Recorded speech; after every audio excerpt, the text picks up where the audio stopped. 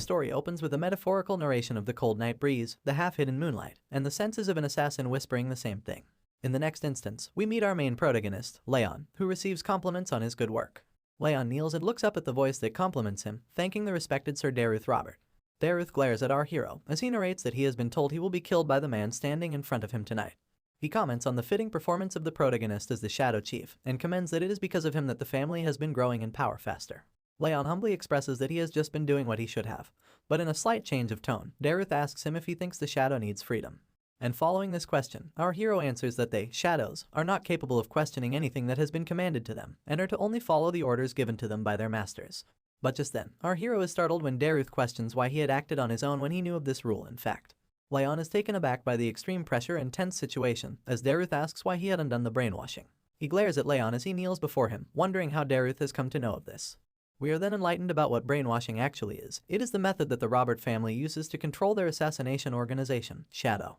It is elaborated that they buy or kidnap children and make them work as assassins their entire lives for the sake of the Robert family, engaging in all kinds of wicked activities.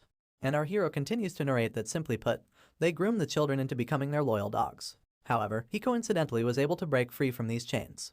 Wondering how the man is able to confront him, he asks Daruth how he knows. Daruth then explains that he and the other assassins have two collars, one is for brainwashing, and he snaps his fingers to reveal the second collar. And just then, our hero feels a sudden intense pain in his chest. He bleeds from his mouth and continues to wail in agony and excruciating pain. He grabs hold of his chest firmly and wonders what kind of pain this is, expressing it to be as if his heart is being sawed in half. A dark red aura surrounds Leon as he glares upon the torturer in front of him, and Daruth explains it to be the rage worm. He explains that there is an insect in his body that eats away at his heart upon his command, and this is the worst kind of enchantment that there is, allowing them to look into the emotions of the slave. Leon is startled and dazed in anger as he calls out at the sickening act, and he yells at Daruth, questioning if brainwashing them wasn't enough that they had to feed them rage worms too. Daruth, however, contradicts the fair and righteous comment as he tells himself to be thorough, and he elaborates that there is a saying that every person wears a mask. He continues to tell that his mask just happens to be thicker than others. This is when we get to know about the backstory of our hero. Leon says that he was kidnapped at an age he does not remember, and he was raised as the Robert family's hunting dog. He solemnly expresses that he was the head of the Shadow, and lived his life without any emotions or a mind of his own. He continues that coincidentally, he was able to learn a breathing technique called the Fire's Ring, and to prove that this was the divine skill of the best swordsman. He broke free from the brainwashing. But he expresses that he thought he would be met with freedom, yet he wonders why he has had to meet with death instead. He dwells into deep despair as he questions his life, and wonders what kind of sins he has committed to die such a meaningless death. However, just then, something flares up his spirit and he picks himself up, gritting his teeth and determined that this cannot end like this. He stands up, startling and surprising Daruth, who asks how he can even stand up in such a state. Leon's eyes glow and he glares at his opponent, preparing himself to attack. He is determined to take his arm or even just inflict a small injury. Our hero bravely leaps forward and approaches his torturer, screaming in full spirit and fury, expressing he won't just die so pathetically. Daruth sees the wrath of the slave approaching him, and he immediately raises his arm to counter. He slashes through our hero's body in just an instant. In the blink of an eye, we see our hero's body cut through with a sharp cutting slash, blood sputtering out, and his head rolling over on the ground as his eyes fill with emptiness. Daruth stands before the corpse of the dead slave as he contemplates that he thought he had prevented everything. But he is surprised that the slave has undone the brainwashing, and even attacked him through the pain of the rage worm. He then makes his leave and notices a small cut on his hand, wondering when was the last time he was injured. He's annoyed at being bitten by his own disposable hunting dog. Other assassins and caretakers make their way instantly to the scene as Daruth calls them to take care of the mess. Just then, we see that our hero has not yet given up, his eyes still glaring at the torturer stepping away in disgust. He contemplates the fact that Daruth is the strongest, and there was no way he would have won against him. Our hero dwells in despair and hopelessness as he slowly lets go, thinking that there is nothing that he could have done. But just before he gives up, the realization dawns upon him, and he contemplates his regrets, expressing that he is upset about living a life without a reason, being humiliated and manipulated all his life, and that he cannot complete the Fire's Ring. He calls out desperately, exclaiming that he does not care if he fights a devil or a god, he wants to get revenge no matter what. That's when a charm starts to glow right beside him. A system window opens up, and displays that he has been chosen by rage, and his body will now be possessed. But then, the system window turns red, expressing that the body of the vessel has died, and chaotically displays an error on the screen. In a change of setting, we are brought to a sunny and bright field where birds are chirping, and the sun shines brightly. A woman's voice holds a toy in her hand as she calls for someone named Sunny to look at her, and a baby's voice echoes as he reaches out his hands at the woman, calling her mama. The woman asks the baby what he thinks the toy is, and the baby mutters the words, for his baba. The woman is in awe of the child and picks him up, holding him close to her chest, but the baby appears to be somewhat annoyed. The baby expresses that he still cannot get used to this, and the voice of our hero once again narrates, telling us that the woman cuddling him is Sylvia. He continues to tell us that it is still hard to believe, while Sylvia holds him up in the air and playfully asks him to try and say mom. Leon states that it is still hard to believe that he has been reincarnated as a woman's child. With all the memories of his past life as an assassin, he first thought that he had been dreaming and sleeping for the past 100 days, and he did not wake up from a dream no matter how much he slept, so he accepted the fact that he has been reborn. Sylvia holds Leon in her arms as she mentions that the weather is good today, and she wishes for the patriarch to be back home soon so he can give him a handsome name. Leon gazes over at the woman holding him, and points out that she can't keep calling him Sonny forever. But in other news, he also mentions that the patriarch must be busy since he has not shown his face in the past 100 days. He also tells us that he could not figure out too much after reincarnating, but he acknowledges that he has been reborn into a wealthy and renowned family, expressing that it's better to be born into a powerful family than a normal one. And he adds that he needs to get his revenge after all, expressing that the rage and desire for revenge are still prominent in his mind. But still, he gets a hold of himself and acknowledges that he must be patient, because he does not know where this is, what the position of this family is, or what kind of situation he is in right now. Adding to his contemplation, he recalls that he was unable to complete the fire's ring in his past life, so he needs to be patient. He was called the best assassin in Robert family's history, and so, in order to enact revenge, he needs to swallow his emotions for as long as it takes. Our baby hero is curious, gazing upon the luxurious mansion, wondering if this family is more than renowned. But just then, his attention is diverted to a panicking voice that calls out to Sylvia, yelling out loud that the patriarch has arrived. When Sylvia is dazed upon hearing that her father is coming, Leon speculates that the patriarch is his grandfather. She exclaims that she needs to prepare for his arrival, but the maid tells her that it is too late, and he is already here. The atmosphere changes in the room as Sylvia and the maid both stand in a daze, and Leon experiences this change as he questions the sudden tension in the atmosphere. A voice yells out to make it known that the patriarch is entering, and a gate opens as a man follows through with 2 guards accompanying him. Leon expresses that just the man's existence is overwhelming. A royal gown flutters in the air as the man steps into the room, making our young hero squeak in a baby voice. He speculates and acknowledges the man who has approached him, and Sylvia greets her father in respect. The man has a beard, and he questions if the baby that Sylvia holds is his grandchild. This is when Leon realizes his identity. He points out the golden blonde hair of the man, the flame-like red eyes, and his ice-cold aura. He explains the man to be the zenith of this continent, the northern king of annihilation, Glenn Zychart. Our baby hero appears to be concerned and dazed as the patriarch gazes upon his grandchild, and wonders how the hell he got reincarnated into the most powerful family on the continent. Sylvia asks her father if he wants to hold his grandchild. All the while, our baby hero deems such a fate as ironic. Glenn, the esteemed patriarch of the house, exclaims that the baby will be named Leon, suggesting that the meaning of the name is to live like a shadow, as if the warrior is there but also not there. Leon's baby eyes widen at this statement. It's hard for him to process how he was given the same name as his past life. Night falls upon the land eventually, and moonlight shines through the room as Leon pretends to be soundly asleep in his cot. But actually, he is wide awake and wondering if everyone else has gone to sleep. He sits up and contemplates the fact that after 100 days, he now finally has his chance. He elaborates that he was always sleepy. Every time he would wake up, Sylvia would always be by his side, ready to cuddle him up. That didn't allow him to use his mana, but now, finally, he is able to sleep in a separate crib. Sighing in satisfaction, he expresses that he should get started.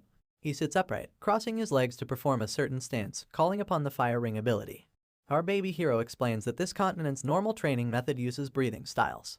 One absorbs nature's energy and gathers the aura in the energy core. However, he adds that the fire rings he has obtained use a different path. Enlightening us about the workings, he elaborates that when a mage uses his energy, it shapes the heart's ring, growing his overall physical abilities and energy manipulation techniques. Because of this, he mentions that this type of breathing technique is the best to become a perfect martial artist. Moreover, this sort of breathing technique has the advantage over transcendents like Daruth, who don't know its full capabilities. And so, he expresses that by using the fire's ring, one can grow their mentality and body. He desires that if he can make the Zychart's swordsmanship his own, defeating and enacting revenge upon Daruth won't just be a dream. Analyzing himself, he is skeptical, but he points out that it's because of such a premature body, filled with freezing energy, that his body felt cold even after sleeping for more than 20 hours. He closes his eyes to analyze how many places are blocked, realizing the number to be 9. He concludes that at this rate, he is going to die due to his circuits being blocked by the cold. He knows that he needs to break through them using the fire's ring, but he expresses that throwing away such highly pure cold energy is a waste, although he questions if he can fuse it with the fire's flow and circulate it throughout. Some time has passed, and our baby hero has concluded his training. Although he thinks that it is slow, he is still making very good progress.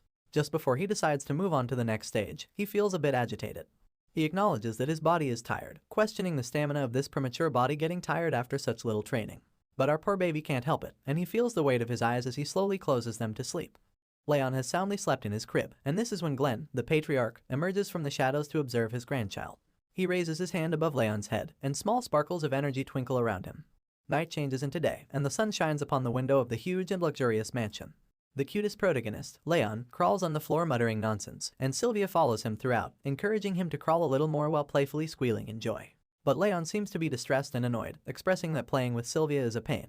I mean, our dude has the mind of an adult, and playing and pretending to be a baby like this makes him want to kill himself. Sylvia, however, cannot have enough of cuddling with her child, as she fiddles with him and calls him playful names.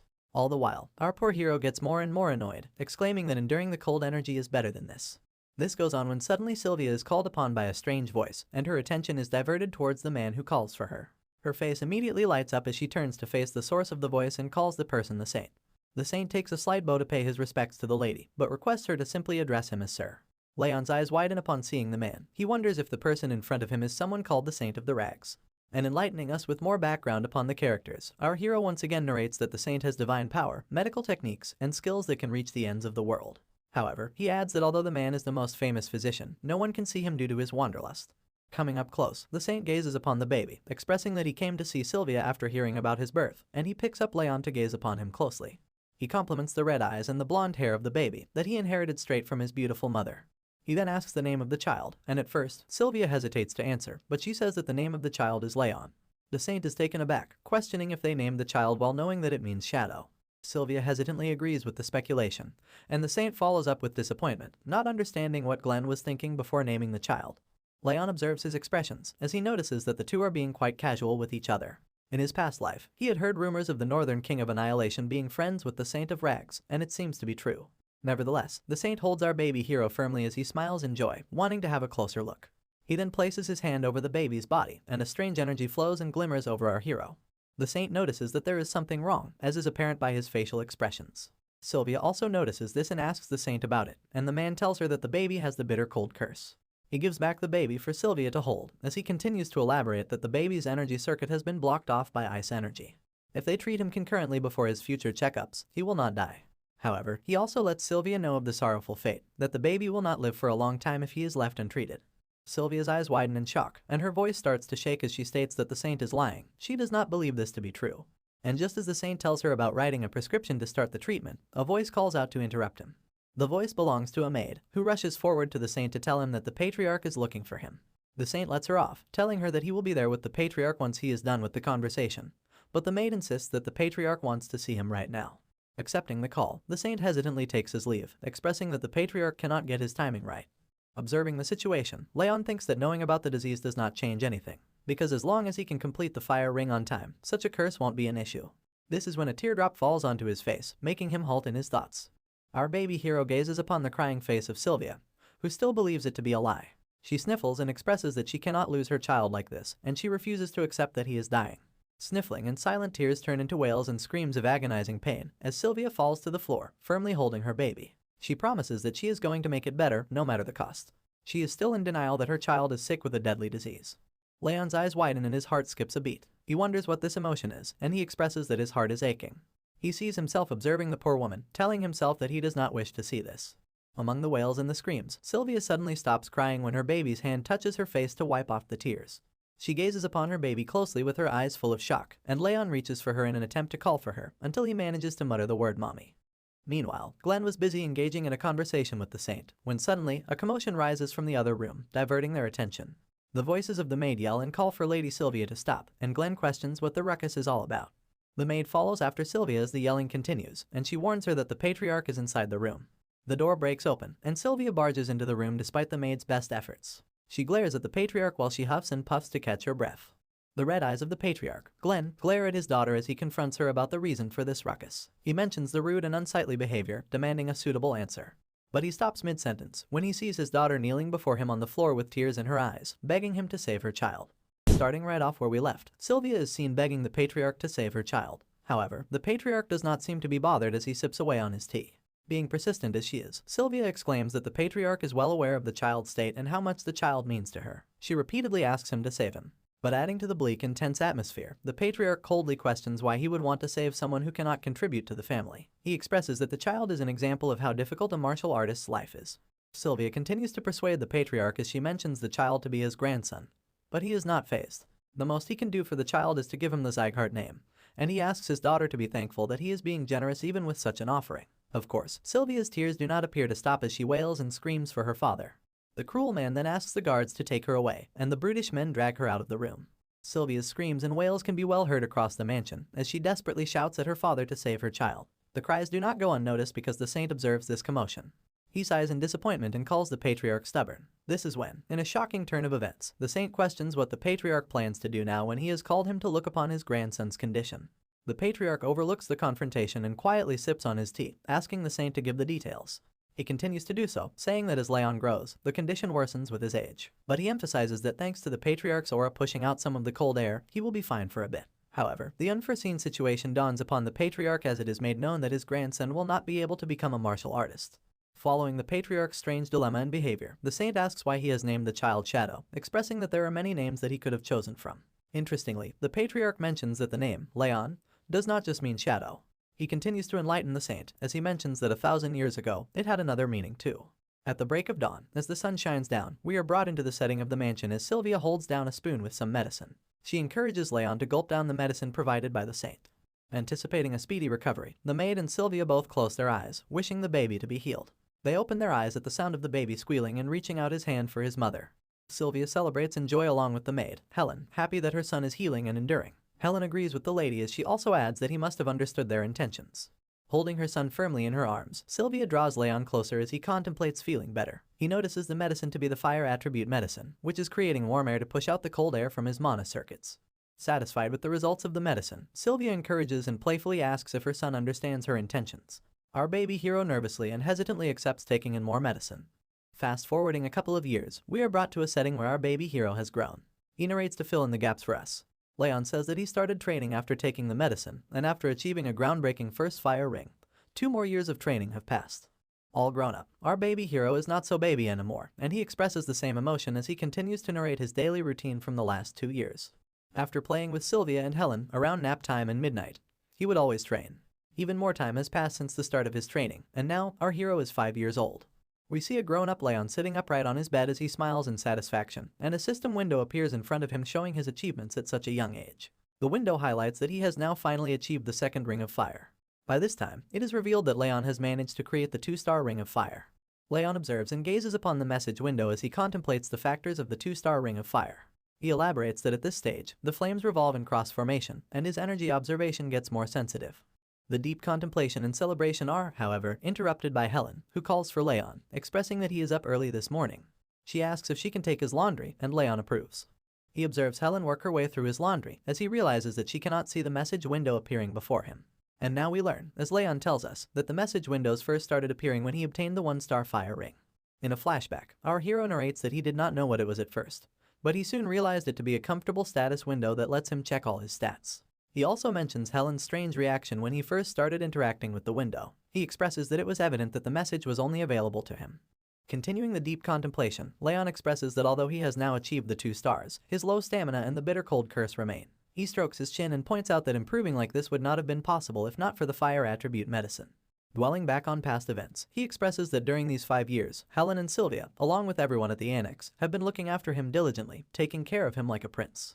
Rubbing the back of his head, he believes all this prince's treatment must have had an influence on him as well. But it soon dawns upon him that he still has a lot of time left, and he is only yet 5 years old. He then contemplates his condition, elaborating that the curse is a problem, and so is the low stamina, which work together to get in his way if he tries to move even a little bit. However, in his past life, he was known as the best assassin on the continent, and he had learned the greatest technique of the Ring of Fire. Our hero draws a ball of fire that revolves and hovers in his hands. He plans that once he completes the Ring of Fire, using his past experiences, the weaknesses will soon be gone forever. He adds that upon learning the Zygarde's swordsmanship, he will be able to slay Dareth's neck. But as Dareth is one of the strongest transcendents on the continent, Leon knows that he won't be able to keep his mind stable if he goes insane from revenge. He concludes that even if it's slow, he needs to gain the power and finish him off when the opportunity arises. Just as our hero determines to train even harder, a voice calls at him, acknowledging that he is awake. He turns his attention towards the voice and finds his mother, reminding him that they have to go somewhere today, and asking him to get changed so they can leave. Leon looks out the window and elaborates that the powers that maintain the balance of the continent are called the 5 demons and 6 emperors. As a cart travels across the stone road, our hero continues to explain that of those powers, he has been born into the Zygarde family, which belongs to the 6 emperors. He adds that the emperors demonstrate a positive influence, while the demons threaten the peace of the continent. He also explains that there are several other powers outside of these, and so there happens to be a judgment ceremony to determine if these powers are good or bad. The cart follows into the gates of an annex, as Leon expresses that today is the Zygarde family's judgment ceremony. The gossiping mouths of the families that have already arrived at the ceremony echo throughout the hall as they chat and engage in meaningless conversation. The gossiping continues as they call out to other families and their sons. Just when there is talk about Sylvia and her son, it is seen that Sylvia walks into the hall with Leon holding her hand. The chatter in the hall rises as they call Sylvia an outcast. The cold faces of the families in the hall glare upon Sylvia as she walks in and observes the cutting eyes of the families that stand before her. As Leon walks along with his mother into the hall, the chatter continues and they point out at Leon, gossiping about his height and the rumors of him being sick being true. There is refusal and denial in the words that cut through Sylvia's skin. She hears people questioning why the outcast's son is participating in the judgment ceremony. The people express their hatred as they exclaim that they did not want to see the two, for it drops the ceremony's standards. Leon notices the harsh words of the families from the direct line. He questions if there are some kinds of circumstances behind the words, but he immediately gets a hold of himself. He expresses that he does not care if they are talking ill of him. However, he is startled to hear the words of people calling his mother, Sylvia, shameless. Hardening his facial expressions, Leon expresses anger and is infuriated at the harsh words being thrown at his mother. He quickly snaps back into reality when Sylvia calls for him. She tells him that it's okay and asks him to just look at his mom. Our hero bravely accepts and moves forward with his mother, and just then, a voice yells out to make it known that the patriarch is entering. He contemplates the long time since he has seen his grandfather, as our hero gazes upon the shiny attire that the patriarch holds as he walks up to his throne. The powerful presence of the patriarch is known, as he sits on the throne and the announcer yells out his name. Glenn acknowledges that everyone has arrived at the ceremony, and Leon glares upon what is to happen next. The patriarch's hand swishes, and a giant sword appears before the people in the hall. Leon is taken aback in nervousness as he questions if it is the sword of judgment. And then, the heavy voice of the patriarch calls out for the judgment ceremony to begin. Glenn Zygarde has made the judgment sword appear in front of the audience for the judgment ceremony, which our hero explains that upon placing one's hand on the stone sword, the sword determines the mana ability that they possess. Glenn glances upon the audience when the announcer calls for the name of Burn Zygarde to begin the ceremony. Burn sits up enthusiastically at his call to be acknowledged. Leon observes Burn approach the stone sword, and he explains that from the age of 4, the skull of the child begins to close up, and from then on, the child's mana ability remains stagnant. Loud and shining energy flares up around the hall atmosphere as Burn holds his hand upon the stone sword. Leon adds that this place is where the judgment ceremony takes place to determine the kid's mana ability. Green energy illuminates the hall, and applause follows as the audience discusses and judges the light that is being emitted. They conclude it to be the wind ability of great quality and applaud the boy. The patriarch also commends the great ability, commenting it to be an attribute well suited for a swordsman and encouraging the child to channel the wind forth. Next up, a boy from the vassal family of Runan is announced to come forward, and he sits up to acknowledge his call. Observing and judging the different patterns and interactions, Leon concludes and explains that how far the light travels indicates the mana's purity, while the mana's attribute is determined by the sword's tip. He elaborates that this is how the Zygarde family determines their talent. He also observes the cheering and enthusiasm among the families as they applaud Runan for his ability, commending his family name and comparing him with Burn. Leon notices that these people value their talent just as much as they value their life. And so, he guesses that he won't be able to display good results. Although the Ring of Fire is on the 2-star levels, his mana circuits still have a lot of cold on them. But truth be told, such things don't really matter to our boy. Just in time, the announcer lastly calls for our hero, and he feels the intense glares and sights of disgust that the families portray at him. The patriarch joins this sentiment, and Leon is called forward. Sylvia smiles and calls for her son to proceed, and Leon obeys. He knows that he does not anticipate extraordinary results, he just needs to find a mana attribute that best suits this body. Sylvia guides Leon as she tells him to do the same as the other kids, and Leon listens. He steps forward and sighs nervously, before placing his palm on the stone sword. Surprisingly, a loud golden light is emitted through the stone sword, and our hero's eyes widen at this sight. He wonders what this light represents. The light blinds his vision, and he instead sees a sight of a man standing in front of him with demonic creatures observing from the side. He questions what all of this means. Demonic creatures glare viciously over the man standing in front of them, and Leon sits behind for cover as he witnesses this strange phenomenon. He wonders who the man is that stands in front of him, and before he could muster another thought, the man holds up a shiny sword that glows brightly illuminates the sky. The man swings the sword with full force as he grips the handle firmly, and the sword strikes through the demonic creatures that approach him while wailing in agony. A loud blast follows right after, and Leon snaps back into reality to acknowledge the task at hand, the stone sword. Just as he glances over at the sword, he is taken aback to find out that the light that emitted has not even made it to the halfway mark. Laughter and hysteria follow right after as the families taunt Leon for his light reaching such a low point, not to mention that it doesn't even have a color. The patriarch remains silent, observing the unfortunate outcome of his grandson's ability. Sylvia approaches Leon to comfort her son, and reassure him that he has done his best. But the harsh words of the families cut like blades as they walk through the shame. They question if Leon is truly a descendant of the Zygarde family and taunt him, suggesting that he might have only inherited the red eyes and blonde hair. The patriarch observes the humiliating commotion and calls out for the laughter and hysteria to stop. Naturally, the people immediately quiet down in fear of the patriarch's heavy voice. He calls off the ceremony and asks the families to return. One by one, all the families leave with their capable children, feeling proud. And shortly after, everyone leaves as the doors close shut behind them. Glenn sits on his throne in disappointment beside the stone sword, towering high in the hall. He calls for his warrant, mentioning that it can't be helped for his grandson. He dwells in regret over the incident, when suddenly, the golden light shines and illuminates the hall once again. His eyes widen at the unforeseen sight. The golden light flares and blazes through the hall, forcing the patriarch out of his throne to acknowledge the might of the light emitted from the stone sword. He recognizes this golden light. It's the signature aura of the Zygarde family's first patriarch, which displayed transcendental fire power that could melt even the flames of the demonic realm. Gazing upon the book to find enlightenment, Glenn, the patriarch, elaborates on the golden mana and golden flames, mentioning it to be a one-time occurrence throughout the history of the Zygarde. He reads of the mana of dense golden light, which is blindingly beautiful and radiantly shiny. This is when the realization dawns upon him, and he notices the golden flame-like light emitting from the stone sword to be the golden flame aura. His eyes widen at the shocking sight. At this point, all he could do was stand there in a daze, nothing more and nothing less. Abruptly switching settings, we see our hero grow twofold since the last time we saw him, once again gazing upon the message window to take a glance at his stats. He reaches out his finger at the screen, wondering if it is time for him to reach the 3-star Ring of Fire already. Narrating over the scene, he tells us that 7 years have already passed since the judgment ceremony, and he has now turned 12 years old. He explains that with consistent training, he is now at the doorstep of reaching the 3 fire rings. His tolerance for water attributes has also risen to being 2 stars, so the coldness in his body has disappeared, improving since it first started, but still rendering our hero unable to move.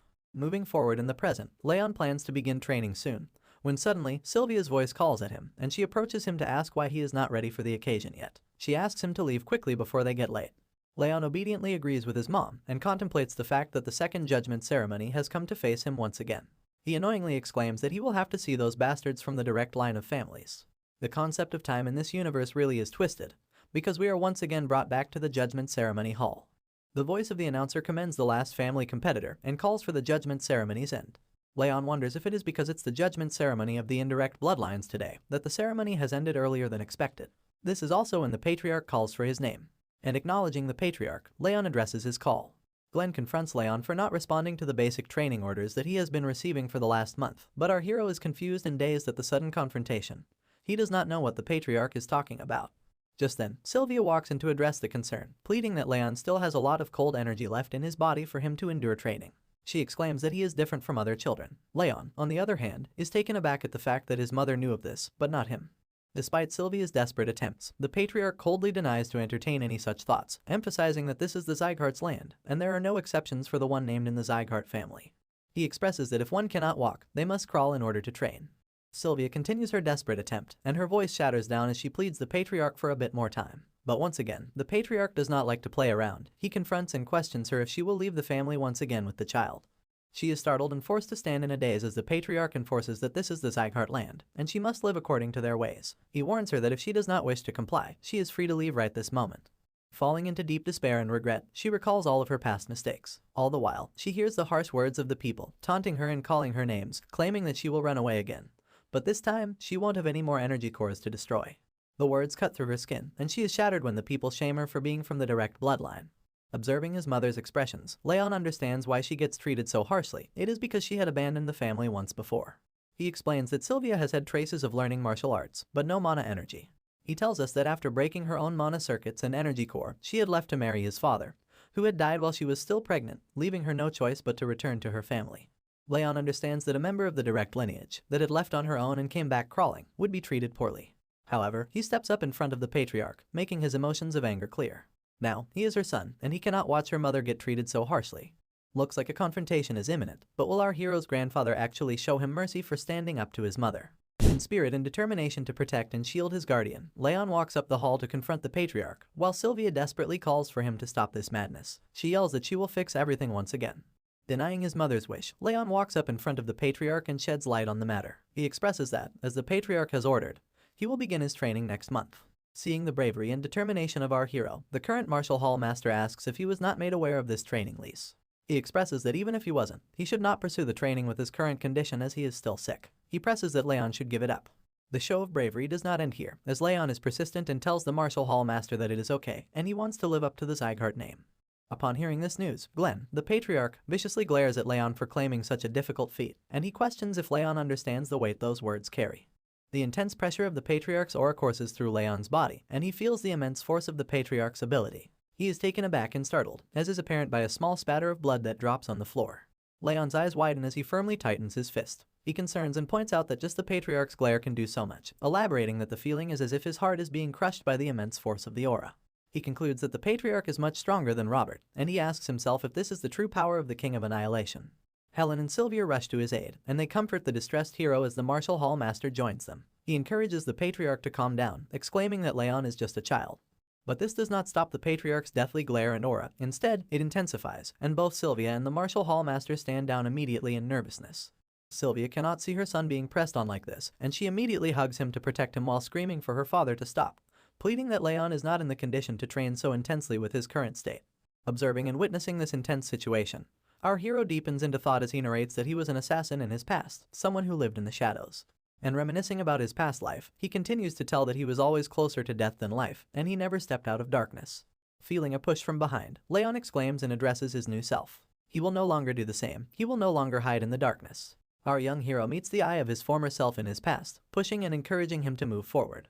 Young Leon gazes upon his past self, exclaiming that he will no longer live as the assassin. He grits his teeth and flares up in anger. And moving forward at the Patriarch, he continues to make a point that he will now live as Leon Zygarde, and will bring back Sylvia her original position in the family. Yelling at the Patriarch, Leon confronts him as he tells him that he was raised in a separate building of the residence, and he does not know how high in the societal ranks the Zygarde family is, so he suggests that he would like to learn that through training. Sweat trickles down his face, but his intentions are pure and strong. He recalls the joyful times and happy instances he experienced with Sylvia and Helen, determined that he will protect her and make sure to regain the smiles and joy of all the people that are precious to him. Glenn questions if the young boy wishes to judge the Zygarde family's standards through training, and gathering up all the strength he has left, Leon stutters and shakingly tells that he does not have any other choice. Breathing heavily and attempting to catch his breath, Leon stands before the Patriarch as he tells him that he will need to have the instructor prepare accordingly, as not to disappoint him. Just hearing these words, Leon calmly lets go and slowly falls to the ground with Sylvia and Helen rushing to his aid. Fallen on the ground, as our hero slowly loses consciousness, he contemplates that in his past life he was an assassin, but now he is someone that has learned a legend of the continent, the Fire's Ring.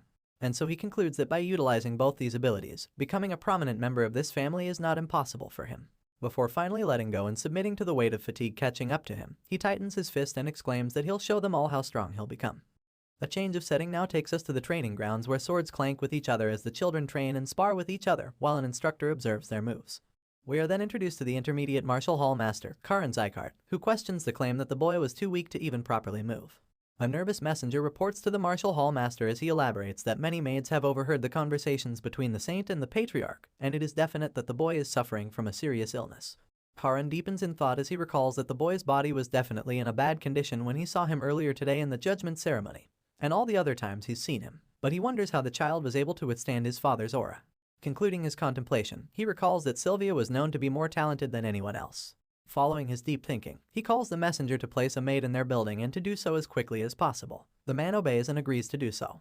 Our hero is seen sprinting over grassy fields as Sylvia chases him down, pleading that he does not push himself. He is determined as he runs faster and faster, while Karan's voice still echoes, and he exclaims, asking the messenger to have the planted maid report everything that happens there. Chanting the name of the respected Patriarch, the Secretariat guards salute and make way for him as he walks down his path into the annex. A mysterious man with long red hair and pointy ears lies comfortably on a couch, his face hidden by a hat. The Patriarch approaches the man and addresses him as Lemmer, asking him to stop pretending to be asleep and to get up. Lemmer sits up immediately at this call and commends that the Patriarch really is amazing. This is when we are introduced to the brilliant sword, Lemmer Dias. He elaborates that the Patriarch is the only one his sleeping techniques don't work on. Glenn expresses concern that Lemmer, as the head instructor, is wasting his time on such nonsense while all the other instructors are working hard. Lemmer answers this concern by playfully telling him that they are only following his orders and are working with their bodies, while he works with his head.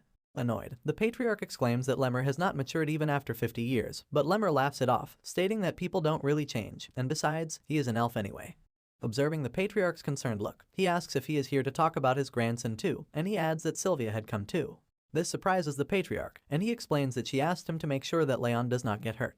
Lemmer stands up to face the Patriarch as he elaborates that if he is here to ask him the same, he is wasting his time. He elaborates that Glenn himself had expressed that he won't interfere in the 5th training hall. Following this rant, Lemmer presses with a heavy tone that he won't make any exceptions for his grandson either, and the patriarch surprisingly agrees to this, which shakes up Lemmer, who expected a different response. Glenn stands firm as he asks Lemmer not to lessen the intensity of the training, stating that he does not want any weaklings. Taken aback, Lemmer gasps and covers his mouth to express the sheer shock that the patriarch has put him through just as the realization dawns upon him. He bursts out in awe and flutters, stating that the patriarch must love his grandson very much and is projecting that love onto him, which he could not give to Sylvia. This angers and infuriates Glenn, and he exclaims that if he was not his veteran friend, his head would be rolling off the floor. Adding on, Glenn asks Lemmer not to go easy and to fail all those who are unworthy so that only the worthy ones can receive his training. Lemmer agrees with this claim and expresses that he will do as he wishes. Concluding their conversation, the patriarch asks for his leave and steps away as Lemmer enthusiastically sees him off. After the patriarch has left, Lemmer dwells and wonders what Leon is like as he stands across his table and thinks of different training regimes. The message window appears once again to showcase our hero's now updated abilities and stats, highlighting that he has now achieved the 3rd ring of fire. Our hero is a sight for sore eyes, and we see him once again as he interacts with the message window. He smiles to contemplate his achievement and expresses that the 3-star rings really do feel different. He explains that his sensitivity has increased, and his mind feels a lot clearer. Recalling where we left off, he sees Sylvia helping him up as she scolds him for pushing too hard on the first day. Narrating over this memory, Leon elaborates that thanks to Sylvia stopping him at the right moment, his body is now becoming more flexible. He gazes upon the message window to tell that this magical status window is also quickening the growth. But this is not the right milestone for him, and he expresses that the Zygarde's training is infamous for its difficulty. He exclaims that just being a 3-star fire ring is not enough, and adds that he needs to have a good foundation to be able to build tall buildings and survive. He imagines himself as a commandant in the Zygarde family, as he continues to state that he will excel more than anyone else, so that all the guys who have mocked him will shut up. And then, he empathizes with the heavenly swordsman, Daruth Robert, determining that he will not rest easily until he has slain him. However, just then, our hero is snapped back into reality when a voice calls to him. He looks over to find Sylvia, his mom, calling to him and asking why he is still up. She sits across from him on his bed, and upon questioning by Leon about what she is doing up so late, she mentions that since he is going to the training hall tomorrow for training, she wanted to talk to him before he leaves. She gazes upon her child and questions, must he really go? She comes clean and reveals that she does not want him to go. She elaborates that Leon does not express when he is hurting, adding in concern that he might get injured or hurt badly. Persistent as she is, she exclaims that she actually wants him to go, but she cannot help the concern as she voices it and asks him to postpone his enrollment to next year. But Sylvia is taken aback when Leon blatantly refuses and denies this request made by his mom. And recalling all the bad and humiliating moments, he elaborates that he cannot stand it when everyone from the direct or indirect bloodlines, or even when the workers from their annex see her, their eyes fill up with disgust. He exclaims that he can't stand it at all. Sylvia is speechless at this digression, but Leon continues to comfort his mother as he elaborates that he believes that she will be treated better if he does well in training.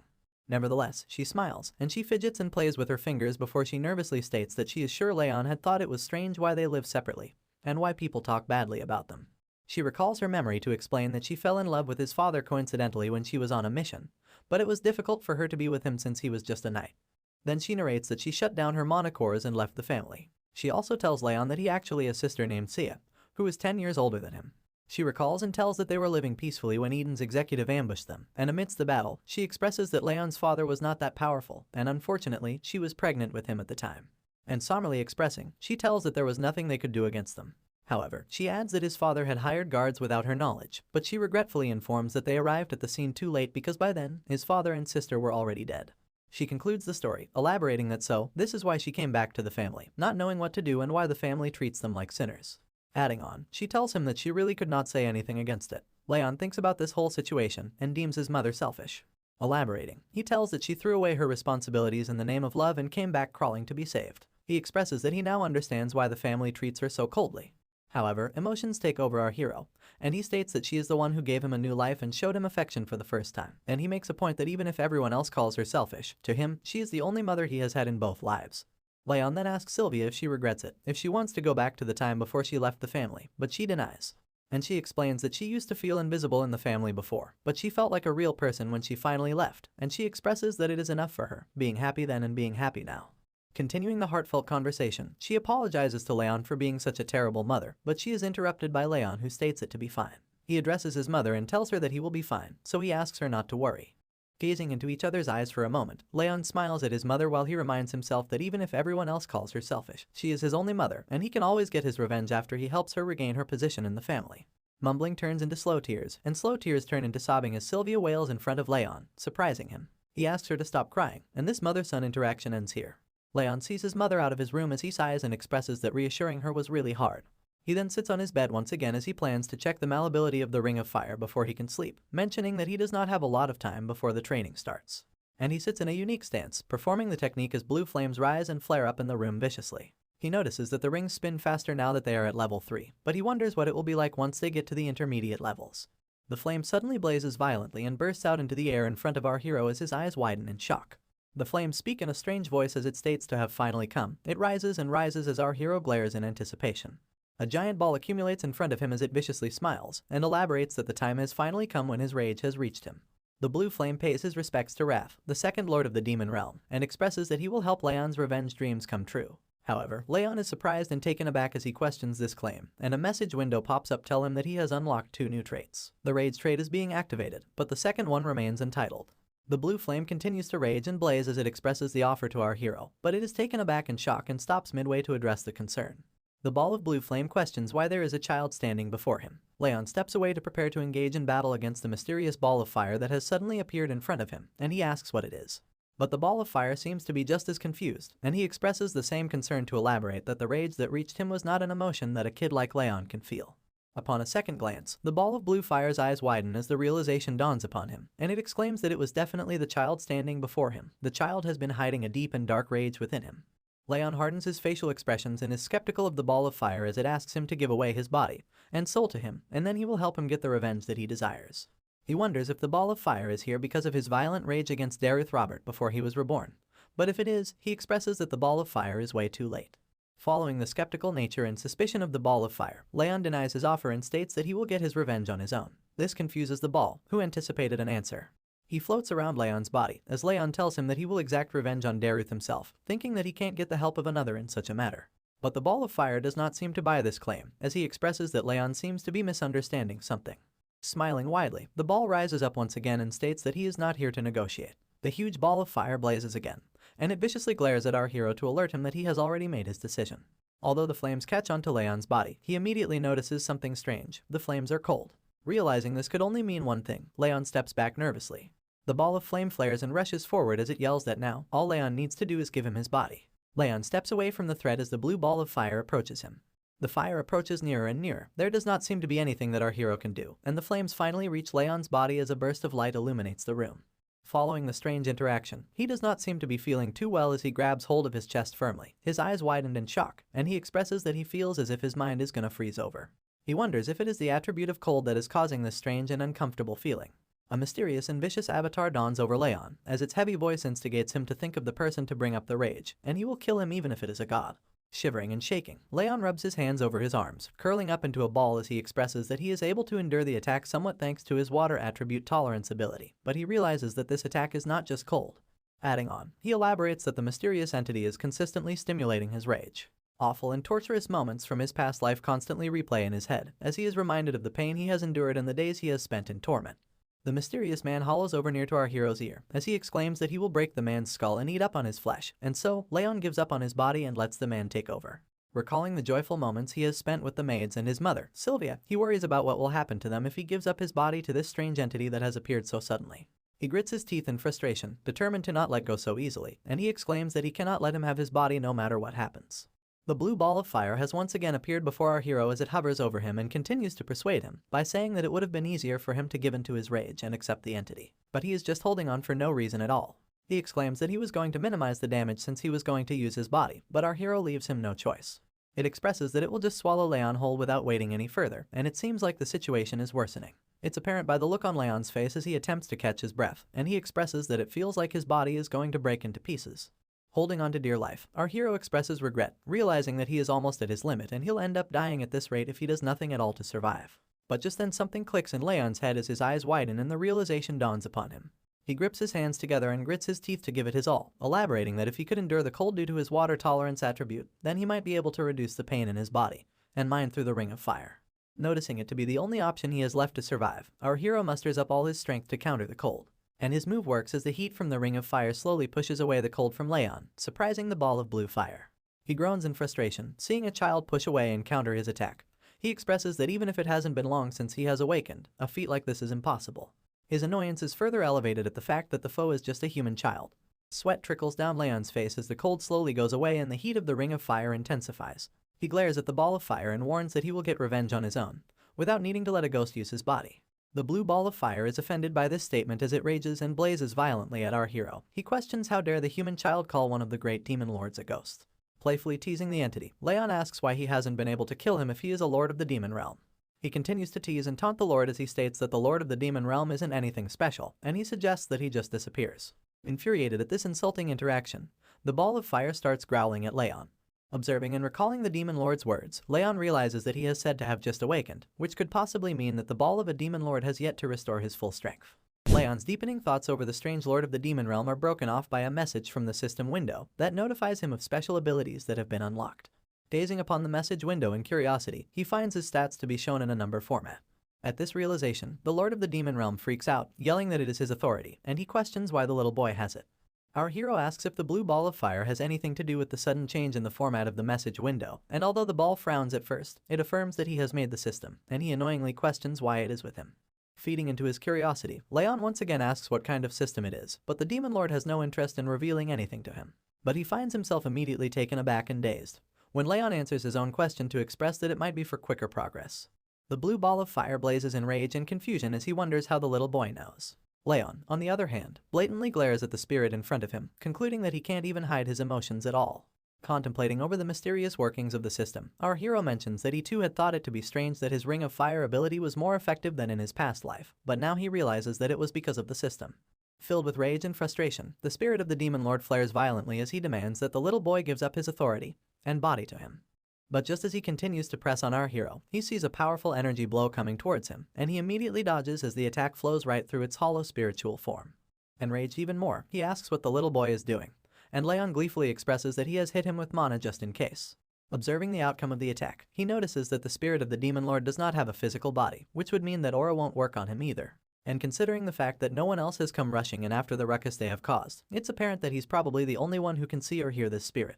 Having enough of the little boy taunting and playing with him, the blue ball of fire is fed up and yells at Leon before flowing directly at his wrist.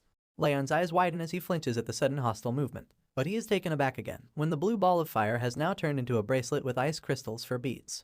And even in the form of a mere bracelet, the lord of the demon realm does not shy away from shit-talking. He exclaims that it hasn't been long since his seal has been undone, but his powers will return soon, and then no one will be able to stop him.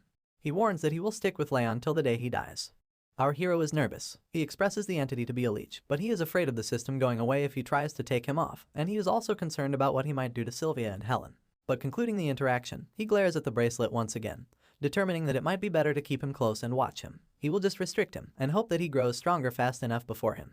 Bothered by the look of the bracelet, Leon asks why the spirit had to take the form of a floral bracelet, exclaiming that it does not look good on him. The spirit frowns and yells at Leon to respect his taste.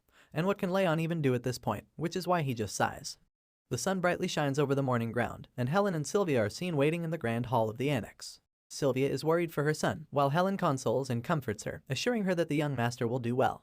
That's when Leon finally comes down from his room. He calls out that he is ready, and Sylvia and Helen immediately glance over at our young hero walking down the stairs. He smiles and expresses that he will now be going to the training hall. Our hero leaves the annex for his big day at the training hall, and Helen can't help herself but worry for her young master as she asks him not to push himself too much. Leon affirms her concerns and takes his leave. Pointing out Sylvia's sad and gleeful face, Helen asks her if she is going to see off the young master with such a face and make him sad. She listens to her words as she crouches down to hold her son, and tells him that she believes in him. Leon smiles at this beautiful gesture from his mother and shares the same sentiment as he affirms that he won't push himself too hard and won't give up if it gets too difficult. Saying this, our hero takes off to achieve his dreams as he waves to say goodbye. Sylvia still can't help herself as she glares at her son leaving her side. She asks Helen if she thinks he will be alright, and she comforts her, telling her that he has gotten much better, so much so that he might even pass the training. Not being able to take her eyes off her precious son, Sylvia expresses that Helen is right, but she still cannot let go of the fact that Leon is different from other children. A few moments before the great send-off, we see Sylvia hugging the young master, as Helen notifies her that the instructor assigned to him is the best in the Zygarde family. She comforts her once again, saying that Leon has been trying really hard recently, so she is sure that he will be able to make it. And Leon shares the same determination, as he repeats Helen's words and tells his mom that he won't get hurt, staying true to his promise. He asks her not to worry. But Sylvia, being a mother, can't stop crying as she holds onto her dear son. Leon expresses that he will stay true to his promise and make sure to keep himself safe. She recalls her son's words, asking her to trust him, and she holds onto her chest, calling for her son as he walks away. Shaking and trembling, Sylvia is in despair. She does not want her dear son to leave her. Exclaiming, she asks him to come back safely, while Helen comforts her to get a grip. The training grounds have been set for training as of now, and we are finally brought to the 5th training hall of the Zygardes. Numerous young participants walk up the walkway into the training hall as they converse to ask where they are from. A group of 2 siblings, in particular, are seen walking as they smile and mention that their father and mother told them to get into the top 10. Walking among the huge crowd of aspiring martial artists is our hero, Leon, and he is also a bit surprised to see the number of people present. He elaborates that it's not just people from the Zygarde family's direct and indirect bloodlines, but also recommended students from the vassal families and outside. Having a look around, he recalls that according to Helen, there are a lot of people this year, so the 6th training hall is also helping out. This is when he overhears students chuckling and whispering about, calling and pointing fingers at him. He looks over his shoulder to find students laughing and whispering as they make fun of him, expressing that he looks weak and fragile. The students also make fun of the floral bracelet, calling forth the spirit of the blue ball of fire, as it enrages and flares violently in question at the insult. Leon walks calmly up to the 2 kids as the blue ball of fire flows around them. He exclaims that the kids are parasites that do not know humility, and he will rip out their eyeballs and crush their spirits if they don't shut the fuck up. Instead of buzzing around like mosquitoes, Leon wants these brats to say everything to his face. This unexpected confrontation shakes up the students as they immediately turn back to face Leon. He confronts and asks the students if they do not know the saying of not speaking ill behind someone's back, especially if they cannot say it to their face. The kids are taken aback in fear as they mumble to point out that Leon is degraded to living in an annex, and he isn't even from the direct bloodline. But he will not be fazed by the harsh words, as he simply mentions that the students too are from the indirect bloodlines, which does not give them the right to question how he dares to confront them. The students snap and are enraged at Leon talking back at them. They exclaim that such is the tone someone uses when they're talking to a person below their own rank. And in a fit of frustration, one of the kids rushes forward to grab our hero by the neck as he cocks back his fist to attack. Leon also prepares to fight back. His eyes start to glow red, and he glares at the opponents before him. In the next instance, a voice yells out to stop the fight, and the kid stands down immediately, concerned about the consequences. Another kid walks up to them, saying that the training is starting soon, and points out that this place has outsiders visiting too. He questions if the students plan on shaming the Zygarde name. He is introduced to be from the direct bloodline, Buren Zygarde. Buren faces off against our hero in an intense stare-down, as the 2 students stand beside him in shame and apologize to the boy of the direct lineage. The arrogant boy crosses his arms to mention that our hero is still not aware of his place. He exclaims that Leon is nothing more than dust, telling him to stay low if he doesn't want to get kicked out of the annex. Following the confrontation, Buren recalls the time at the judgment ceremony, pissed that Leon getting the Patriarch's attention was just pure luck, and he just used the situation to his advantage. Buren scoffs and frowns, concluding that a loser like Leon will definitely fail the training. Our hero observes as Buren walks away, asking him to leave if he is not going to behave, also mentioning that he is not going to pass the training anyway. But before Buren can leave, Leon points out that he has heard enough of his nonsense. This startles him, as his eyes widen in question at the unexpected statement. Buren immediately turns his head at the disrespectful child, and our hero continues. He insults Buren for his arrogance, claiming that the only thing going for him is the fact that he's from the direct bloodline. Aside from that, Leon warns him that he has no right or authority to talk down to him when he's not even a trainee. He then taunts him even further by saying that he might actually be able to do something if he goes and complains to his father like a brat. This enrages Buren as he grits his teeth in frustration, and his eyes sharpen at the bastard who has spewed such nonsense. But before he can do anything, a door bursts open beside the 2 growling beasts ready to kill each other. Out comes the red-haired elf, who stares in amazement at the 2 kids already fighting even before the training has begun. Leon immediately recognizes the man to be the Zygarde family's brilliant sword, Lemmer. He recalls that Lemmer had retired because his energy core had been destroyed. He glances upon the sudden appearance of the man, expressing that he did not expect him to be here. Meanwhile, Lemmer joyfully asks the kids to hold off the fight until at least the entrance ceremony ends. And obeying the brilliant sword, Buren walks away quietly as he scoffs. Moving forward, the entrance ceremony has started as all the students stand in line in front of a stage, where Lemmer welcomes them all and joyfully introduces himself to be the head instructor, who will be in charge of their training. Pointing out the number of candidates to be 160, he expresses that it's way too many. And so, he says that he will cut down the numbers with a series of tests. In fact, he clarifies that the number will be cut down to a quarter. This sparks confusion and astonishment among the crowd of students as they question this absurd claim. But Lemmer elaborates that he prefers to only keep a small number of elites and not bother with the riffraff. Spiking in anger, the Lord of the Demon Realm yells out to call the brilliant sword an arrogant bastard, threatening to cut down the elf's ears if he dares to look down on him. Leon desperately tries to shut him up as he strikes down on his bracelet. Lemmer casually sits and rocks on his chair upon the stage as he expresses that his word is considered law on the training grounds. If anyone has a problem with what he has to say, they can take it up with the Patriarch. Following this warning, he asks to begin the tests right away. He points out at the students, telling them to immediately start running. This confuses the students as they at first question this absurd test, but later they rush away as they compete against each other diligently. Lemmer cheers them on as he shouts that the basics of martial arts are physical strength and mental power, encouraging them to run as fast as they can.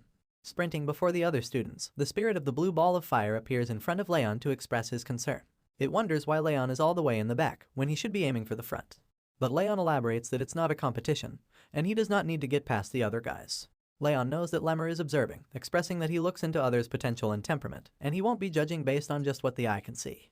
Sweat trickles down his face. He huffs desperately, attempting to catch his breath, and he assesses that the winner in this test is the one who endures till the end.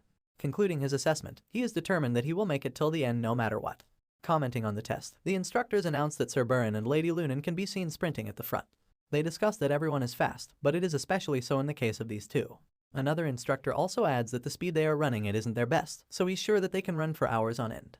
They continue to observe the students as they rush away on the track, as they commend the speed of the leading two to be extraordinary for their age, which means that their future growth will be incredible as well. Turning their attention to our hero, they point out at him among the participants. They comment that he's been in the back all this time, unable to catch up, but they acknowledge that he is sick, which actually makes it impressive that he can run at all. Lemmer looks upon the two instructors, observing the race and our hero as they conclude that he is going to fail. But Lemmer's expression seems joyfully astonished, as he smiles and elaborates that it's interesting that he has never seen something like this before. Following into deep contemplation, Lemmer expresses that the humans whose talents he could not calculate were just the strongest people on the continent, which made it difficult to see the depths of their power.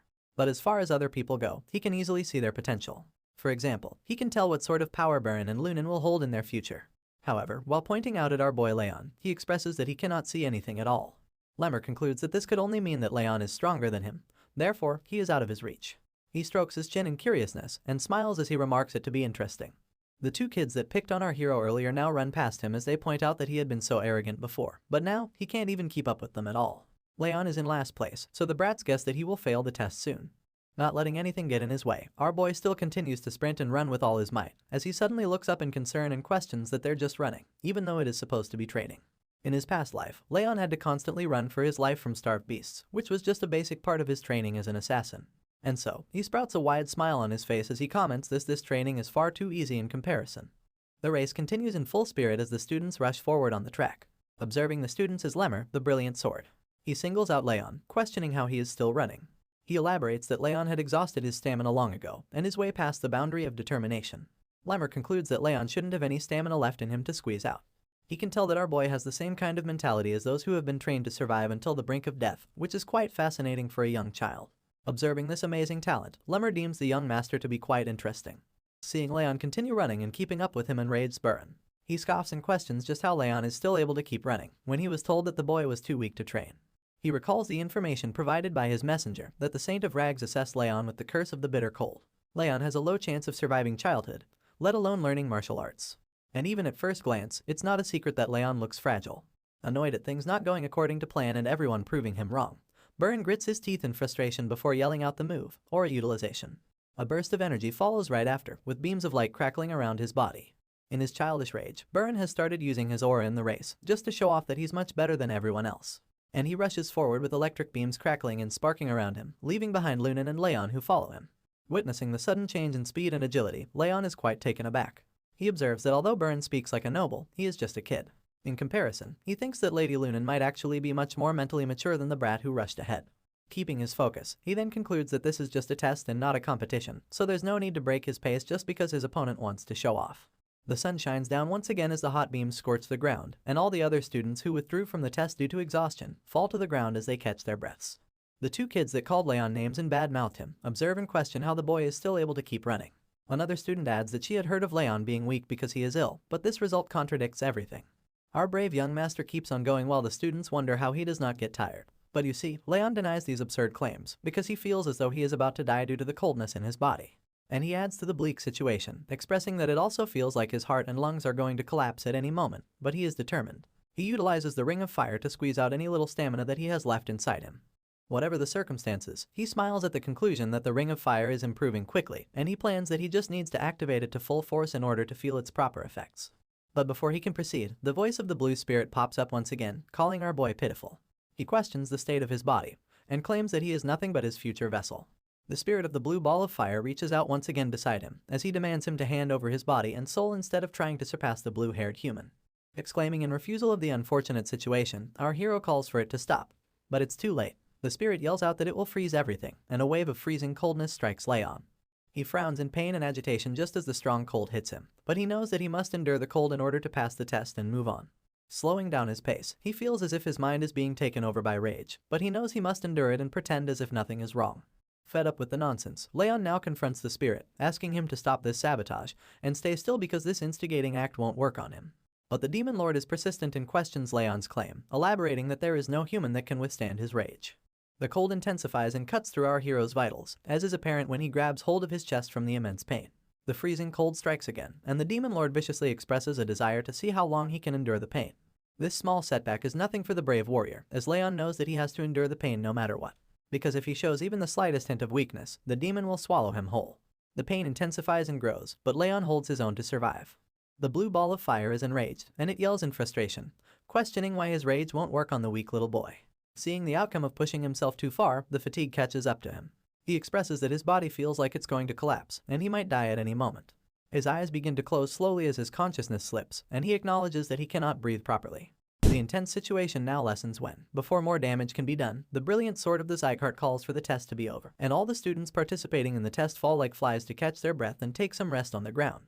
Leon also joins the students to catch his breath as he sweats profusely, while Burn glares at him with a look of frustration, calling him a determined bastard in annoyance. While catching his breath and breathing heavily, he acknowledges that he almost died and concludes that this life isn't going to be easy either. Lunan looks over and observes our hero while he catches his breath, before the spirit of the demon lord appears once again to throw a tantrum. He yells and puffs up in rage and frustration, calling him a monstrous bastard and questions how he managed to pull it off. But answering the question, Leon reminds him, this is why he asked him to stop. Acknowledging the outcome of the limit testing training, he notices that the ring of fire has also grown, and thanks to the status window, his physical capacity has improved too. He aspires that if he continues to train like this, he can achieve greater feats. Just then, his attention is diverted, and he looks up to find a huge status window in front of him that notifies him of fulfilling the conditions, resulting in increased experience points and physical capabilities. Leon glares in astonishment at the status window with his mouth open, while the spirit of the demon lord exclaims and questions why he is getting extra experience points for putting up with his rage. He yells out and states it to be absurd. The students once again stand before the stage as Lemmer the Brilliant Sword commends everyone for doing their best, and he moves on to what he said before the test started.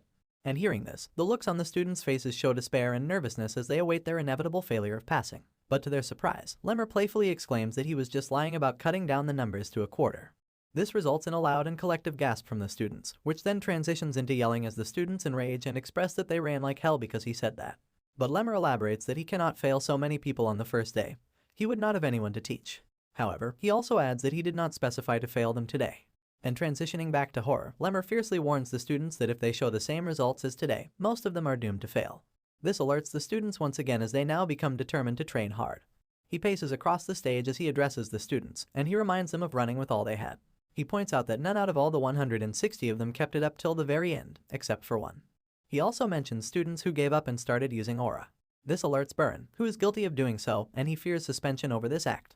But as he crouches down in front of Leon, he adds that he does not care how they do it, as they are the ones taking the test after all. And he makes an okay sign up front of Leon as he continues to tell them that if the students do as he says, they won't fail the test. But he also mentions that it won't be easy either. Moving on, he now faces the students once again and addresses them to tell that they are now provisional trainees, but will become official trainees once they pass the tests they will take in the next 6 months. He joyfully mentions that he is going to pick the top trainees, although he won't be the one to rank them. Calling off the trainees, Lemmer lets them go and guides them to the top quality dormitories provided by the Zygarde family, mentioning that there is a training center next to it too. Tree leaves flutter and the sun shines through the forest. We are now brought to the forest near the training hall, as Lemmer walks up to a mysterious figure in royal attire that awaits his arrival. Lemmer the Brilliant Sword winks and addresses the person in front of him as he states that someone has taken up his napping spot, and he reveals the person to be the Patriarch. Glenn, the Patriarch, acknowledges Lemmer's arrival and immediately asks him what had happened. And he slowly walks up to him as he asks the Patriarch why he is asking him, when he himself was here the entire time to witness the whole thing. But continuing with his statement, Lemmer explains that the Patriarch knows he has great eyes and can see the future and children. Elaborating, he tells that Burn and Lunan are greatly talented, as they already knew, and the other children also have a lot of potential to become great pillars of the family. But he adds that he cannot see anything in Leon. The Patriarch proceeds to acknowledge this information, while Lemmer adds that he was sure Leon was out of stamina, which he questions and asks how he was able to keep on running. He also tells the patriarch that it is the first time after him that he has not been able to see anything in someone. And he expresses in joy that his life has been very boring ever since his energy core had been ruined. But this is going to be interesting. Hearing what he came to hear, the patriarch leaps off of the stone that he stands on as he tells the brilliant sword, Lemmer, that being a trainee instructor is what he had wanted, and as he walks away, he asks him to focus on his duties and not get distracted. Lemmer obeys the patriarch, but he also mentions that he believes there is going to be someone this year to whom he can leave his future, but the patriarch disagrees and states it to be just a coincidence. He exclaims that the child cannot become a martial artist. Seeing the patriarch off, Lemmer acknowledges this statement and smiles, before he exclaims that the patriarch knows very well that it's not just a coincidence. Sighing and finally having the rest he needed, our hero sets off to the training center now that the test is all over with. Two students glare and observe him as he steps away, and the blue ball of fire is amazed that Leon does not seem to stop training. The group of students that stand behind Leon as he walks away glare viciously at him with murderous intent, and as the sun sets over the training grounds, they exclaim it to be impossible. Two students rally on about how there's no way Leon held on for that long, when they had heard that he was sick. They go on while the yellow-haired man from the indirect lineage, Crane Zygarde, gleefully assesses the situation. Crane addresses the situation and adds that he had heard Leon had some kind of miracle medicine, elaborating that the Saint of Rags gave him one long ago. This follows up with a shocking response from the two trainees who question the Saint giving him this kind of boost. They scream out to conclude that this means Leon had been dependent on the medicine to run that long, and he had the gall to show off. Concluding their assessment, Crane suggests that they go and teach the arrogant bastard a lesson for using cheats against them in the training. Transitioning right into the act of words, our hero is seen being slammed into a tree as he groans in pain. He slides down to the ground under the pale moonlight and asks why the group of students is doing this to him, but Crane scoffs and questions this statement from Leon. The other two students yell out and point at Leon as they elaborate that he got his direct lineage title taken away, but he is all arrogant because of some miracle medicine. They claim that if he did not have the miracle medicine given to him by the Saint of Rags, he could not have run that much today at the training. They go on to question how dare he use such dirty tricks, but Leon assesses the rage and anger the students are feeling, as he concludes that they are mad over something stupid. Proceeding with the confrontation, they start to prepare and stretch to launch an attack, as they ask the young assassin not to be scared because they are just here to talk. Crane leads the group as they stand before Leon and threaten him. He asks him to rest assured as this kind of thing happens often, before he rushes forward at the young assassin, exclaiming that the instructor asked them to talk more to each other. Leon slowly stands up, while the spirit of the Lord of the Demon Realm questions if he is just going to stand there, listening to them talk to him like that. He also mentions that he is supposed to be his vessel, but he expresses that it's not that big of a deal. However, in a shocking turn of events, Crane is struck away with a punch to the face as the vicious glare now transfers over to the brave warrior, Leon. A loud gasp follows right after as the two students are shaken up from the unexpected outcome, and this expression is also shared by the spirit of the Demon Lord, who had once closed his eyes to not see the unfortunate circumstance that might befall on his vessel. Crane is blown away and falls to the ground before the two students who turn their heads in shock, and they take a glance at their fallen leader who got defeated with just one punch, while Leon expresses the same threatening tone. He questions their claim to talk, and he viciously glares once again to ask them to talk if they wanted to, so badly. The two students rush forward, giving it their best and attempt to hurt the talented trainee, but their attempts are futile because they are no match for the once best assassin in the world. Seeing the group fall to their knees, another student calls upon them to question what they are doing. He then takes up the mantle to take on the bastard as he rushes forward to strike a punch, while questioning the other's ability to defeat Leon. But before he can finish his sentence, his face meets with the fist of our hero as he falls to the ground as well. Leon continues to effortlessly defeat all the opponents that come charging at him, while the spirit of the Demon Lord watches in awe and remarks that his vessel is doing exceptionally well, calling the scene to be magnificent. The beaten-up students now beg for mercy as they fall to the ground and give up their hostile behavior to the one they called a bastard. In a threatening act of violence, Leon steps on Crane's hand as his wails echo throughout the forest trees, and he states to ask one more thing of him before he lets him go. Of course, Crane obediently wills to answer, falling under the agonizing pain as his voice stutters when he speaks. Leon questions who was the person that made them do this, and he immediately mentions if it was Buran. Crane snaps and is alerted upon hearing his name, but he mumbles that they did this without the young master knowing, and he is not related to this at all. Our hero seems to be confused and he expresses that such an answer is unexpected when he thought Buran hated him, but he concludes that maybe the guy is not too far gone. And following the confrontation, he questions Crane if he is safe to assume that he would not go on telling others about their conversation. Once again, Crane immediately mutters to agree to the terms. However, just then, the bully is grabbed by his hair and brought closer to Leon, where he glares viciously into his eyes to tell him that he better avoid him if he does not want to have another conversation with him. Filled with fear and horror, Crane immediately mutters that he will not even step on the young master's shadow. Leon lets him go, asking him to go away if he understands. The group rushes off, away from the threatening young master, but there is a mysterious man hiding among the shadows that watches over the situation. The man is revealed to be Lemmer, who smiles at the outcome of the quarrel as he deems it interesting to watch, and he expresses that it was like seeing the patriarch when he was young. Then he concludes that Leon seems to be talented in martial arts too, making him a true Zygarde. Lemur's excitement reaches the skies as he mentions an unknown talent hidden among the most talented children, and he expresses that he is getting even more interested in our hero by the day. Not gonna lie, the dude is starting to creep me out. Bringing us back to the training halls, we see the former assassin gazing upon the message window as it notifies him of Wrath, being satisfied with the conditions being fulfilled, and his agility being increased by 1. The spirit of the Demon Lord expresses rage and anger as it acknowledges the extra bonus points for something so pointless. He questions the increase in ability, but Leon asks why he doesn't know when he's the one who made the system. But the spirit grits its teeth in frustration as it confronts him and answers to tell that it's obvious that he does not know, especially when it has never been taken away from him before. He elaborates that Leon is stealing his power that remains in his original form. Now enlightened of such information, Leon acknowledges this fact in glee. This annoys the spirit as it flares up in anger and exclaims that the little bastard does not even show any gratitude. The young master ignores the spirit and sits across his desk with a cup in his hand, while the spirit scoffs in frustration. And it states that it has an offer to make, which sparks the curiosity of Leon, who asks about the offer. The spirit asks our hero to bet on something, with his rage and our hero's experience points on the line. If he loses, our hero receives his rage, but if he wins, he receives all his experience points. Sipping on his drink, Leon carefully gazes upon the message window as it displays the bet placed by the spirit of Wrath. The condition is to pass as a top trainee for the training test, and the rewards and punishments follow.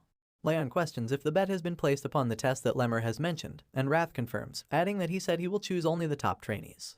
Leon's gaze falls upon a card labeled Trade Option, and upon questioning, Wrath tells him that he'll be given one of his traits, but the level will be decreased since he is inferior.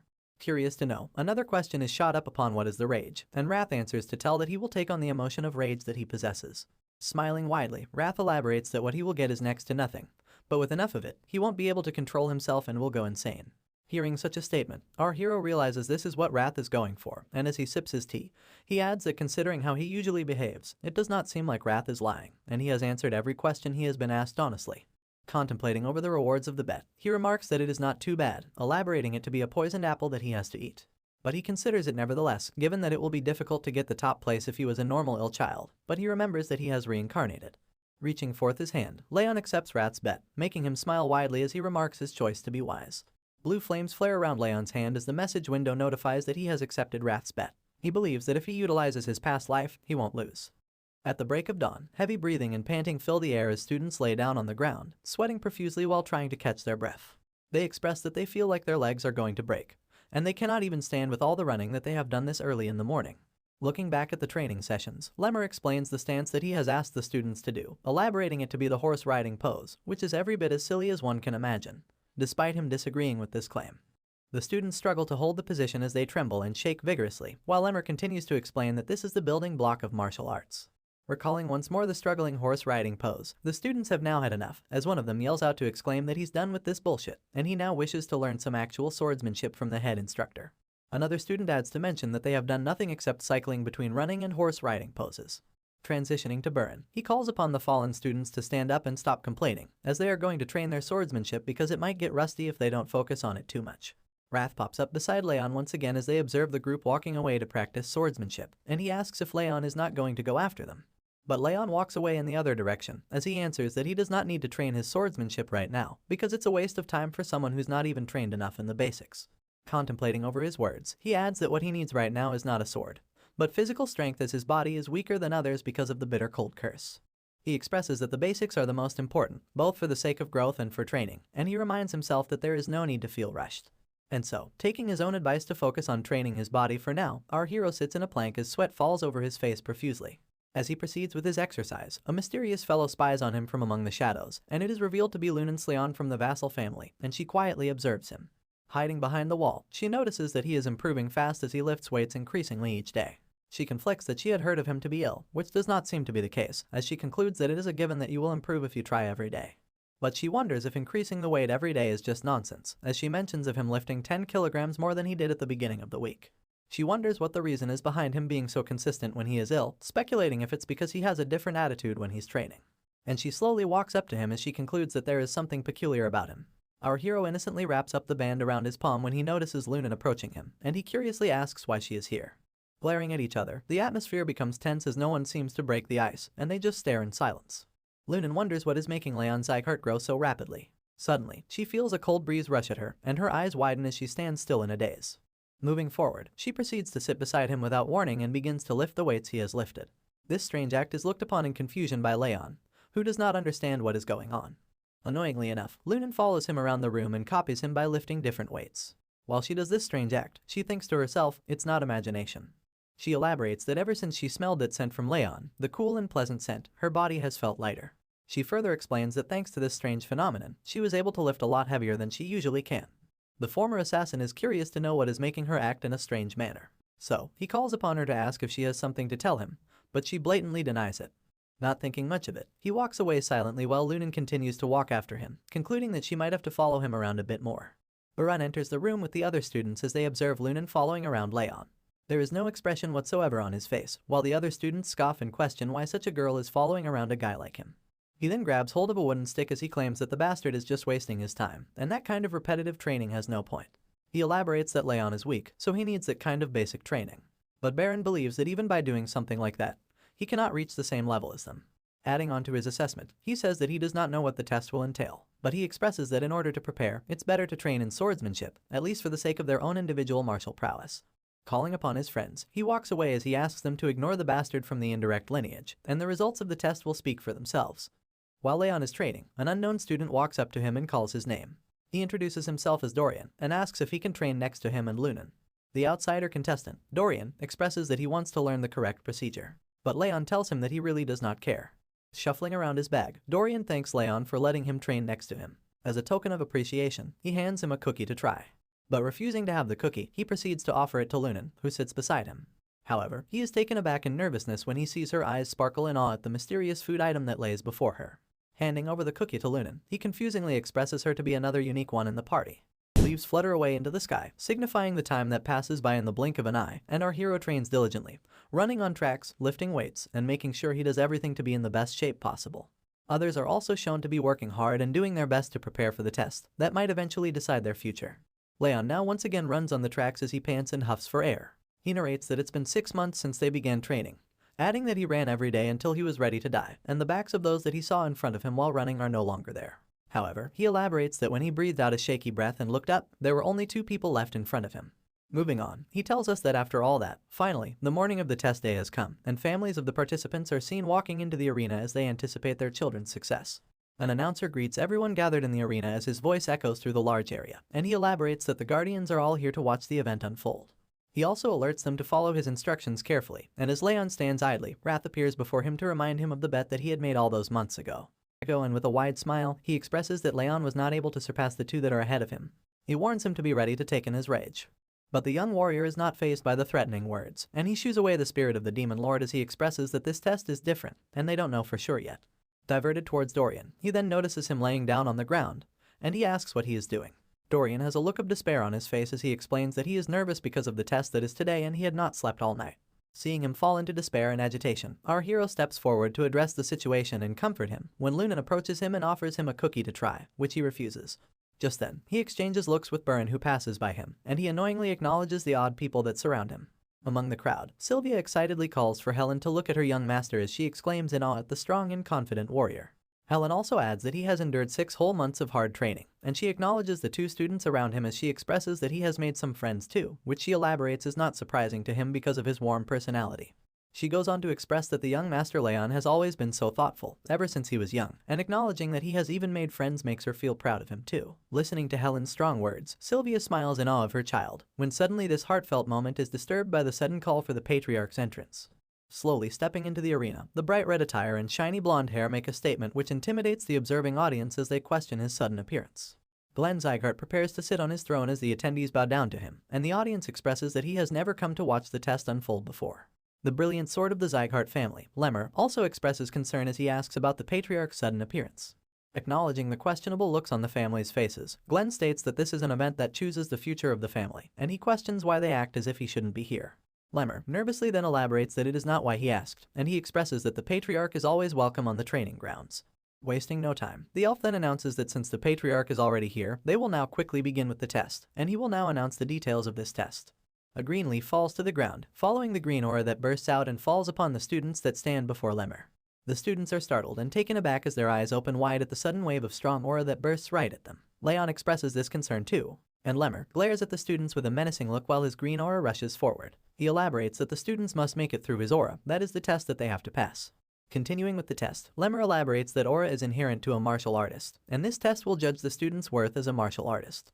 But before the students can begin the test, a commotion sparks up among the crowd of families, and a man stands up to question why this is a test when the students have just started learning aura.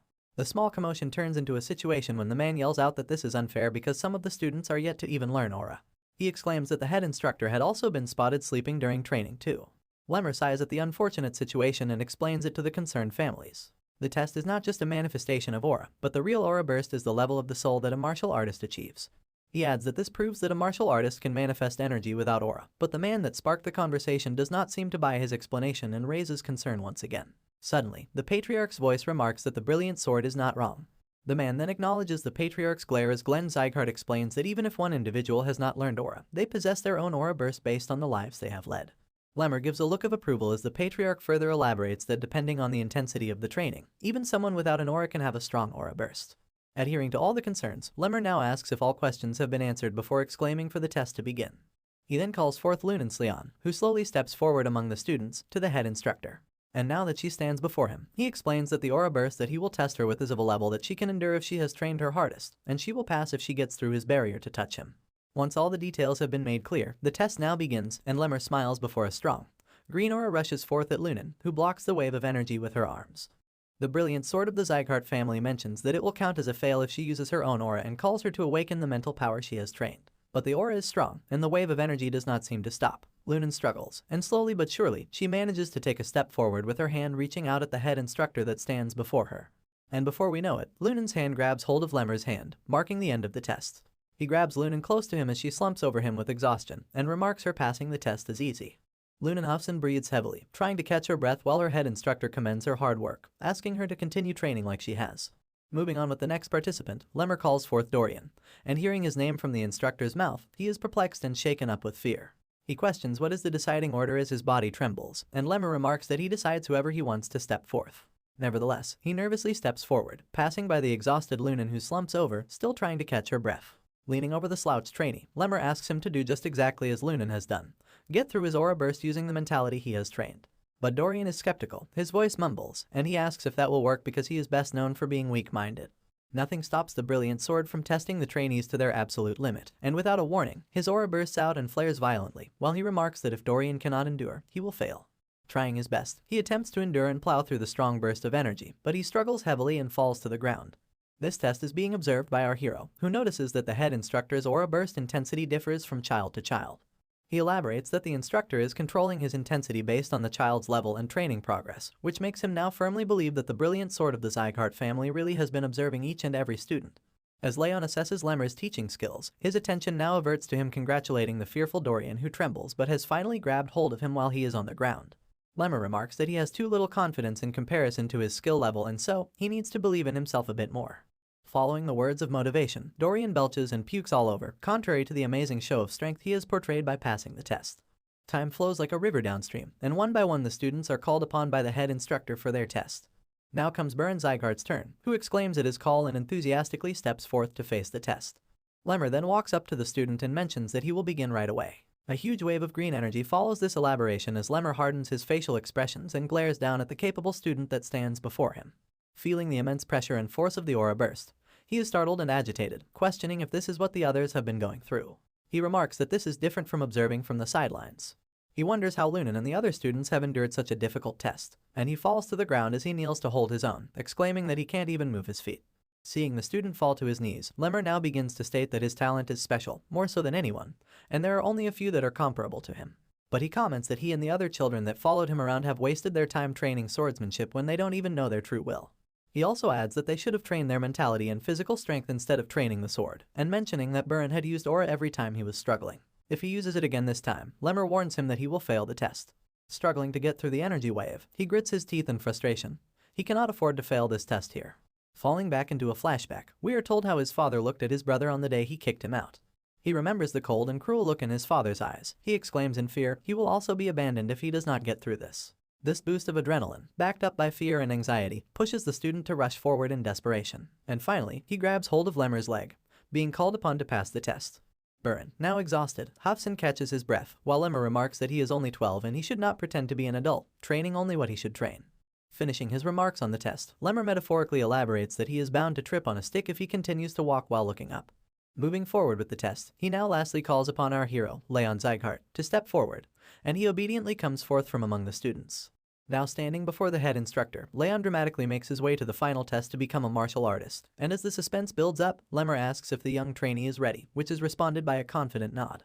Then following the exchange of words, Lemmer remarks that he will begin. A roaring wave of energy now rushes forward through the battle arena at Leon, who stands readily in the face of the strongest aura burst that Lemmer has let out in the whole day.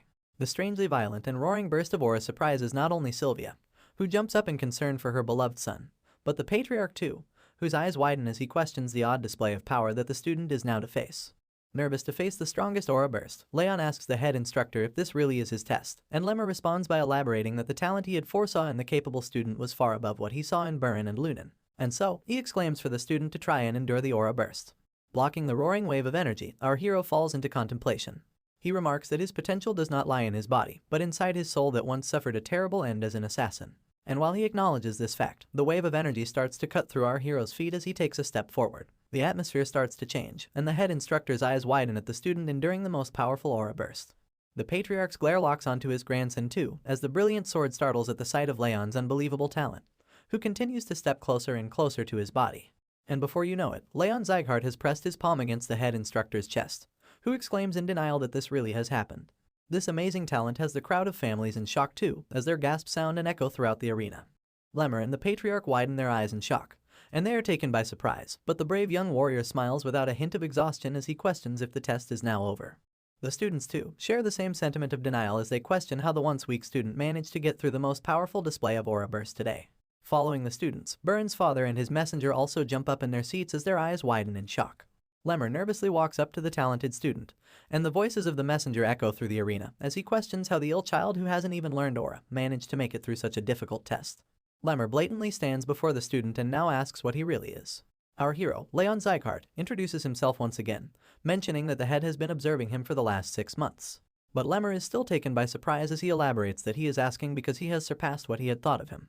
The head instructor also adds that the aura outburst was over the student's level, and he never thought that he would be able to make it through.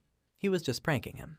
Lemmer is in over his head as he continues to glare down at the young warrior who now stands confidently before the head instructor. Lemmer's contemplation is suddenly broken down when he realizes his position and nervously announces to apologize for being a little distracted, marking the end of the test. Just as he proceeds to remark the top trainee for this test, Burin's anxiety spikes up as he nervously anticipates the announcement. The crowd was holding its breath in suspense of the results, but their anticipation is met with disappointment and shock when Lemmer announces the top trainee of the 5th training hall to be none other than our young hero, Leon Zygarde. The announcement sparks joy, and tears fall down Sylvia's eyes as she exclaims and jumps up in her seat. Helen shares the same sentiment as she adds in the excitement, pointing out that the young master has done it again. A commotion rises from among the crowd. Since family representatives do not seem to be happy with the decision, they question Leon's position as the top trainee. Burin is not having it either, and he points his finger at Leon to elaborate that they are the martial artists of the Zygarde family, and that they should duel to choose the top trainee, rather than test for one. Lemmer assesses Burin's consistent emphasis on the unfair selection, and he comments that the boy is desperate to stand at the top. That startles the young master, who takes a step back to deny the claim. However, stating that the test is already over, he asks the patriarch for help, and after taking a brief moment to think, Glenn Zygarde responds by calling out for his grandson. He remarks that the people do not seem to accept him as the top trainee despite the results, and so he asks if the current top trainee is willing to have a duel with the young master for the top spot.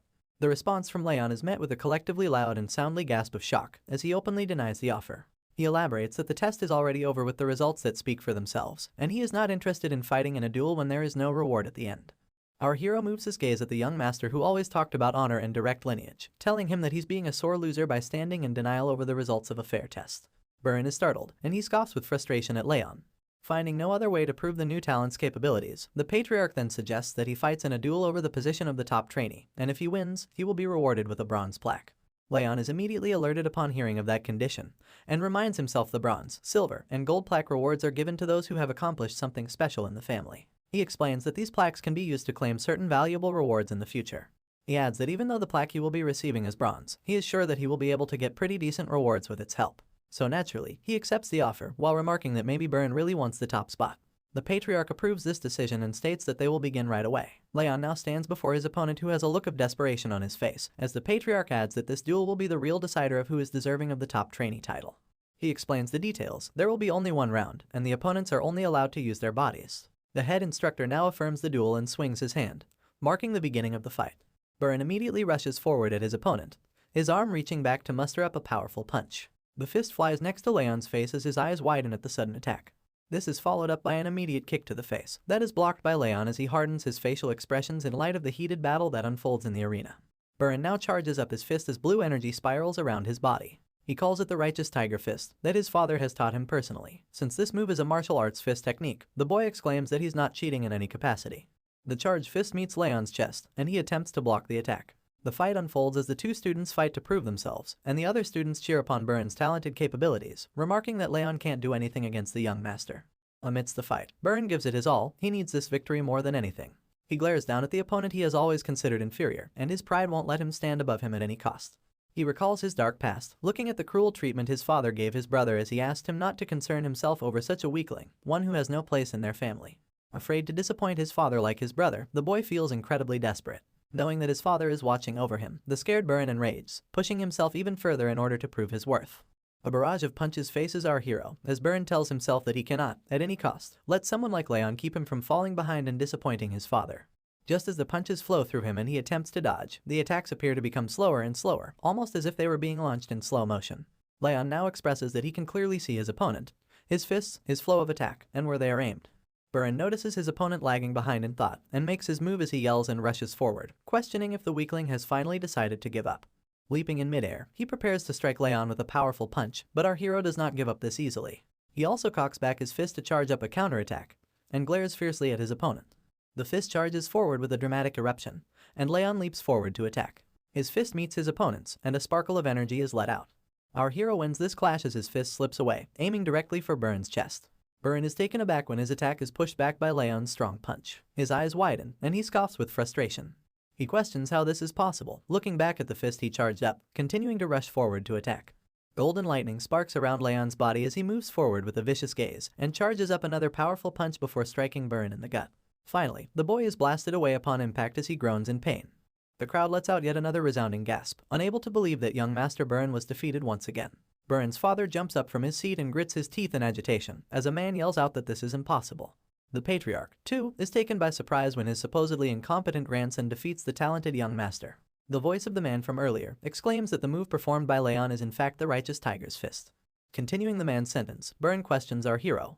His voice shakes, and he trembles while attempting to get up from the ground, asking him how he was able to use his martial arts skill. And standing confidently once again, Leon blatantly answers that Burren showed him how it was done, and simply copied him in return. This boy never fails to surprise us, always defying his body's limits to accomplish the impossible.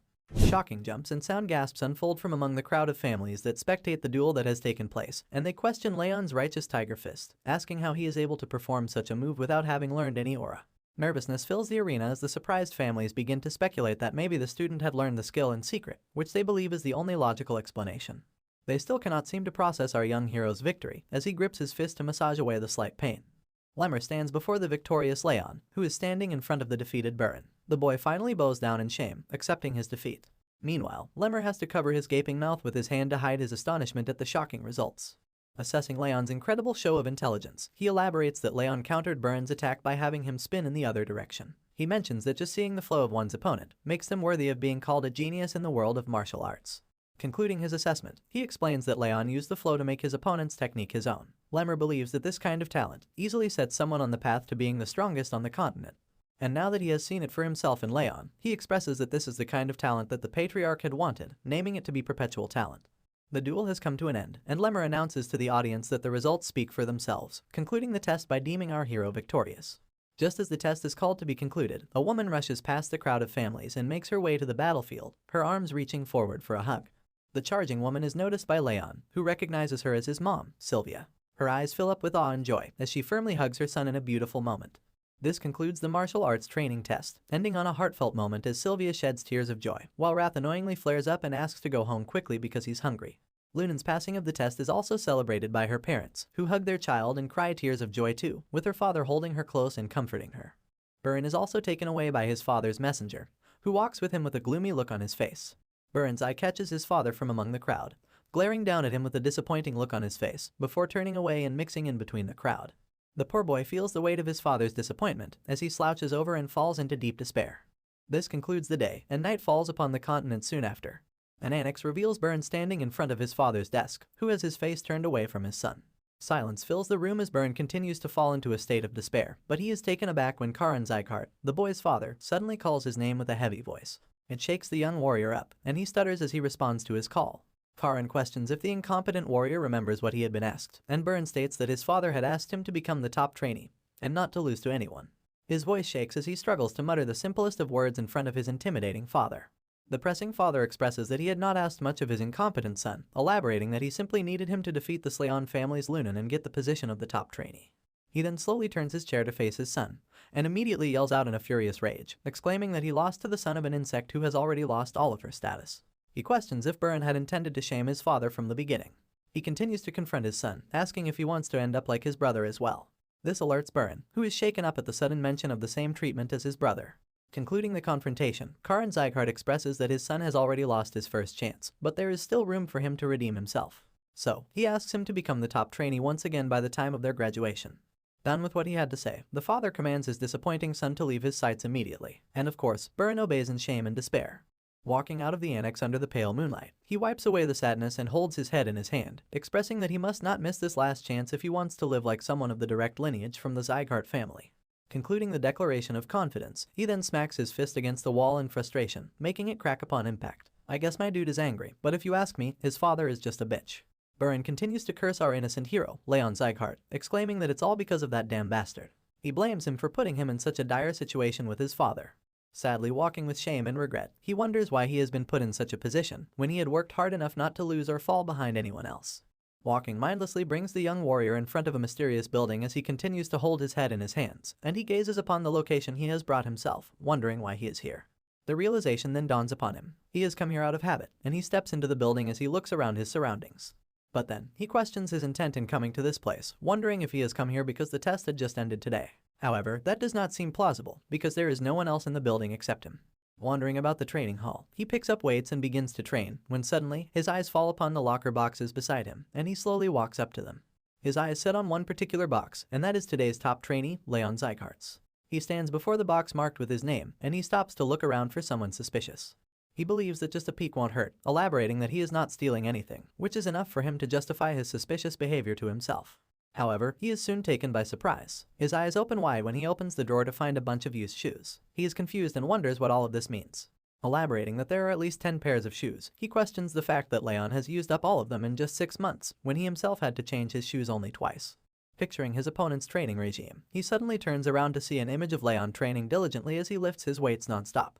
Looking over at this image, the realization finally dawns upon Burren. He recalls that Leon was always seen training. He then expresses remorse as he elaborates on Leon's consistent hard work, even when he pretended to be cool by swinging the sword and neglecting basic training, simply wasting his time by resting in the dormitories. He remarks that Leon's training discipline is the real Zygarde way.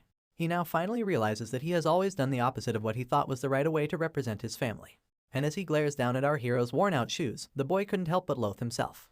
Suddenly, his weird actions click in his head, and he cautiously looks over at the training bench once again, only to find no one is sitting there.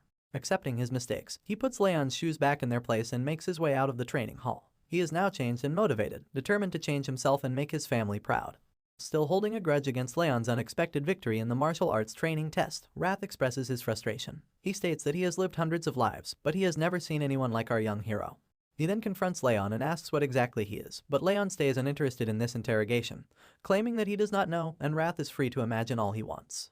Moving on, a message window appears in front of the young warrior, who now asks the spirit to tell him what the skill displayed on the window is. Wrath replies by acknowledging the skill is legendary senses, claiming that such a skill is unfit for someone like Leon. He then expresses that the skill expands the range of one's senses, although it is at a 1-star level, resulting in just a 10% increase. Wrath boasts that using this skill, he was able to tenfold his normal senses, and Leon seems amused by this statement. Moving on, Leon steps away from his bed as the spirit of the demon lord follows him around. Leon asks why the skill has this particular name, and Wrath explains that it's just a name he made up, believing that it sounds cool.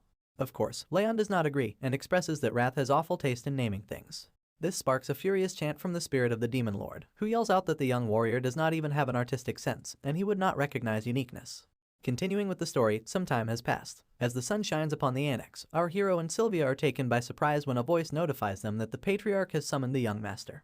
Sylvia is immediately filled with anxiety and persuasively questions if her son has done something wrong. However, the butler who delivered the message chuckles and asks her to calm herself because there is absolutely nothing to worry about. The butler then elaborates that the patriarch just wants to give the bronze plaque reward to the young master himself. Following the summoning, Leon now bows before the patriarch to greet him, who is sitting boldly upon his throne. While Leon continues to bow down, the patriarch expresses that although he is not willing, he must keep his promise. He signals the butler to bring out the item, which is exactly what he does. The bronze plaque is now presented before our hero. As promised, Glenn Zygarde announces that he bestows this bronze plaque upon his grandson, Leon Zygarde. He explains that if he is to return the plaque later on, he is to receive an item of the same value. Glaring down and thinking for a brief moment, Leon contemplates his options and says that he would like to ask for a reward right now. He mentions his mother, alerting the patriarch, who did not expect her name to be mentioned in this sitting. Leon continues and asks his grandfather what he has to do in order for her to regain her position in the family. The patriarch is immediately taken off guard, and the butler sighs in anticipation. Glenn wonders if his grandson wants to restore his mother's direct lineage title, and Leon affirms while he squints his eyes, expressing that the patriarch's energy now feels a lot softer. Glenn then mentions that such a feat is possible if one manages to gain enough accomplishments for the family, but he emphasizes that it is not that simple. Explaining the matter, he adds that gaining others' acknowledgement in this matter is like picking the moon from the night sky. He expresses it to be a difficult task, especially for a kid like him. Leon carefully listens to his grandfather's words as he glares down at his bronze plaque. And after listening carefully to what his grandfather had to say, Leon smiles and states that at least it's possible. He places the bronze plaque back into the butler's tray, and thanks the patriarch for his response. Our hero now makes his leave as he steps away, but he is immediately stopped by a call from the patriarch. Just as he responds to the call, the patriarch states that the young warrior has only asked a question, which he would have answered even without the bronze plaque. This surprises the young warrior, who is taken aback by the patriarch's sudden change in tone. He remarks that he had never anticipated the Northern King of Annihilation to behave so softly. The King of Annihilation then proceeds to ask the young warrior about his proper reward, and firmly tightening his fists, Leon contemplates that there is indeed one thing that he desires the most right now. He reveals his wish and asks the patriarch for a special training technique, which the king blatantly answers by saying that the instructors will teach him that during his basic training. However, Leon elaborates that he needs better aura training than what they teach at the training halls, so he asks the patriarch to teach him a training technique equivalent in value to the bronze plaque. Back in our hero's mind, he expresses that the shadow technique he used in his past life is not enough. To restore his mother's former title and to confront his worst enemy, Daruth, he will need a much stronger and better aura. Hearing his grandson's wish, the patriarch mentions a training technique. An immediate flick of the finger reveals a door that opens into the hall as a bright light shines through. Unable to do anything but stand there in a daze, our young hero gazes upon the countless bookshelves that appear out of nowhere, surrounding him from all sides. Suddenly, he now stands next to tall bookshelves filled with countless books. He begins to speak, but the patriarch sneaks through one of the bookshelves as he finishes his sentence. He tells the young warrior that these are a collection of a few books of the Zygarde family, and explains that if the young warrior places his hand in the middle, the book he wants the most will appear before him in the blink of an eye. Acknowledging and understanding the instructions now, Leon reaches forth his hand in nervousness. He expresses that he needs something better than the shadow training technique, hoping that something good will come out. While our hero reaches out his hand, the magic of the veil dramatically slides a book out of a bookshelf, and it suddenly appears before him, falling right into his hand. As the book falls into our hero's hands, he notices the worn-out panels and cover, making him question its origins. But seeing this particular book fall into the young warrior's hand, the patriarch, along with the butler, are both taken by surprise. It seems as if the presence of this book has alerted them. The patriarch immediately sits up from his throne in agitation, and yells out to question why that particular book falls into his hands. But it is too late for him to do anything, as the book now appears before our hero, and the pages begin to flip rapidly while he reaches out his hand to grab it. As he reaches for the book, he notices the title, Thousand Flames Technique. He wonders in curiosity what kind of training technique this is. However, his excitement and curiosity soon turn into shock and despair. The book suddenly starts to flutter violently, and a strong wave of energy bursts out in front of Leon. He takes a step back while his eyes stay locked onto the book. Golden energy bursts forth around Leon as pages fly out, roaring among the surroundings, while the patriarch gracefully observes the situation unfold with an observant glare. Recalling past events, this is when we are told the backstory behind the patriarch's cold motives. A man questions if he thinks that Sylvia is being ostracized by the family, but he does not pay heed to his daughter's concerns. He remarks that it's none of his business, and his priority is to ensure the family's growth. The man reports that Sylvia had left the family with a man, but this does not spark any retaliation or remorse from the father, who coldly commands that such trivial matters must not be reported to him. Glenn now narrates his story, saying that in the past, he believed emotions to be useless and only concerned himself with the power of the family.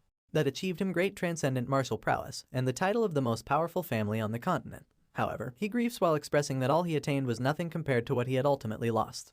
Another flashback takes us back to when a messenger reports to the patriarch about her daughter, Sylvia, and her husband being ambushed, which results in a look of despair and agony upon the patriarch's face.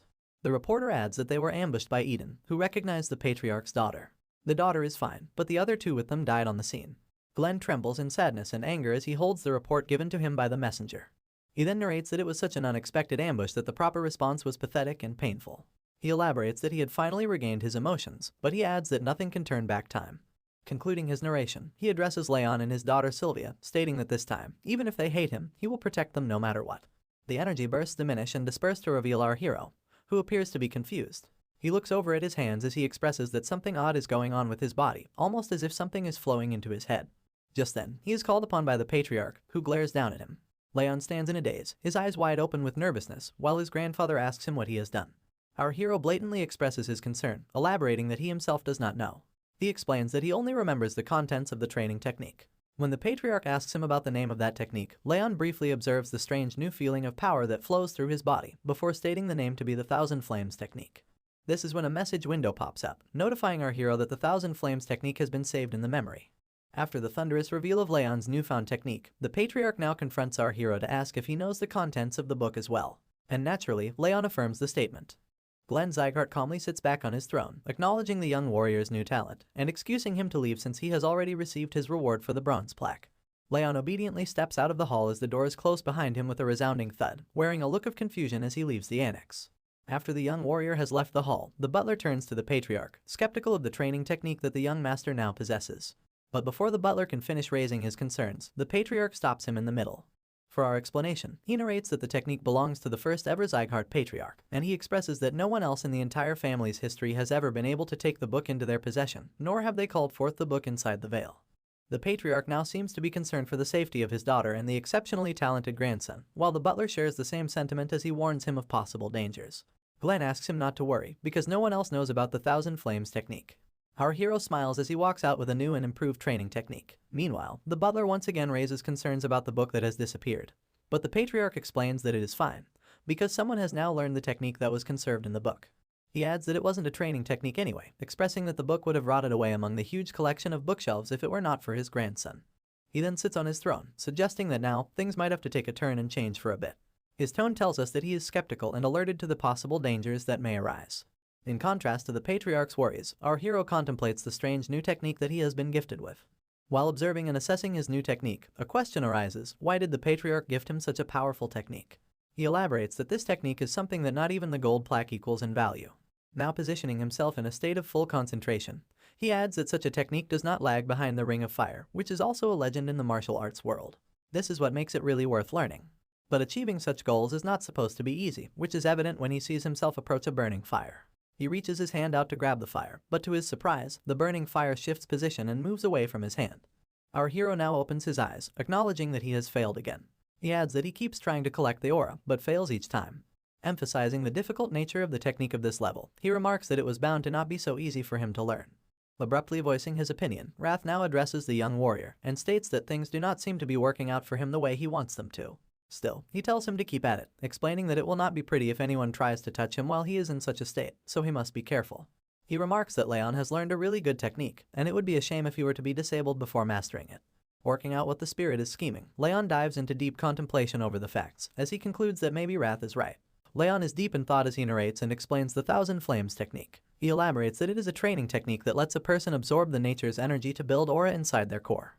He adds that if the process is interrupted at the wrong moment, it might permanently damage the mana circuits or the mana core. He expresses that it is exceptionally dangerous for him, because he already has the bitter cold curse in his mana circuits.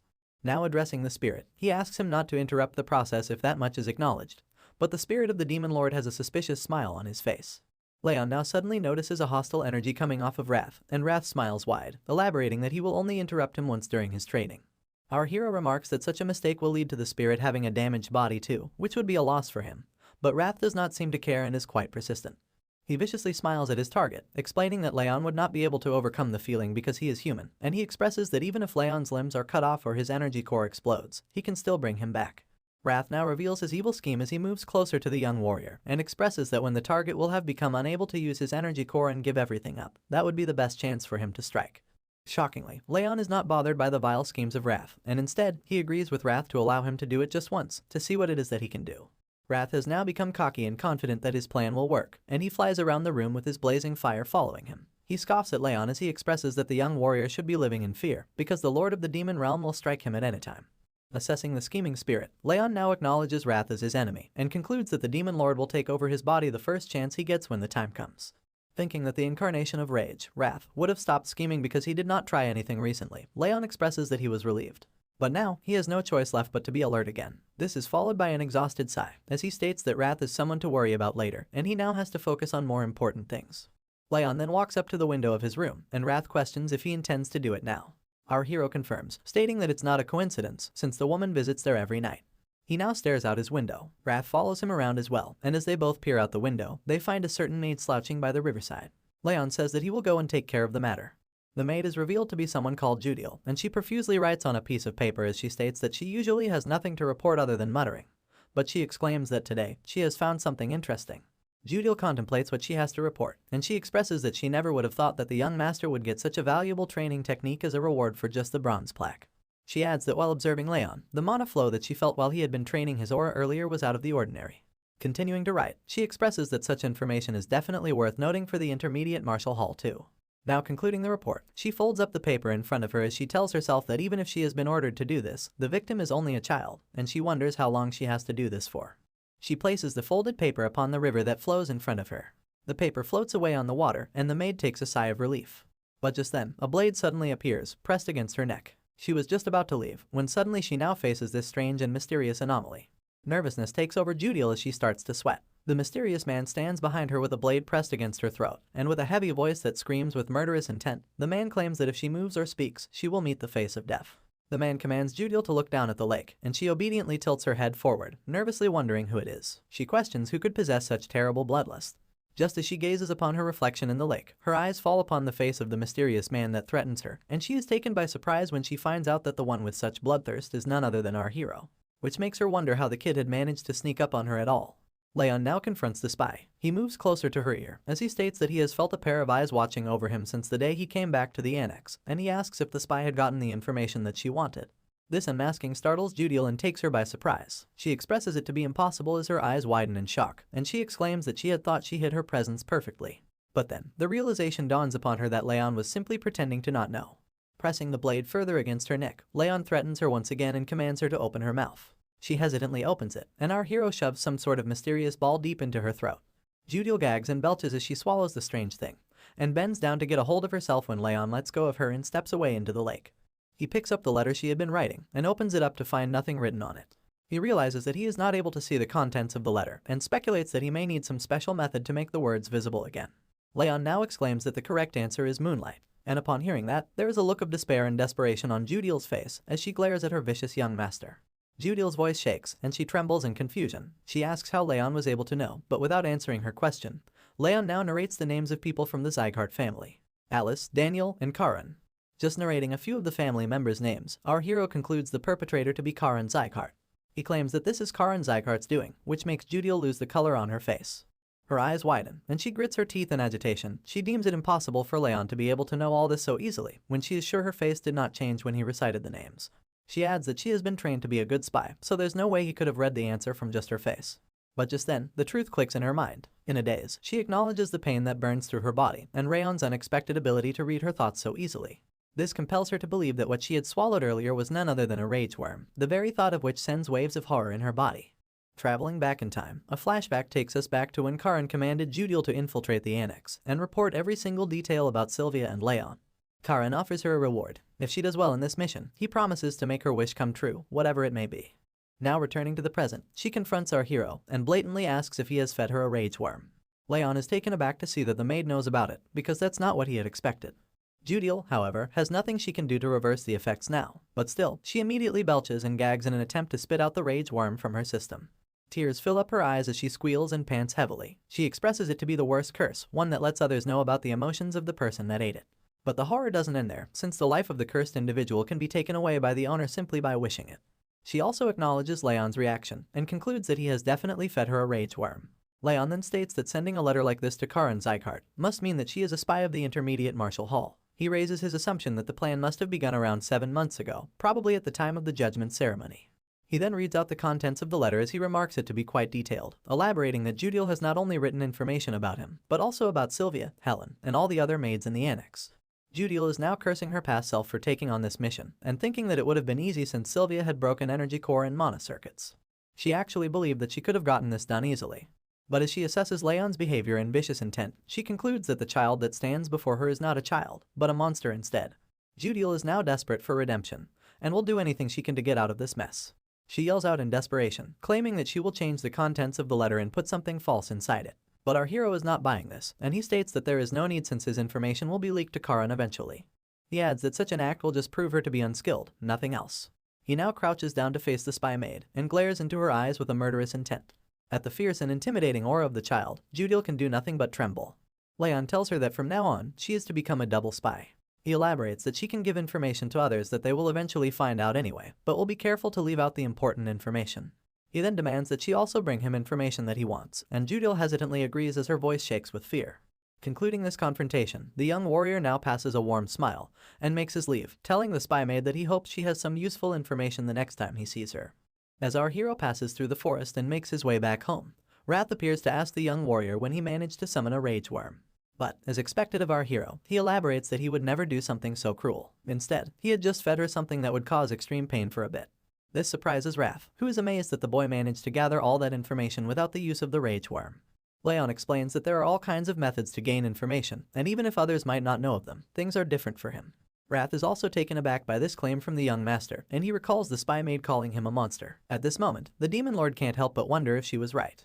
Moving forward with the story, Leon now narrates to tell us that he started focusing on training his aura, and soon enough, it was time for him to leave the annex for the training hall once again. He leaves the annex, while Judiel nervously stands beside Sylvia, accompanying the young master's mother. He says that even after having put so much effort into his aura, he was still unable to make it on the day of departure. Appearing at the training hall, Leon now observes the small number of trainees standing before him on the battleground, and notices that only about 42 people have passed the test to make it here. He recalls Lemmer's words, who had said that only a quarter of the trainees will be left behind. He also remarks that Lemmer is really precise about these kinds of things, when suddenly, a voice calls out his name. He turns his head to find Lunan trying to approach him. The girl steps forward to turn and face Leon, while he nervously stands in front of her. This is when some context is dropped. A few days earlier, at the Sleon family residence, a voice calls Lunan to question her if Master Leon had helped with her training. She agrees to answer the question, while she munches down on her favorite snack, cookies. Her mother sits across from her on the table, and asks her if she had thanked him for it. Lunan answers that she did when she received a cookie from him, but this is not what her mother is asking. She repeats the question, and once again asks if Lunan had thanked Leon for helping her with her training. The girl then answers and says that she didn't. This confuses her mother, as she questions why that is the case. Lunan exclaims and answers that her father had said to never talk to a guy first. Hearing this, Lunan's mother passes a wide smile as she now begins to confront her daughter. She explains that gender doesn't matter when someone expresses gratitude, and tells Lunan that when she receives help, she should always say thanks in return. As her mother's words echo through her mind, we are finally brought back to the present. Lunan now thanks Leon, which is responded to by a confused and nervous affirmation. The boy nervously steps away in confusion as Wrath appears before him, questioning what is up with the girl. Leon responds that he does not know either. Watching Lunan leave, a voice suddenly calls upon him, and he turns his head to see who it is.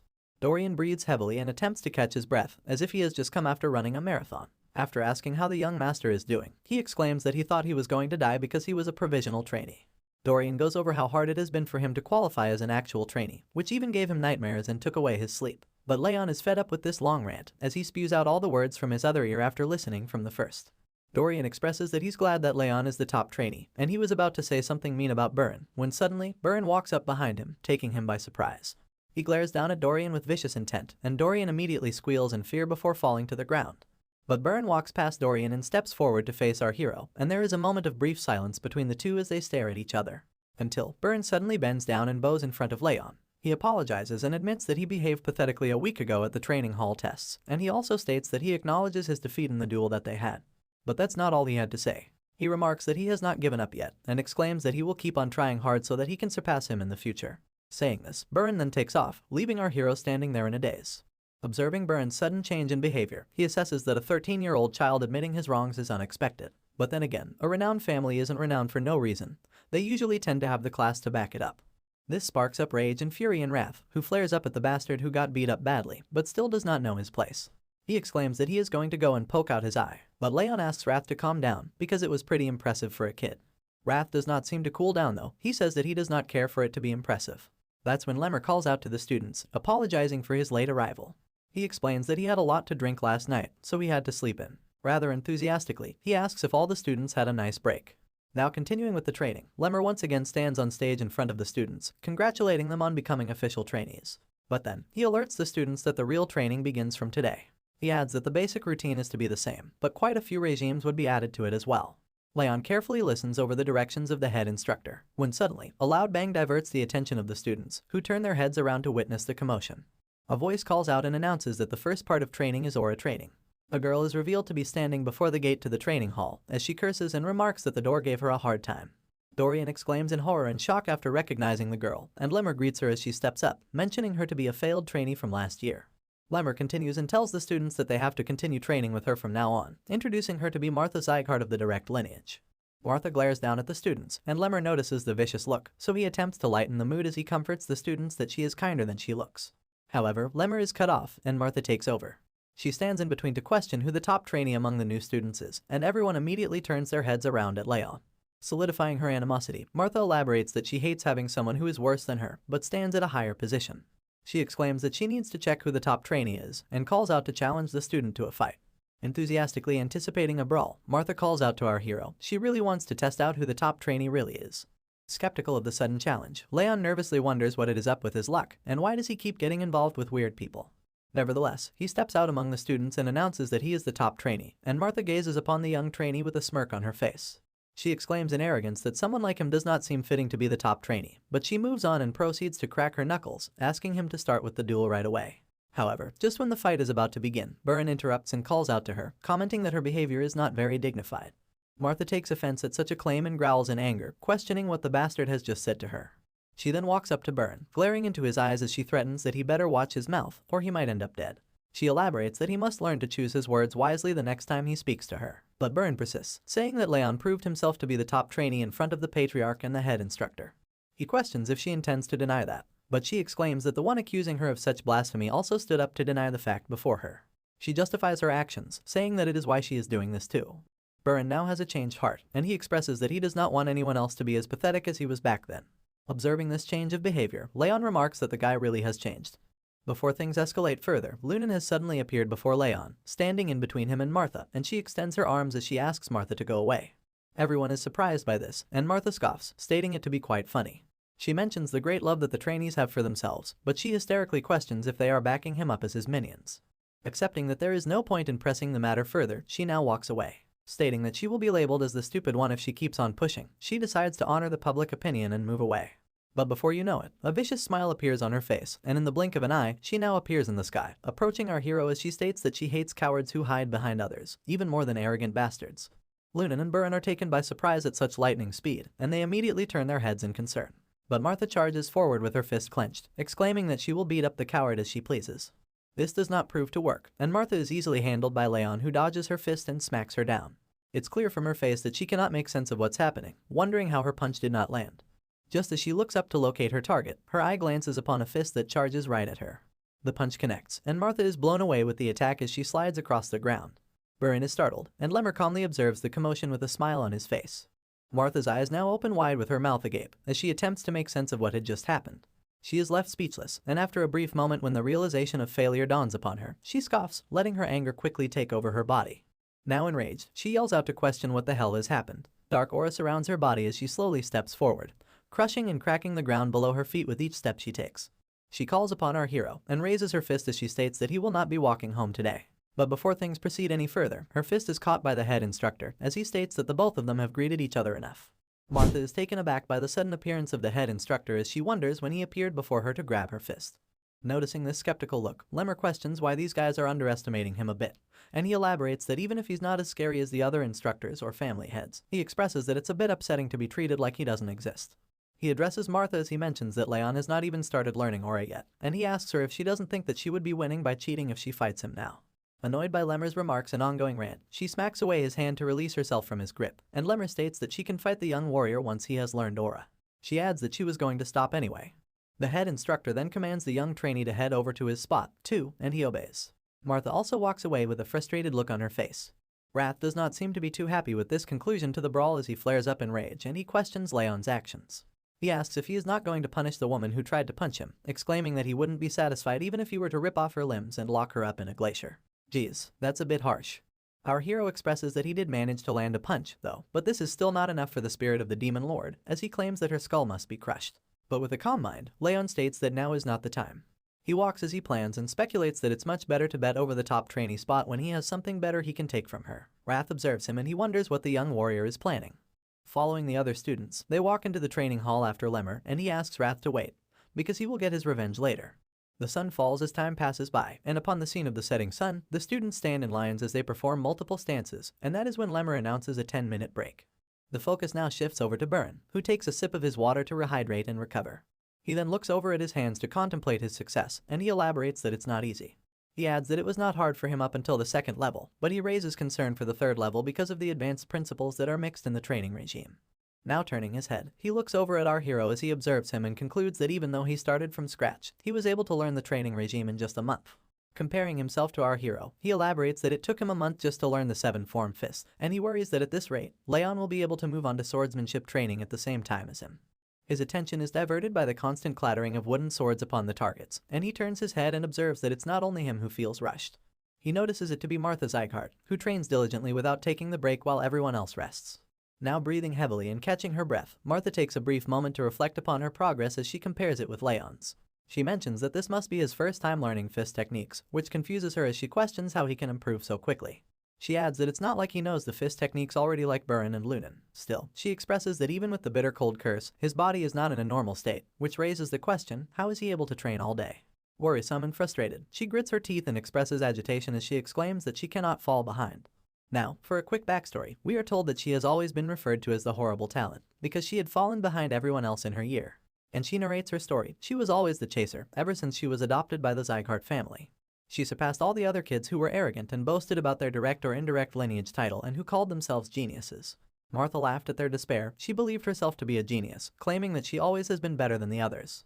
However, her complex and anxiousness has gotten to the point where she can hardly deal with it. Later in the day, Martha walks forward into her annex as a servant greets her and commends her good work, but the girl does not pay heed to the servant as she passed next to him.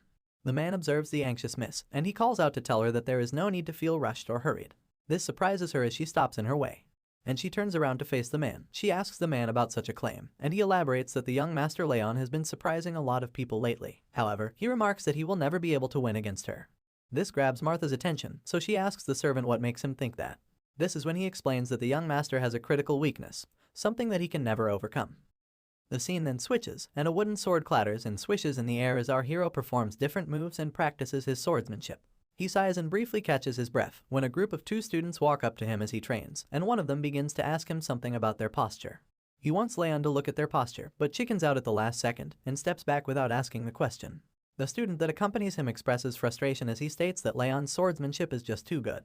An applause echoes through the training hall as Martha approaches our hero and commends his training. She states that she did not expect him to be training alongside her in such a short period of time, and she remarks that he learns fast. However, she also points out his bad mana sensitivity, exclaiming that it's pointless when all this hard work will amount to nothing. Silence fills the room as the students quietly observe Martha dropping the harsh words upon Leon. She mentions that at this rate, he will at least be able to become a swordsmanship instructor. Lemmer also stands beside the students as he observes the commotion quietly. This silence does not go unnoticed by Martha as she leaves, and she concludes she had expected for no one to speak up. She elaborates that no one would have thought that the idiot will still not have mastered aura, even after 4 months. We return back to the night when the butler addresses his concern with our hero to Martha. He adds that the young master has 0 talent when it comes to aura, elaborating that since this was before she was adopted, she wouldn't have known. Then, he goes on to tell that upon the judgment ceremony, the young master, Leon's mana sensitivity, was the lowest it could ever be. He exclaims that the only person yet to learn aura in the 5th training hall is the young Master Leon. Further elaborating, he states that the bronze plaque that he received will only get him a training technique that's intermediate, or something just a bit above average. The man continues to state that considering that the young master has not yet mastered a training technique, he presses that he's sure that Leon's judgment ceremony results are correct. He concludes that though the young master may be the best in swordsmanship and combat, he cannot handle aura very well. This information lights up Martha's face as she widely smiles before bursting out in joy and laughter, and the man finishes his assessment as he states that the young master can never become a proper martial artist. Back in the present, Martha arrogantly plays with her hair as she expresses that she's still mad that she lost to that halfling, but she adds that he wasn't someone that she needed to concern herself with in the first place. Just as she dwells in her own thoughts, her attention is diverted and she is alerted when she notices Lunan standing beside her. Confused and curious, she asks if Lunan has something to say to her. Lunan blatantly speaks and asks Martha to go. This surprises her as she scoffs and questions if this was all she had to say, but Lunan presses further and asks her to leave. To save some face, Martha plays it off by signaling to go away, but before she leaves, she boasts that she just needs to attend an advanced lesson meant just for direct bloodlines. Lunan observes her quietly as the brash girl takes her leave.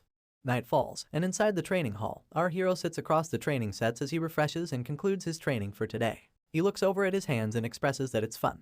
Before he recalls on his past life and states that on the battlefield, he learned not martial arts, but survival tactics and how to kill. The only thing that improved were his assassination skills. He expresses that at the time, he could not even imagine trying to learn something new. However, now he exclaims that he enjoys learning martial arts and expresses that he did not know how fun it would be, adding that he loves to learn the art to improve himself. Wrath then suddenly appears before him, and flares up violently as he yells out and asks our hero if he finally gets it, elaborating and questioning why he didn't do anything when he was being insulted. But Leon is just confused at this weird barrage of belittlement. The spirit of the Lord of the Demon Realms then elaborates that the black-haired girl kept on muttering things about him. Leon is surprised to know of such information, and explains that he did not hear her say anything because he was too focused. Wrath then comments that Leon needs to care more, exclaiming that he would have frozen her on the spot if she were to say those kinds of things about him. But Leon states that as he has told before, there is no benefit to fighting her now. He steps up to leave as he adds that even without the Thousand Flames technique, he can beat someone like her easily. Leon slides the door in front of him to leave just as he says this, when suddenly, he finds Lunan standing before him as the door opens. This comes as a surprise and he asks why she is here. She holds a box in her hands and before she speaks anything, she reaches in and takes out a cookie. The girl offers the cookie to our hero as she asks him to eat, and he observes the cookie to conclude that it is strangely cool. Lunan notices his skeptical nature and presses that he eats the cookie. Leon feels taken aback by her insistence and proceeds to put the treat in his mouth. He expresses that as an assassin, he has learned not to eat whatever someone gives them, but he remarks that he trusts Lunan to not give him something bad. Just as he swallows the cookie down his throat, his eyes widen and shock and wrath appears before him, exclaiming that he has never tasted something so sweet in his demon realm, and he adds that the coldness makes it even better. He is curious to know what it's made of. Wrath swirls around Leon in joy, asking for more of this good stuff. Meanwhile, Lunan asks him how he feels about the cookie, and Leon nervously states that it's good. Before leaving our boy startled, the girl cutely states that it was made out of marbled ice. Leon jumps up to stop her from leaving, as Wrath presses and desperately asks her to give him more. All their attempts are futile, and Lunan leaves without turning back. Leon stands there in a daze, observing her figure from behind. Wrath remarks her to be an odd human, while our hero wonders if she was worried for him. He then contemplates her character, stating that she has a sweet tooth like a child, and recalls that there would have been 4 in the box that she held, which means she specifically saved 1 for him. She didn't really have to, but the girl gave away something to him which she really liked. Now leaving for his home, he walks towards the annex while stating that he should repay her in some way, and Wrath immediately pops up to ask him if the girl can give him more of that marbled ice cream. Announcing that he's back, our hero makes it to his home, and Sylvia immediately yells out at him in worry. She asks what took him so long, and if he has had something to eat, but our hero simply responds that everything is fine. He now holds a letter in his hands, as Judiel expresses that this is the letter that she will deliver to the Intermediate Martial Hall. Leon questions what they had to say, and she nervously answers that it was nothing much, before stating that they ordered her to look into things more deeply because he had mastered his combat and swordsmanship so fast. But she expresses that they have lost interest in him because he has not been able to learn the use of aura. Continuing with the conversation, he asks her what she has to say about his mother, and Judiel explains that people seem to have lost their interest in Sylvia as well. Judiel adds that at this rate, they will pull her back from her spy duties, which Leon doesn't like. After all, there's a lot more information he'd like to gain from her. Voicing her concern, Judiel nervously mutters and asks Leon if it may be on purpose that he has not learned aura yet. Not willing to reveal anything to a double spy, Leon asks the maid what she thinks. Of course, that startles the spy maid, as she stutters and nervously apologizes for asking such a rude question. Concluding the conversation, he then excuses the spy maid, and after she leaves, Wrath appears before him, as he repeats that someone would actually think that he is not learning how to use aura on purpose. Our hero explains that it's smart to utilize the situation and atmosphere to one's benefit. Wrath raises a question in curiosity about how the talented master is having a hard time learning something so simple. He exclaims that it's something unimaginable to him, and the young warrior sighs that he does not know, asking him to come along as he goes to train. Wrath is enraged and taken aback at the mention of training once again. He thinks our hero is a monster who doesn't need sleep. Our hero is unbothered by his complaints, elaborating that training should make things easier for him. But before he can finish his sentence, just as he opens the door to leave for training, he is taken by surprise when he finds Lemmer sitting peacefully in his garden, playing with the birds around him. Leon calls out at the head instructor, and upon noticing our young hero, Lemmer asks if he has had a good night's sleep. Confused and curious, Leon asks what he is doing here, and the man expresses that he has come here to tutor him. He pats him on the shoulder, telling him that he's here to teach him about his attribute. Tree leaves rustle and scatter upon the ground as footsteps trail across the forest floor. Our hero walks behind Lemmer and asks him if this is what he meant by teaching him his attributes. They continue to hike along the hill as Lemmer asks the young master to stop whining and just wait. He elaborates that he's a little lazy, but that shouldn't be mistaken for incompetence because he is an excellent teacher. Leon raises concern and questions how he's supposed to learn his attributes in a place like this. To answer, Lemmer turns to his student and explains that he cannot forget the day he first saw his training technique. He describes it as if he were looking into flames so strong that they resembled magma. He mentions the boldness with which he tried to accept the coldness in his body instead of removing it from his mana circuits. He exclaims in anticipation of the possibility that our hero might actually manage to master this training technique. Now breaking out of his recollection of memory, he observes the student resting against a tree to catch his breath. He claims that this place should be suitable. Leon observes his surroundings and looks around to notice that they are in the middle of a forest, which makes him question if this really is the right place. He asks why they needed to come all the way over here, but before he gets a chance to gather himself, Lemmer throws a strong wave of aura burst at the student without warning. This takes him by surprise, and the instructor explains that he wanted to create a blade of wind to protect his lord. He elaborates that what the student is feeling right now is the wind he has chosen. Our hero takes a step back to reflect upon the impact that the wind has brought. Lemmer explains that he may have weakened the wind just to give him an example, but he is surprised to notice that the student is not surprised at all. Since Lemmer is an elf, he explains that this is how he has always felt the wind. But Leon on the other hand is a human, and since his mana circuits are filled with cold, it will be much harder for him to feel the same wind. The instructor also mentions that there are many kinds of winds, naming them as warm, cold, and sharp. He elaborates that he wanted to create a blade of wind that could pierce through anything, and with his hand held up towards the sunlight, the elf exclaims that he has finally achieved it. Lemmer then asks Leon to find out what kind of blade of wind is best for him, suggesting that he thinks of what kind of fire he wants to possess. Our hero, however, raises concern that they are in the middle of the forest right now, and there is no way that he can see proper flames without setting the whole forest on fire. The instructor also agrees, exclaiming that they will have their heads chopped off if they do. Stepping into a strange barn upon the hill, the instructor mentions that this place will be the best place for the student. They walk into the small hut as a mysterious man with a beard sits across a burning fire. Lemmer greets the man, and the man expresses that he was just wondering why the flames were acting up, before pointing out that it's because the elf is here, suggesting that his presence is killing the flames.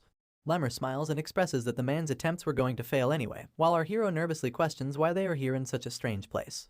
Answering the student's question, the instructor states that this is the place where a person can feel the hottest and the most passionate fires in all of the north. He exclaims and reveals the place to be an artisan's charcoal pit. The old man with the long beard notices someone accompanying the elf and asks what he has brought with him this time. Lemmer remarks that the student is the grandson of the patriarch, but the old man does not seem to be amused as he expresses that he is just an old man, and he does not pay heed to anyone unless it's the patriarch himself. Just as the old man is expressing his concerns, our hero finds his eyes fixated on something else. He notices the intense heat coming from the fire that burns in front of him, wondering if this is really a normal flame. He expresses that he has seen countless flames in his past life, started bonfires himself, and even witnessed advanced flame magic coming from the hands of a mage. But he emphasizes the impact of the fire burning right in front of him, and thinks back to the instructions given to him by the elf instructor earlier. He sees himself reaching for the fire that blazes in front of him, imaging its passionate heat in his mind, and concluding that this is the fire that he wants to possess. But just before he can reach it, his daydream ends, and he realizes that the old man has lessened the flames. This is when the man introduces himself as Valken, which is a name that our hero has definitely recognized. He looks over at the man sitting across his table, as he tells him he's not one to show manners. And if etiquette is what they're looking for, they can fuck right off. Our hero would like to retort to that comment, but instead, his eyes widen in shock as he recalls that this is the name of the artisan who is famous all over the world for his mastery. So, he takes a step back to question if this man really is the Valken he's thinking about. Recalling the tales, he remarks if the old man is the same person who supposedly created Glenn Zygarde's True Heaven sword, but disappeared 30 years ago. He finds it hard to believe that such a legend would be found in a place like this. Without wasting any more time, he immediately bows down to greet the legend and introduces himself politely. Valken observes that the young master recognizes him, and he turns his gaze to Lemmer, asking him if he had told the student anything about him. Of course, the elf denies immediately. Lemmer then turns to our hero to explain that this old man is the Zygarde family's artisan, but has already retired a long time ago. He adds that it's been more than 10 years since he has been sitting here and stoking the flames.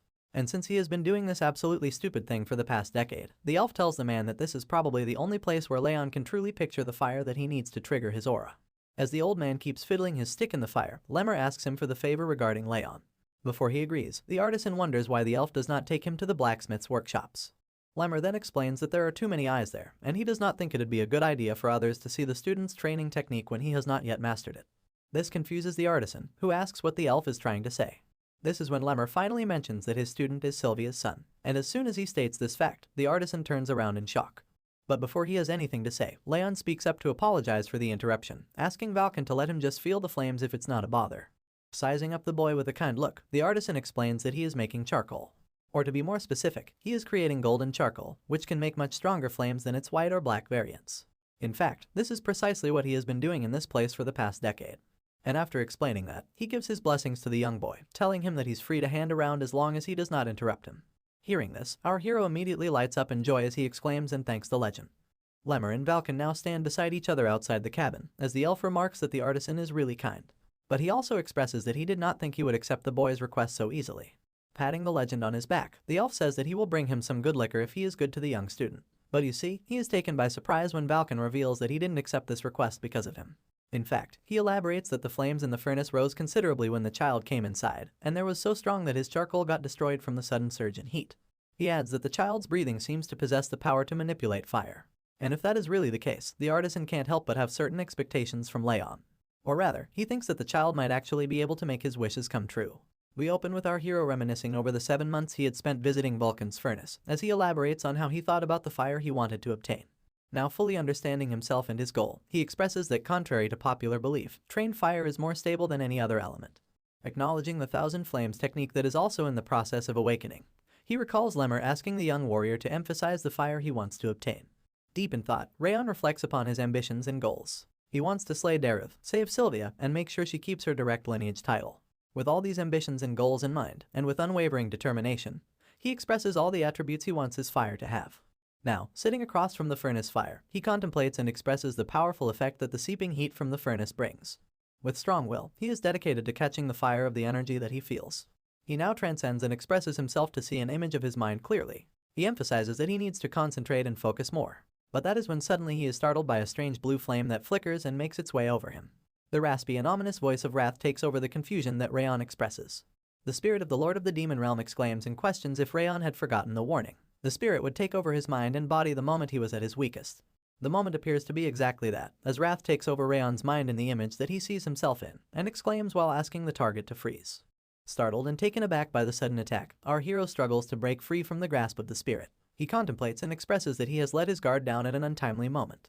Because the spirit had not tried anything lately, it led him to believe that it is on his side, which is far from the truth and is evident by such betrayal. Wrath appears to have fully taken over Leon's mind in the image that is portrayed before him, and as the spirit of the demon realm snarls and smiles widely at the now weakened hero, the realization dawns upon him, the reality of the demon that wants to take his life. Bearing the effects of the takeover, Leon expresses discomfort and elaborates that it is getting hard to breathe, and his body feels as if it is going to break into pieces. However, adding to the unfortunate circumstance, Leon expresses that he cannot move or stop the Thousand Flames technique unless he accepts the fate of death. He emphasizes that he needs to concentrate his aura somehow. Experiencing the daunting effects of the spirit slowly taking over his mind, Leon desperately realizes that he needs to think to survive, despite his consciousness slowly fading away. The chilling cold crystallizes and crisps up over the body of our hero as he struggles to make it through. This attempt to break free is observed by the spirit of the demon. Wrath addresses the target with a vicious smile as he speaks, stating that such a sight of desperation is pitiful. He questions if Leon really thinks he can endure the mighty power of the Lord of the Demon Realm like before. He believes this attempt is pointless as he exclaims that our hero's body and soul are now in his grasp. The freezing cold and numbness finally catch up with Leon as he sees himself slowly drift away while his eyes begin to close. Sinking into despair, he hears the voice of the spirit echo through the atmosphere as he claims that his efforts are pointless, comparing him to the man working in the furnace.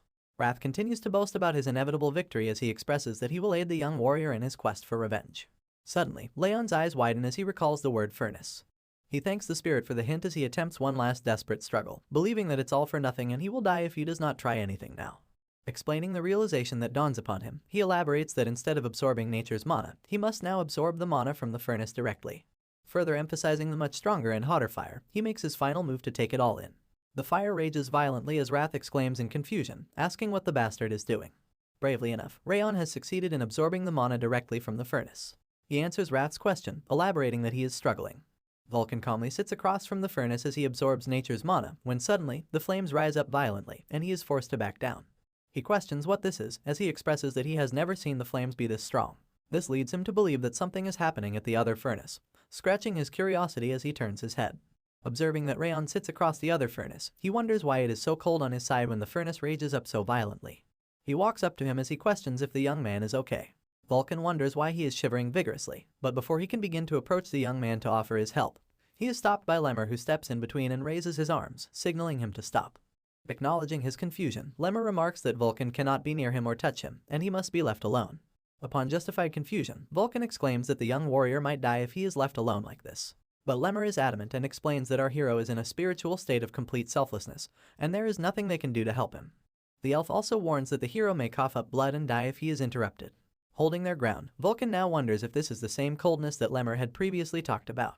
Vulcan worries for the young master as he questions if there is nothing they can do to help him, and Lemur blatantly denies as he exclaims that it is too dangerous. He expresses doubt and worry as he nervously addresses the young student and asks him not to die. On the other hand, in the apparent spiritual realm, the flames burn hotter than ever as Wrath screams in discomfort, exclaiming that there is no hope. But this is not like before. Our hero emphasizes that believing such a thing is bullshit, as he has already faced a helpless death before. He recalls his previous, meaningless life, expressing that he could not close his eyes till the very end. But this time it's different. He claims that he will not make the same mistake twice. Meanwhile, Vulcan expresses concern as the pressure and heat meter upon the furnace whistles and hisses violently. He remarks that at such a rate, the furnace will blow as it cannot take the sudden surge in heat. Lemur observes and notices that the mana emerging from the furnace is coagulating at one point. He immediately realizes that the bright student is absorbing all of it. The intense clash comes to a conclusion as Leon yells out in fury and determination, while Wrath screams in discomfort and denial. Our hero's hand reaches out desperately and firmly grasps onto the flame that appears before him. Following this brave act, a blast ensues, and the tavern is blown up as a large smoke cloud fills the sky. The loud bang shatters the roof of the structure as the flames seep out roaringly. From among the smoke, Lemur and Vulcan emerge fearfully as they yell out for our hero, asking if he is okay. Upon not getting a response, Lemur yells out, demanding the young warrior to answer. Before noticing our hero, in a strange stance as glowing sparks surround him. Lemur steps forward to have a closer look, and his eyes widen as he realizes the golden sparks emerge from the golden flames that roar around our hero. The system window appears before Leon, delivering that he has finally learned the Thousand Flames technique. A lily flower falls into his palms as the sparks diminish, and the system window pops up once again, expressing that the bitter cold aura has reached 2 stars due to the strong cold rage. The lily flower also fades away into steam as our hero smiles and acknowledges the unexpected turn of events. He expresses that he will be able to bloom right away. Just as he contemplates the doubt he had been feeling over putting himself through so much, his eyes catch the attention of another system window that pops up before him. He turns to the window as it delivers the fortunate news of our hero's stats being increased, as a reward for enduring the hardships put forth by rage in a situation of urgency. Leon is taken aback and confused by such a gracious reward. He can't believe he is being rewarded this much. What would have taken him years to achieve happened in just a moment. Contrary to the celebratory expression, Wrath expresses frustration and anger as he spirals around the room in a rage, exclaiming and questioning how our hero had been able to endure the situation. Teasing and adding to the spirit's frustration, Leon remarks that he had told him to stop trying because it would not have worked in the first place. Though our hero puts up a brave smile in front of the spirit of the demon, he nervously eyes Wrath as he recalls that he did almost die this time around. He concludes that this makes it certain that Wrath is not his friend. Following the confrontation, Leon determines that he cannot let Wrath discover his secrets and weaknesses. Suddenly, he is called upon by Vulcan. Turning his head toward the voice, Leon acknowledges Vulcan's worrisome look and remarks that he is, in fact, okay. Vulcan then questions if the young warrior has finally learned aura. Leon exclaims in joy and thanks Vulcan before affirming that he has learned aura and apologizes for breaking down the furnace. To his surprise, Vulcan is the least bothered by the furnace and brushes it aside, exclaiming that he can just make another one. However, before Vulcan can finish his sentence, his attention is diverted to a sparkling object that catches his eye, and he turns to the furnace in curiosity. The young hero wonders what disrupts the blacksmith, as Vulcan steps forward toward the furnace and picks up a shovel before digging through the ashes. After some digging, Vulcan gasps and exclaims when he finds the source of the sparkles to be golden charcoal. One glance at such beauty sets the blacksmith back all those years as he recalls the criticism and mocking words he had faced from the upcoming passengers and town members. Following the sudden reveal, Vulcan expresses that our hero might just not be the only lucky one. He moves the shovel filled with golden charcoal forward at Leon, startling the young man. before he proceeds to explain that such charcoal is stronger than white charcoal and lasts longer than black charcoal. He thanks our hero, exclaiming that he has now obtained what he had been trying to make for decades. Our hero is visibly startled and confused when the blacksmith strangely thanks him for seemingly nothing he had done intentionally. But Vulcan elaborates and expresses that each time the young master trained here, the flames grew wilder and became enlivened, and the heat from that spread all over the place. Further explaining such a phenomenon, Vulcan states that he is just a dunce who has done nothing but beat his hammer all his life, before exclaiming that he can tell such a feat is only possible because of the young warrior. He then thanks our hero for making this possible, before expressing that he wants to ask one simple question: what are our young hero's goals? Following up with the question, and upon visible confusion from Leon, Vulcan elaborates and asks Leon what kind of swordsman he wishes to be. Leon then expresses that he wants to be a swordsman who does not give up, regardless of the situation or enemy he is faced with. Upon such an answer, Vulcan is visibly confused, and he expresses that he did not expect such an answer from a young master. Nevertheless, Vulcan goes on to state that the young warrior will be able to possess a sword in 3 to 5 years, and he asks him to come and find him when he possesses one, elaborating that he will save the golden charcoal for that day. Leon is curious to know if the blacksmith means to make him a sword before questioning if he hadn't retired. Vulcan blatantly answers that people tend to go back on their word of retirement, before concluding the interaction as he waves goodbye to our hero, asking him to stay alive until then. Leon and Vulcan part ways as they walk separate paths. Looking over them is Lemmer, who observes them carefully from atop a hill. Lemmer nervously expresses that he had been wondering what would happen, before exclaiming that the young master has a really good talent for making people worry about him. This is followed by a sudden turn as he addresses the patriarch who stands behind him, asking if he is not right.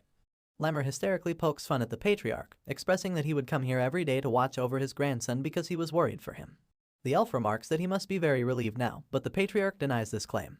Following the expression, Lemmer begins to uncover that the young warrior's aura's quantity and purity are beyond insane. He is skeptical if such is because of the furnace's heat, and he remarks that the child is surely talented.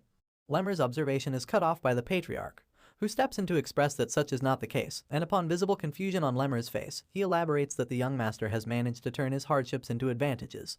Moving along to the 5th training hall, Lunan steps into the battleground with a box in her hands, having a sad look on her face. She wonders when Leon is coming back. Recalling the harsh words of other students about Leon, Lunan saddens even more as she firmly grips the box and expresses that she wants to help him.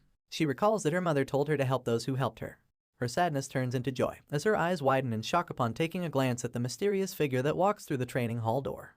Our hero steps into the training hall, arguing with wrath as the spirit springs up in frustration. He expresses that there is no need, and he can try his best.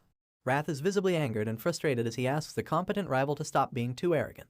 Just as Leon walks across the battleground, he is stopped in his way when his eyes catch on to Lunan. He is confused at the sudden appearance as he turns over to the girl, and she opens the box she holds in her hands, showing him the treats she has made for him.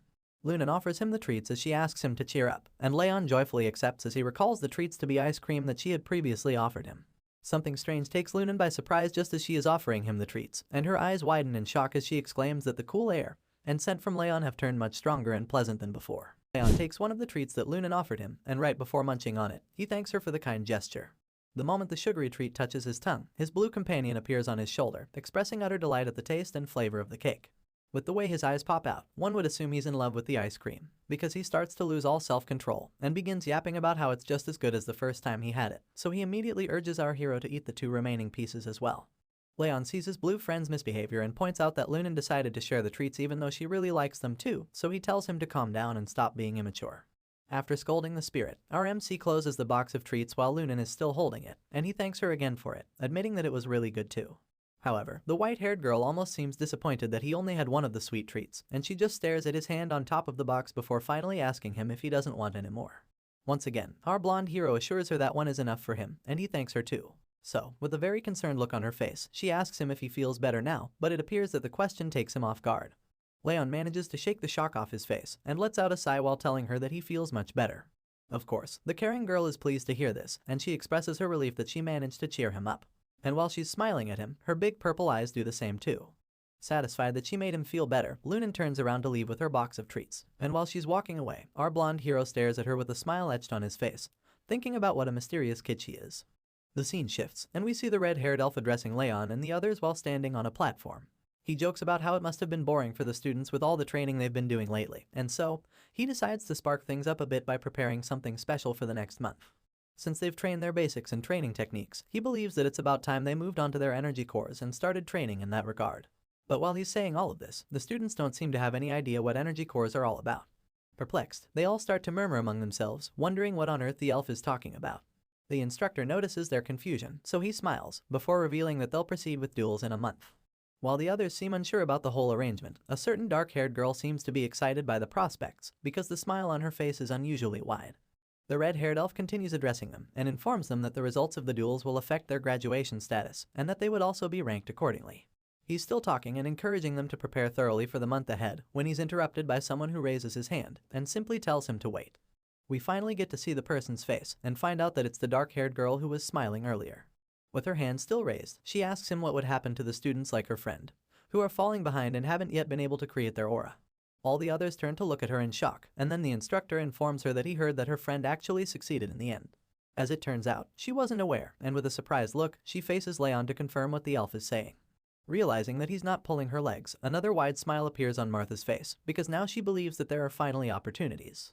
She reveals that she almost died of boredom because of how long the training went on, and as she walks closer to Leon, she reminds him of what she said before about how she doesn't listen to guys who are weaker than her.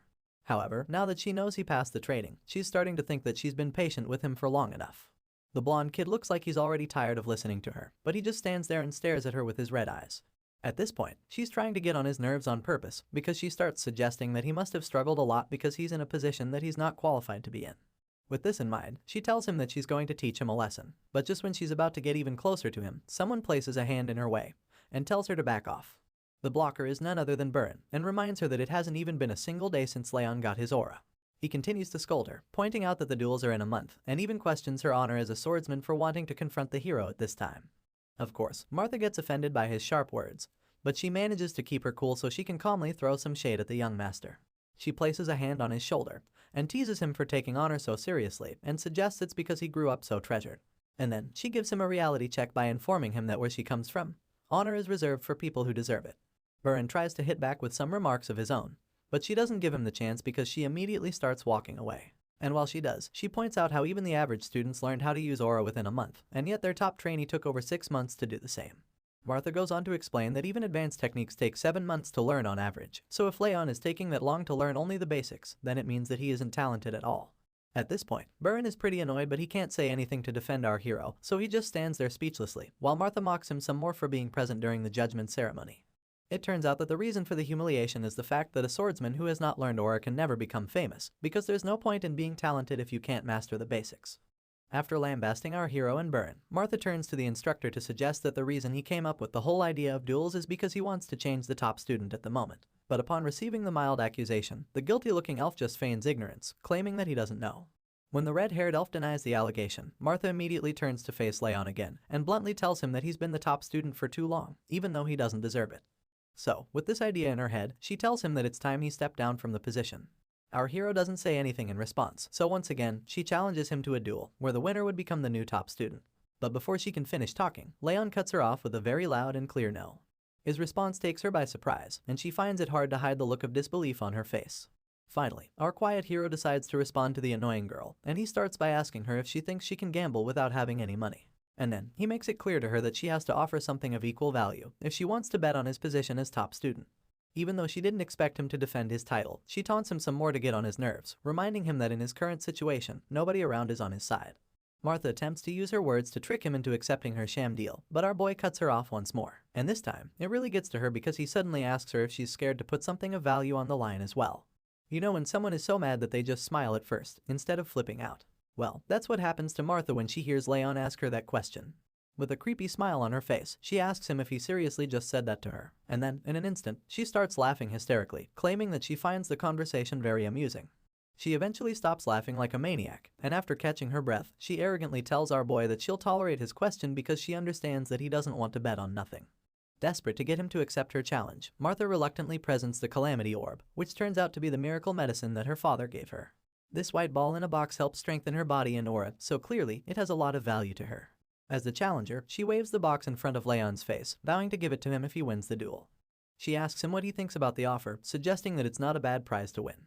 And in that brief moment when our boy is considering it, his blue companion, Wrath, pops out again to also have a look at the Calamity Orb. Our boy reminds the spirit about how he planned to wait for the perfect time to screw Martha over, but Wrath doesn't seem to know what he's talking about. So of course, Leon explains that there's something he wants to get from the mean girl, and with a knowing smirk on his face, he claims that this is their chance to do it because now is the perfect time. Unfortunately, we don't get to see what our genius hero planned right away, because the scene shifts to a month later. And in this scene, we see the anxious challenger looking at her calendar, because it's already been a month since she convinced our hero to accept her challenge. Martha is very excited about the duel, feeling that she finally has her chance to get payback on him. You see, Martha had never been hit in a fight by someone her age before coming to the training grounds. But Leon ended her streak with ease. And so, after 8 months, she finally wants to pay him back for the shame he caused her back then. She continues to think deeply about how the fight could go, and she recalls that it's only been a month since he learned how to use aura, which makes her feel very confident that she'll win. After all, she's already trained in her art for more than 3 years, so a mere noob shouldn't even stand a chance. However, another thought suddenly flashes across her mind, and she starts to believe that it's also a waste of time to wait for someone as untalented as him. Martha reminds herself that she needs to get stronger, especially because there's someone she needs to save. And with this motivation, she declares that Leon Zygarde is about to meet his end. Meanwhile, elsewhere, we see our boy chilling with wrath, oblivious to the fact that Martha is seriously plotting her revenge on him.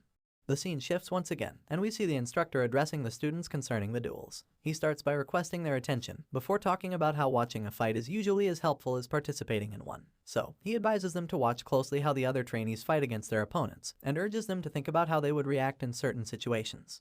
The instructor appears to be very excited about the duels, but the same cannot be said for the students, because they're all standing still like statues. Of course, he notices this and senses the tension, so he encourages them to shake off the nerves and just do their best.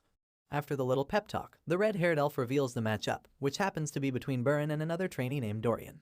Hearing his name, the young blue-haired master acknowledges the call-up and immediately steps forward for the fight. But while he's bravely stepping up to the challenge, his opponent doesn't seem to share the same enthusiasm. In fact, the terrified kid with green hair, who happens to be Dorian, fearfully raises his hand to call the instructor's attention and timidly surrenders before the fight even begins. As you'd expect, Burin is instantly taken aback when he hears this, to the point that he's even dumbfounded. The instructor, on the other hand, manages to shake off the wave of shock, and points out to Dorian that the fight hasn't even started. Determined to get out of fighting Burin in a duel, Dorian suddenly holds his tummy and begins wincing in pain, claiming that he doesn't feel so good, and that he has been feeling weak since the previous day. The instructor just looks down at the green-haired kid, who's insisting that he's serious about his condition, but it's quite clear that he's faking it. As Dorian continues his display, Wrath looks at him with rage and irritation laced all over his face, because he knows that if he had someone like that as his subordinate, he would probably decapitate him on the spot for being so pathetic. But surprisingly, Leon claims that he already expected something like this to happen. Meanwhile, the gentle instructor tries to convince Dorian to at least try, by assuring him that he would learn something even if he loses the fight. I'm not sure how, but his pep talk actually works because the kid agrees to give it a try. However, what we see in the next scene shows us that Dorian quickly regrets his decision. It doesn't take long before the green-haired kid loses to Burin and collapses to the floor, so he immediately surrenders once again. After the fight, the concerned instructor tells Burin that he's still failing to control his emotions, and points out that he could have defeated Dorian with only 5 moves if he had his feelings in check. The brooding kid defends himself by claiming that Dorian's reactions made him upset. Hearing this, the elf lets the matter go and faces the green-haired kid to ask him why he keeps running away, pointing out that he could have endured longer if only he fought properly. Unfortunately, all of the encouragement goes to waste because the kid just ignores him and keeps lying there like a loser while admitting that he's just too scared. After that display, the elf becomes excited again because he's about to announce the fighters for the next match. So, with a wide smile on his face, he calls out Lunan and Crane to come forward. Unlike the previous matchup, these two trainees are in it to win it, and just by looking at Crane's stern expression when they take the stage, you can tell just how serious he is. Lunan doesn't look so desperate to win though. In fact, she looks like she's bored. The two fighters take their battle stance, so the instructor starts the duel without any further delay. As soon as the fight starts, Crane charges at Lunan, attempting to quickly land a lethal hit. But even with how aggressive his attack is, the white-haired girl sees it coming, and just effortlessly deflects it with her sword. Sure enough, Crane is shocked to see this, and as his weapon gets knocked out of his hand and lodged into the ground, the instructor stops the duel. He then tells Crane that he's way too nervous, and explains that he needs to be more relaxed when wielding a sword. On the other hand, he tells Lunan that she didn't use aura enough, even though he admits that her counterattack was very good. After hearing what the instructor has to say, the two fighters acknowledge his advice and take note of it, so he proceeds to call out the next two trainees. The battles go on for a while, and among the sounds of the freshly clashing swords, the trainees start to comment that Martha must be getting really impatient for having to wait until the last turn. That's right, the duel between the black-haired girl and our blonde hero was finally in full swing, and it looked like Martha was having a real fun time in the fight. We see the look of pure confidence on her face as usual, and she's very excited as she clashes swords with our hero, who looks quite serious as well. I mean, this is a high-stakes match after all, so it's no surprise that both of them are dialed in. As the fight continues, Martha attempts to land devastating blows, but each time, our boy deflects them, showing incredible agility and skill. And it doesn't take long before he turns defense into offense, with a brilliant counterattack move that leaves the girl shocked. However, she manages to dodge the hit, and then goes back to reassess the situation before her. Even though she's starting to get worried, she covers it up with her usual taunting facade. She tells Leon that she didn't think he could deflect her sword, and finally admits that he's actually talented after all. Regardless, she believes that his talent is only in his swordsmanship, so she calls him a halfling whose aura isn't strong enough, and as such, she claims that he doesn't have a future. As usual, her words are just a distraction to allow her to land an attack, so while she's saying these mean things, she also prepares to go in for another attack. This time, it's much more powerful than the previous ones, because she leaps into the air and generates an insane amount of momentum in a single swing, hoping to finish our hero off with the hit. However, to her surprise, Leon blocks the attack and continues to stand his ground, even as she tries to force him down. Despite her surprise that our hero managed to block it, the girl taunts him, suggesting that he can't hold it much longer, because aura depends a lot more on the talent of the user than their swordsmanship. Determined to throw him off his game, Martha tells him that someone like him who just barely managed to create aura can never be her match in a million years. She even threatens to crush his bones if he doesn't surrender, but before she can complete her threats, our boy deflects her attack and forces her back a few feet. At this point, the mean girl is stunned, and Leon finally decides to use his words to fight back, so he points out how she keeps talking about talent, and how the people in their family really love this word. Martha responds, suggesting it must be annoying for him to hear it all the time, because he's not talented, which is also the reason she wants him to realize his actual place. Hearing this, our hero hits back at her, revealing that he's going to show her something as well, and this thing in question happens to be something way more important than simple talent. The moment Leon says this, his sword is instantly covered in flames, and upon seeing this, fear and anxiety grip the boastful challenger. Scared and confused, she stares at our boy as he reveals the Thousand Flames technique, first flames, which he's going to use to teach her a lesson.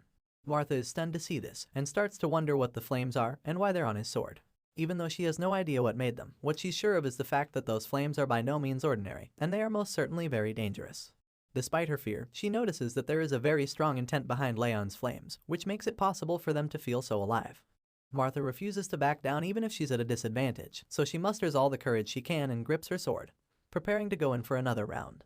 In other words, she's going to reveal a powerful secret technique of her own as well. And while our hero's sword is covered in flames, Martha activates her technique called Meteor Form, Ultimate Point. That's right, this duel just got more intense, because Leon immediately realizes that Ultimate Point is a skill that allows her to collect all of her aura into a single point, and he's impressed that she can use such a skill at her age. Our boy also presumes that she's going to throw everything into her next attack, but he still remains calm and waits to see what exactly she's going to do. The two opponents face off once again, and Martha admits that our hero is strong, but she assures him that he won't be able to block the next attack she throws at him. Just like she did earlier, she lifts into the air and generates a lot of force, which she concentrates into her aura-infused sword attack. Leon watches closely with his eyes fixed on the girl while she's in the air, and so when she finally lands her most powerful attack yet, history repeats itself and our hero blocks it just like he did the first time. You can tell just how power-packed this clash is, just by looking at the air around the two fighters. It's filled with their aura, which is probably a result of the insanely powerful techniques they are using. The other trainees watching are probably scared at this point, because the force from Martha's attack cracked the ground, while also causing a huge dust cloud to emerge. They find it hard to see what's happening because of this, but when the dust clears, we see that the challenger's sword was broken in the clash. And on top of that, she's been knocked out cold, lying on the cracked floor. Upon seeing this, the other students can't believe their eyes, because they never expected that Leon would defeat her, and they certainly didn't expect Martha to lose the fight she's been training so hard for. Either way, they notice something strange about our hero's aura as well, and murmur about what it could be. Leon hears all of their comments, but like the quiet guy he is, he ultimately decides to ignore them without clearing anything up. He stands over his opponent's body while rubbing his wrist, and just looks down at the girl, not sure of what to say at this point. Suddenly, he notices that even in Martha's unconscious state, her fist is still tightly wrapped around her sword. And seeing such resolve, Leon admits that in the end, the black-haired girl also has something far better than some flimsy talent or skill. This special quality that he believes she possesses is mental strength, and he seems to be very impressed by it. The scene changes, and the next thing we see is the palace, where the patriarch is being informed that Leon has defeated Martha. The red-haired elf is the one breaking the news to him, and he points out how our boy completely defeated Martha, even though she's been training her aura for more than 4 years. Overall, the instructor summarizes the event as an unbelievable feat, and it turns out that the man sitting on his throne feels the same way. He admits that the flames he saw that day were beautiful, and the force of the powerful move was incomparable to its size. Not to mention, he's almost completely certain that everyone in the family is already aware of the situation. With this in mind, he tells the instructor to guide the hero so that he doesn't get full of himself, and of course, the elf is more than pleased to perform his duty. But even though the patriarch is very impressed with his son's feat, he's also very concerned about Martha, who had to suffer a crushing defeat, so he asks how she's holding up. Her instructor admits that the girl was a bit shocked at first, but also confirms that her injuries are completely treatable. While they're still discussing, we see that the girl in question is still brooding in her room after her loss. Her injuries might be minor, but it looks like the emotional damage isn't something they can ignore. Outside, we see our blonde hero trying out something with a beautiful flower in the garden. But while he's at it, his blue companion yells at him not to hurt the flower and even threatens to freeze him to death if he doesn't do better. In response, Leon bluntly tells Wrath that the flower won't even do anything, and then tells the blue creature to stop acting like he's so strong. However, Wrath insists that their plan isn't working because of the kid's stupid elemental resistance, so Leon smugly hits back, saying that he's glad the blue creature is aware that this isn't worth trying.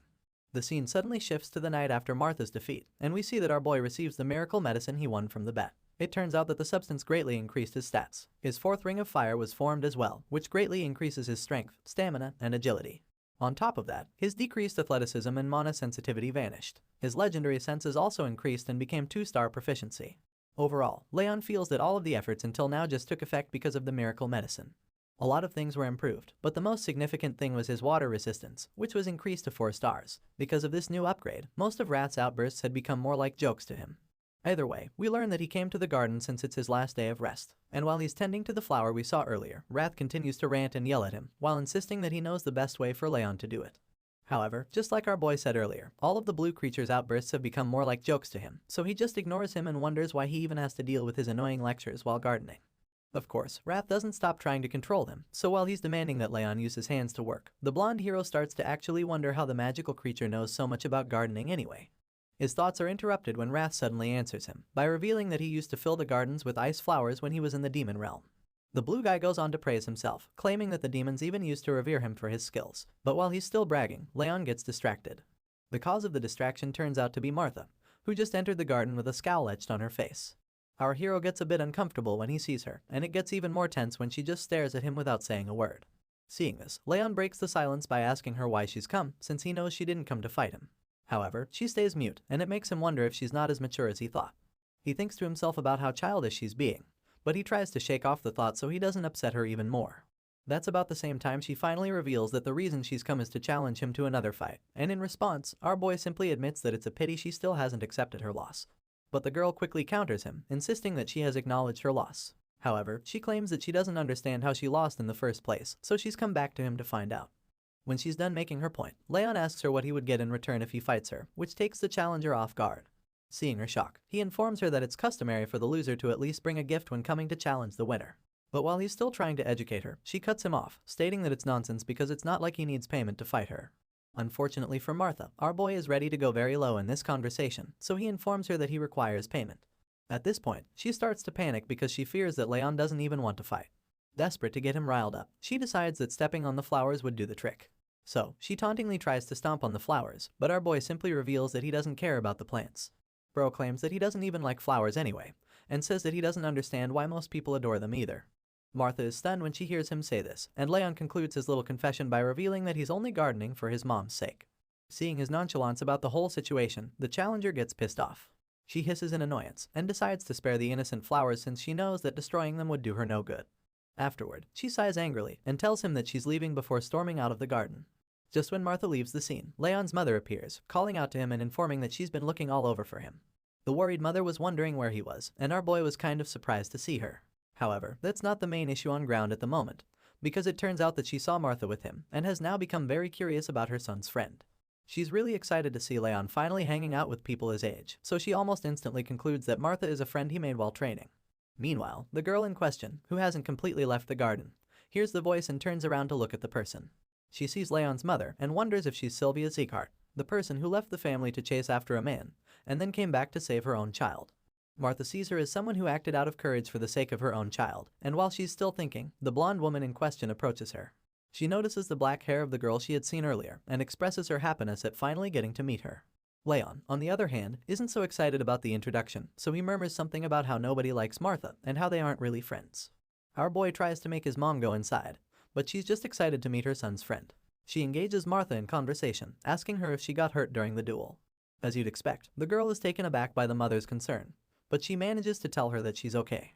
Sylvia reveals that she was really worried, and starts to smother the girl with affection, telling her that she didn't know Daniel brought up such a talented and beautiful child. And because of this, Martha starts to blush uncontrollably, not knowing how to react to the kindness.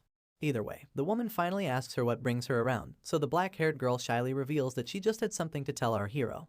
A very flustered Martha tries to cut the conversation short by claiming that she's done and wants to get going. But Leon's mother suddenly insists that she stay over and have a meal with them. This offer shocks the girl to her bones, and while she's still in a daze, Sylvia takes her hand and insists that she can't let her son's friend leave on an empty stomach. Of course, Martha tries to protest, but all of efforts prove futile because the next thing we see is the two kids sitting at a table while Sylvia serves the food. Leon is utterly confused by his mother's politeness and a bit embarrassed by the way she talks about the food he likes. When Sylvia sits at the table, she tries to make small talk with Martha. She confirms that the girl is a year older than Leon and then asks her if she had faced any troubles during training. The girl claims that she's fine in that department, so the lady goes on to talk about how the meat might be a bit tougher than she's used to. As a result, she asks Martha to chew well so she doesn't get indigestion, and the moment the girl hears this, she literally sees her mother and Sylvia for a brief moment. The flashback of Martha's childhood with her mother is brief, but it hits really hard. She continues to eat in silence, and by the time she's done with the meal, she thanks Sylvia for having her. The kind lady reveals that she's glad Martha enjoyed the meal, and then she asks the girl to be nice to Leon going forward. Meanwhile, the son in question is standing a few meters away in utter confusion, because has no idea why the hell Martha is also acting so nice all of a sudden. It makes him wonder if she ate something bad, and Raph, who's just as confused as him, suggests that it might be a possibility. Later, while walking home, Martha thinks about the meal and concludes that Leon must think she's crazy. However, Sylvia's eyes look just like her mother's, and it made it impossible for her to reject the offer. Martha thinks about how her hair color, face, and voice were all different, but despite that, she could really feel the warmth of her own mother from Sylvia. We suddenly learn that after Martha's real mother was kidnapped by the white blood cult, she was adopted by Daniel, and from that day, she vowed that she would never lose until she found her mother. Since then, she had done everything to keep that promise, but that was until she lost to Leon. Martha knows that the Zygardes adopted her for her talent, so she fears that she might get kicked out if she keeps losing. It seems that her father is a soft person, but the girl starts to wonder what would happen if it's all an act. If that's the case, then it would mean that she would lose all hope of finding her mother. This is why she is so hard on herself, because she thinks in her mind that she's never allowed to lose. When Martha gets home, she's met by a messenger who's been waiting for her, because he has a message for her from Daniel. The young lady is shocked to see the letter that her father left for her, and the messenger claims that it was probably written right after the duel. In the letter, we see her father congratulating her on her first loss, reminding her that one loss doesn't make her a loser. He encourages her to think about what made her lose, and improve on it, rather than get worked up about the defeat. In the end, he wishes that he could be there to comfort her, and apologizes for how long his mission is taking him. But he also assures her that he loves her, and that he's still looking for her mother with the best of his abilities. The note closes with him telling her to hold on, because he hasn't given up on her. After reading the note, Martha seems rather cold about it, and simply tells the messenger to inform her father that she'll keep his words in mind. The moment she enters her room, she resumes beating herself up about the loss. The girl thinks that the defeat was really pathetic, because it wasn't even a result of her letting her guard down or something. Troubled and frustrated, she stands in front of her mirror and picks up a knife, deciding that she has to acknowledge her loss and move forward. Martha insists that she can't bring shame to her father, so she cannot pretend that her defeat never happened. As such, she decides that she has to mark the event and improve upon her mistakes, and ensure that she won't be ashamed to see her father. With this in mind, she begins to cut her hair with the knife. And by the time she's done, she decides that it's time to set her mind straight, so that she can let go of her stupid and pathetic past. Martha then stares at her new appearance in the mirror, and vows that she will become stronger than ever. The next day, when she arrives at the training ground, the other students can't believe how different she looks, but she just ignores all their murmuring, and heads straight down to where Leon is sitting. Our boy is also quite shocked by her change in appearance, but she doesn't even give him a chance to ask anything before stating why she's come to see him. The young lady suddenly admits that she knows an apology won't make up for the way she's treated him in the past, but she assures him that she's going to keep her promise. As you'd expect, Leon has no idea what she's talking about, so he reluctantly asks her what she's trying to say. In response, the girl begrudgingly admits that she's talking about the deal they made before the first duel, where the loser is supposed to obey the winner. As much as it pains her to say it, she admits that it's the reason she came, and then quickly storms out of the place before her ego can take any more damage. Once she walked away from him, Leon calmly processes everything that she just said, and thinks about how random and unexpected it was. Regardless, he's quite sure that she's not going to act so docile just because of the promise, and it makes him think that she might actually have changed a lot in such a short time. As such, Leon starts to feel that Martha might actually be a lot more mature for her age. However, this conclusion gets proven wrong immediately when he sees the girl in question kicking one of the other students for getting in her way all the time. As he witnesses her kick the shit out of the green-haired weakling, he realizes that she probably only changed towards him. After that scene, the next thing we see is that the new year has arrived. Right from the start, there have been many small changes, and it's mainly because of Martha's promise.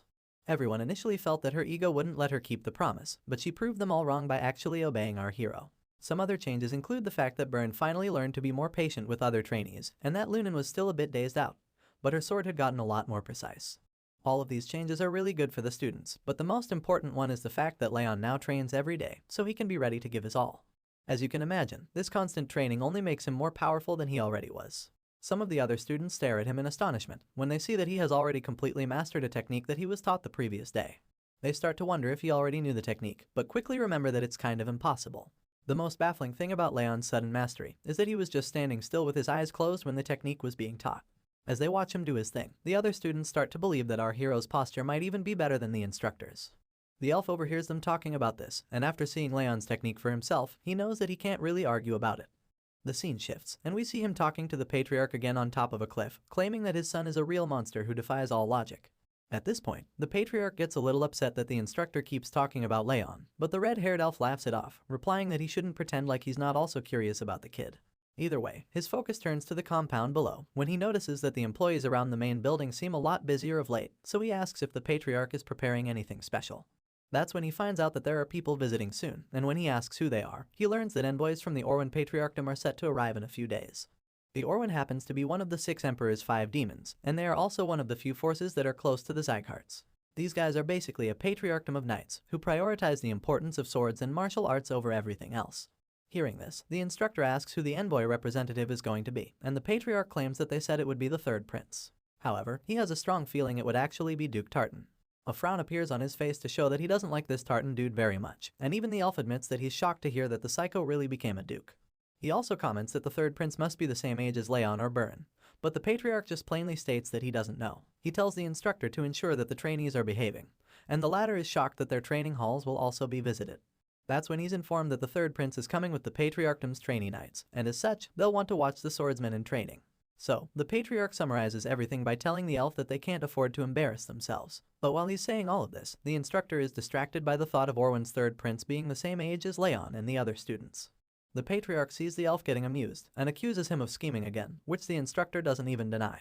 Later, he rejoins his students and informs them of the new development, so they're equally shocked to hear that Orwen knights will be coming at their training grounds. The instructor reminds them that the envoy is already on the way, and then informs them that the 3rd prince would like to spar with them. As you can imagine, the trainees get nervous because of the sudden news, but the elf insists that he's always reminded them that a swordsman should be prepared at all times, even in their sleep. The nervous students recall that the visitors were supposed to go to the 6th training hall, so they wonder why they want to visit them now. In a flashback scene, we see that the elf was actually the one who went to invite the Orwen people to come see the 5th training hall. In the present, he pretends not to know what caused the sudden change, and encourages them to look at each other before inviting the visitors inside. As the blonde prince and his knights enter the training hall, the instructor welcomes them and introduces them as the Orwen Patriarchdom's prized knights in training. The blue-eyed prince greets the teacher and introduces himself as Grier de Orwen. Meanwhile, Leon observes the prince carefully and admits that he's certainly strong for his age, because even at first glance, he can tell that he's the strongest among the other knights in training. Just then, like every forward and overconfident teacher, the instructor calls out to Leon and asks him if he's also scared to duel with the prince. Of course, our boy thinks carefully about his answer so he doesn't end up embarrassing himself. In his mind, he admits that it would be nice to practice the footstep technique he just learned, as well as connect his sword skills, so after thinking deeply, he replies that he would like to train with the visitors. The elf immediately concludes that Leon spoke for the whole class, so he decides that both sides have agreed, and proceeds to tell his students that they need to pick 20 from their side. He asks each of his trainees to lock who they would like to duel against, and as if the pressure wasn't already enough, he informs them that he's bet his entire month's salary on them winning against the visitors. The students are horrified to hear this, especially since he tells them that he'll put them through hell if they lose. A while later, we see that Leon has helped the students to pick out the best 20 among themselves, and tells them to look closely at the opponent's hands. That's when the students realize that the Orwen Knights are shaking too. Our boy tells his team that even though the visitors have handsome armor and confident posture, they're still trainees like the rest of them, who can't help but get nervous about a duel. Leon continues his pep talk, assuring the students that the intensity of their training is in no way less than that of the 6 emperors or 5 demons. He pumps them up, reminding them that the blood and sweat they've shed training until this day has been worth it, and encouraging them to do their best and not get nervous. With high spirits and a lot more confidence, they acknowledge his words, so Leon decides that he'll be picking the order in which they go in. This blonde-haired mini-commander knows that the first fighter is an important factor in increasing the spirit of others, so he decides that it must be someone strong. With this in mind, he calls Martha and asks her if she can do it. But before he finishes talking, the girl starts walking to the arena, confidently assuring him that she'll end it quickly. Martha asks everyone to gather around the center to watch, and as she takes the stage, the other students are horrified to see the huge opponent she'll be going up against. They start to wonder if these knight trainees are even the same age as them, and fear that even Martha might not be able to win. The Orwan knight in training introduces himself as Tars and compliments her body for being so well trained, even though it's not fully matured. He then admits that he's looking forward to their duel. But while the other students worry about how the fight would go, Martha is so confident in her victory that she tells Tars to stop acting polite and just start the fight. As the duel begins, the prince is shocked to see that Martha is overpowering Tars, who's actually the bigger and seemingly stronger knight in training. He watches the black-haired girl in awe as she attacks the Orwan knight with a confident smile. Overall, the swordsmen of the second training hall proved that they were definitely stronger, and they lived up to the Zygarde name because they were clearly on par with the kingdom's knights in terms of skill. On the other hand, the trainees from the sixth training hall turned out to be rather disappointing with their skills. Even though they were well trained, they were still inferior in skill compared to the Robert family's knights in training. However, the prince couldn't help but admit that the sixth training hall is still where the most talented trainees were, especially after seeing Martha's brave and epic display of incredible swordsmanship. From a distance, we see the Orwan Kingdom's Duke speaking with the red-haired instructor. He asks Lemmer if this is the reason he came out of nowhere to suggest a visit to the fifth training hall. In response, the elf claims that it's a rare opportunity to be able to duel against one of the six Emperor's knights in training, and then reveals that he suggested the matchup because he thought it would teach his students a lesson. The visitor is surprised to hear this statement, and admits that he can't believe those words just came from the person who used to be called the Brilliant Sword. Hearing this, Lemmer just teases him, asking if he should act the way he used to back in the old days. He even suggests that they make a bet, at which the Duke confirms that the elf's betting tendencies are still very much a part of him. Interested in the offer, he asks the elf what the terms of the bet are, so he responds, saying that they should have 20 duels in total, and then reward the winner. Lemmer believes that it would be a lot more fun if they wagered on the duels instead of just watching the matches, but the guard captain finds his suggestions overly confident. He reminds the Duke that his knights were given training in Orwan, so he asks him if he's really sure that his trainees in the training hall can beat them. This question just causes Lemmer to burst into laughter, before telling the visitor that he has way too much faith in his trainees. The elf admits that he too has great faith in his students, implying that he's very sure they can defeat the visitors. The scene shifts back to the fight, where we catch up with Martha, who's still giving Tars a horrible time in their matchup. She lands a powerful sword slash which he manages to block, but the impact is so great that it pushes his feet into the wooden floor. Immediately in the next second, the force of her attack shatters his sword, and as a wave of horror washes over his face, he starts to ask himself how the girl could be so strong. The guy is sweating at this point, because of how terrified he is, but Martha doesn't even care that he's now defenseless. She just follows up with another powerful hit to the gut, which should ordinarily be enough for Tars to start coughing out blood. Even though he's wearing metal armor, the hit is still so strong that it forces him to his knees. As such, Martha is announced as the winner of the honestly one-sided duel. Our boy watches the whole thing feeling dazed, and admits that he thought she would be softer in her swordsmanship after fighting against him. He's completely taken aback by the fact that she has even increased her speed and power instead. After the massive win, Martha sheathes her sword, and with a smug look on her face, she asks her defeated opponent why he would depend on his strength so much when he didn't even put everything into his first attack. This dark-haired girl with no chills even calls him an idiot for making that costly mistake against her. Seeing her confidence and increased strength, Leon admits that he finds it pretty amusing. But Wrath instantly chimes in, claiming that there's nothing amusing about watching these little ants fight. The grumpy blue creature claims that all the duels are even boring to him, but our blonde hero just responds, reminding him that not all ants are young. Wrath just scoffs when he hears this, and begins to brag about his exploits back when he was in the demon realm. He claims that back then it was more entertaining to him when he pitched younger demons to fight against each other. However, before he can finish bragging, Leon just smashed him back into vanishing. Our boy is having fun, so he just wants the blue guy to shut it for now. Not long after that, we see that it's time for the next duel between the trainees and the visitors from the Orwan Kingdom. It's the 18th match, and this time, it's between Lunan and another knight in training, named Idalia.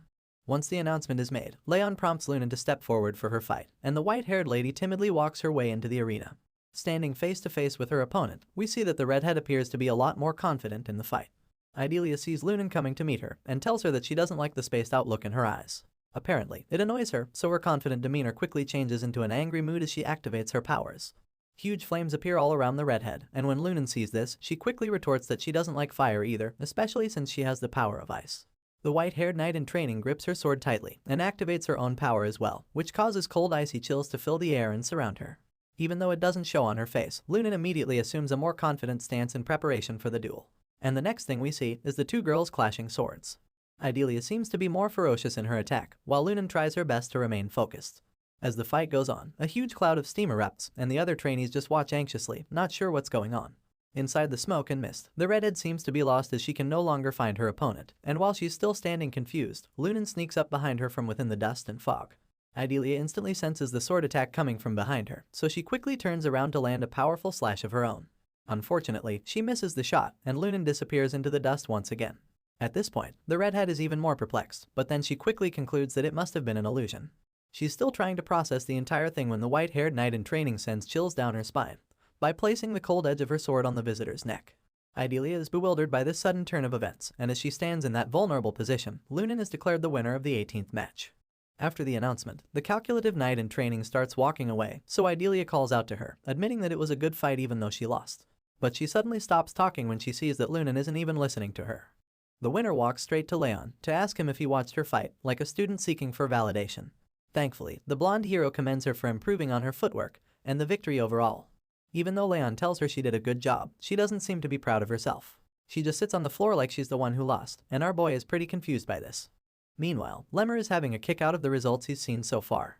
Since the little tournament started, his students have had 9 wins and 9 losses, which means that they're currently tied with the visitors on the number of wins. So, he jokes about it, suggesting that things are getting pretty heated for the two sides.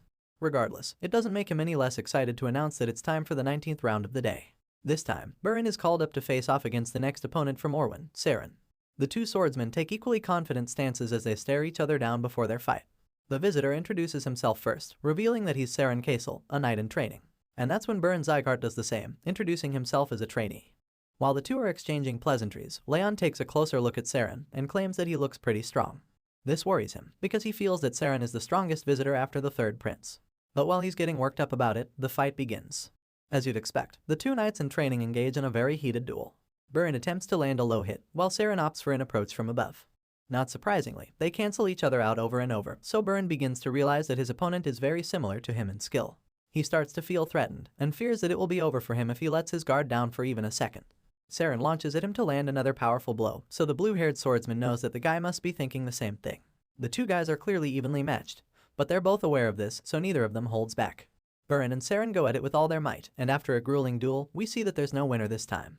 Both fighters point their broken swords at each other, and they're panting heavily after such an intense fight. Meanwhile, the other trainees watching are astonished to see that Burin and Saren somehow managed to break their swords. Seeing that this is the result of the 19th duel, the instructor confirms that the match has ended in a tie. After the announcement, a very pissed-off Burin just walks back. Still, Leon commends him for doing a good job, claiming that Saren was the strongest fighter out of all the Orwin knights in training so far. But of course, the grumpy blue-haired guy just storms past him, feeling very disappointed with his own performance. He claims that it doesn't matter how strong Saren was, because he feels that he should have won at all costs, since he went out there to fight with the Zygarde name on the line. However, while he's beating himself up about it, the blonde swordsman just calms him down with a pat on the shoulder, telling him not to worry about it.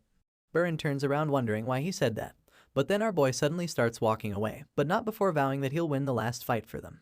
Leon is very certain that he'll defeat the strongest Orwin knight in training, who is none other than the third prince, Grier de Orwin. So, with the determination and zeal to bring glory to his family name, he walks up to face his blue-caped opponent for the 20th round of the very intense tournament. The third prince sees our boy walking up toward him, and he starts to panic because he didn't expect that Leon would be the trainee to fight against him. Using his power, he senses our hero's martial prowess and feels that it's way too ordinary, so he asks Leon if he's even a direct bloodline descendant of the Zygarde family. In response, the hero just bluntly reveals that he isn't, so Grier de Orwin scoffs, because he didn't expect to fight an obvious duel. From the tone of this voice, and the look on his face, you can tell that he's underestimating our boy. This snobby prince even claims that he'd prefer to fight someone between Burin, Lunan, and Martha than enter a meaningless duel with Leon. He then calls out to Instructor Lemmer and claims that he has a suggestion for the fight. The red-haired elf asks Grier what he has in mind, so he points to Lunan and Martha, claiming that he doesn't think they're even tired after their own duels. So, he asks the elf if he can fight them after beating Leon. I swear, this guy is overconfident for no reason. After hearing this very bold idea, Lemmer gleefully accepts the proposal, reminding the prince that it's only going to happen if he defeats his current opponent. With the instructor's approval, Grier asks that the girls start getting ready for him right away, because he thinks his fight will be over too quickly. This dude is so confident that he's going to win, that he even decides he won't use his aura against Leon, feeling that he wants to save his power for the girls. After making this decision, he unsheathes his sword, probably thinking that he's just going to casually defeat our boy in a few seconds. Leon hears everything the third prince says, but he doesn't even respond to his insults. Instead, he chooses to do the talking with his sword, so he unsheathes his blade as well. Just as the fight is about to begin, Duke Tartan arrives at the scene, and is horrified when he sees Leon. He asks the instructor who the blonde monster is, and comments that he didn't even notice him before because of his inconspicuous presence. However, now that he sees him, he feels very disturbed by him. Lemmer just responds by saying that the Duke isn't so blind after all, and asks him why he didn't warn the third prince if he knew about Leon's strength. Tartan realizes that Grier thinks the blonde swordsman isn't skilled, and even though he would one day grow up to be the future of the Orwin kingdom, this blue-eyed prince still doesn't know the meaning of defeat. The Duke confesses that he felt it would be a good idea for the prince to learn what it feels like to lose in a safe environment. Regardless, he still feels that Grier is insanely strong, and he's confident that even the genius swordsman won't win against him. Lemmer hears this and finds it amusing, so he just smiles once again, telling Tartan that he doesn't agree. Seeing that they're not on the same page about who would win this insanely hyped duel, the elf suggests that they make another bet. The Duke is taken aback by this and asks Lemmer if he loves to gamble that much. However, the red-haired instructor assures him that it would be a simple bet on a few drinks, so Tartan agrees with him and asks what they're betting on. In response, Lemmer just raises his hand, showing 5 fingers before making a very bold statement, claiming that Leon will end the third prince in just 5 attacks. At this point, it appears that the instructor is even more confident than Grier, who thinks he'll take our boy out very quickly. The fight starts strong, and the red-eyed swordsman charges at the prince with a powerful sword attack. The prince is taken by surprise with this, and his eyes widen in horror as he sees the person he underestimated, lunging at him with a fire tornado at his back. Even the Duke is stunned by this instant attack from Leon, but before he or his champion can even think of a counterattack, the genius swordsman lands his first blow. With great force, speed, and precision, our boy hits Grier in his side, leaving him stunned for a while. The impact is so much that the prince even starts coughing blood, while wincing in pain before falling to his knees as if he's already lost. Seeing this, Leon assumes that the prince is already down, so he concludes that the fight is over and starts to cover his blade back. While he's doing that, Lemmer starts laughing again, feeling that he overestimated the prince by thinking 5 attacks would be needed to knock him down. On the other hand, Duke Tartan just watches the whole thing with shock laced all over his face. The guy can't believe his eyes, and while he remains stunned, the prince starts to reflect on his earlier thinking. He admits that he judged incorrectly, and finally starts to realize that Leon was the last fighter for a reason. Well, of course, it's because he's the real deal, and Grier finally understands this as well. Meanwhile, the Duke tries to start an argument. Tartan finds it hard to believe that Leon is just a trainee, because, in his eyes, the blonde kid already has the footwork and swordsmanship of a trained knight. But Lemmer doesn't give him any room to continue, explaining that it's the exact reason he said that Leon would win. With the way things are looking, the instructor feels that his student has brought home the win already, so he tells the Duke that he'll make reservations at a nice and fancy place where they can have some drinks. But before he can finish talking, Grier interrupts him.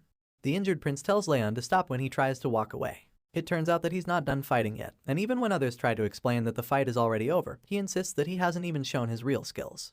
The third prince claims that the fight would have been very different if he had used his real powers at the start of the fight. And while he's being a sore loser, Martha cuts him off, insinuating that he's just a barking dog. She mocks Grier for refusing to admit his defeat, and being so whiny when he's supposed to be a prince. She also uses the opportunity to take a jab at Byrne, who's still brooding on the sidelines after his tie against Saren. The prince is shocked to hear her talk to him like that, and he's evidently ashamed of himself. But before he can say another word, Martha just continues talking, and informs him that she's actually trying her best to be nice to him at the moment. And after claiming that she's being polite, she yells at him to get the hell out of their training hall, reminding him that he already lost.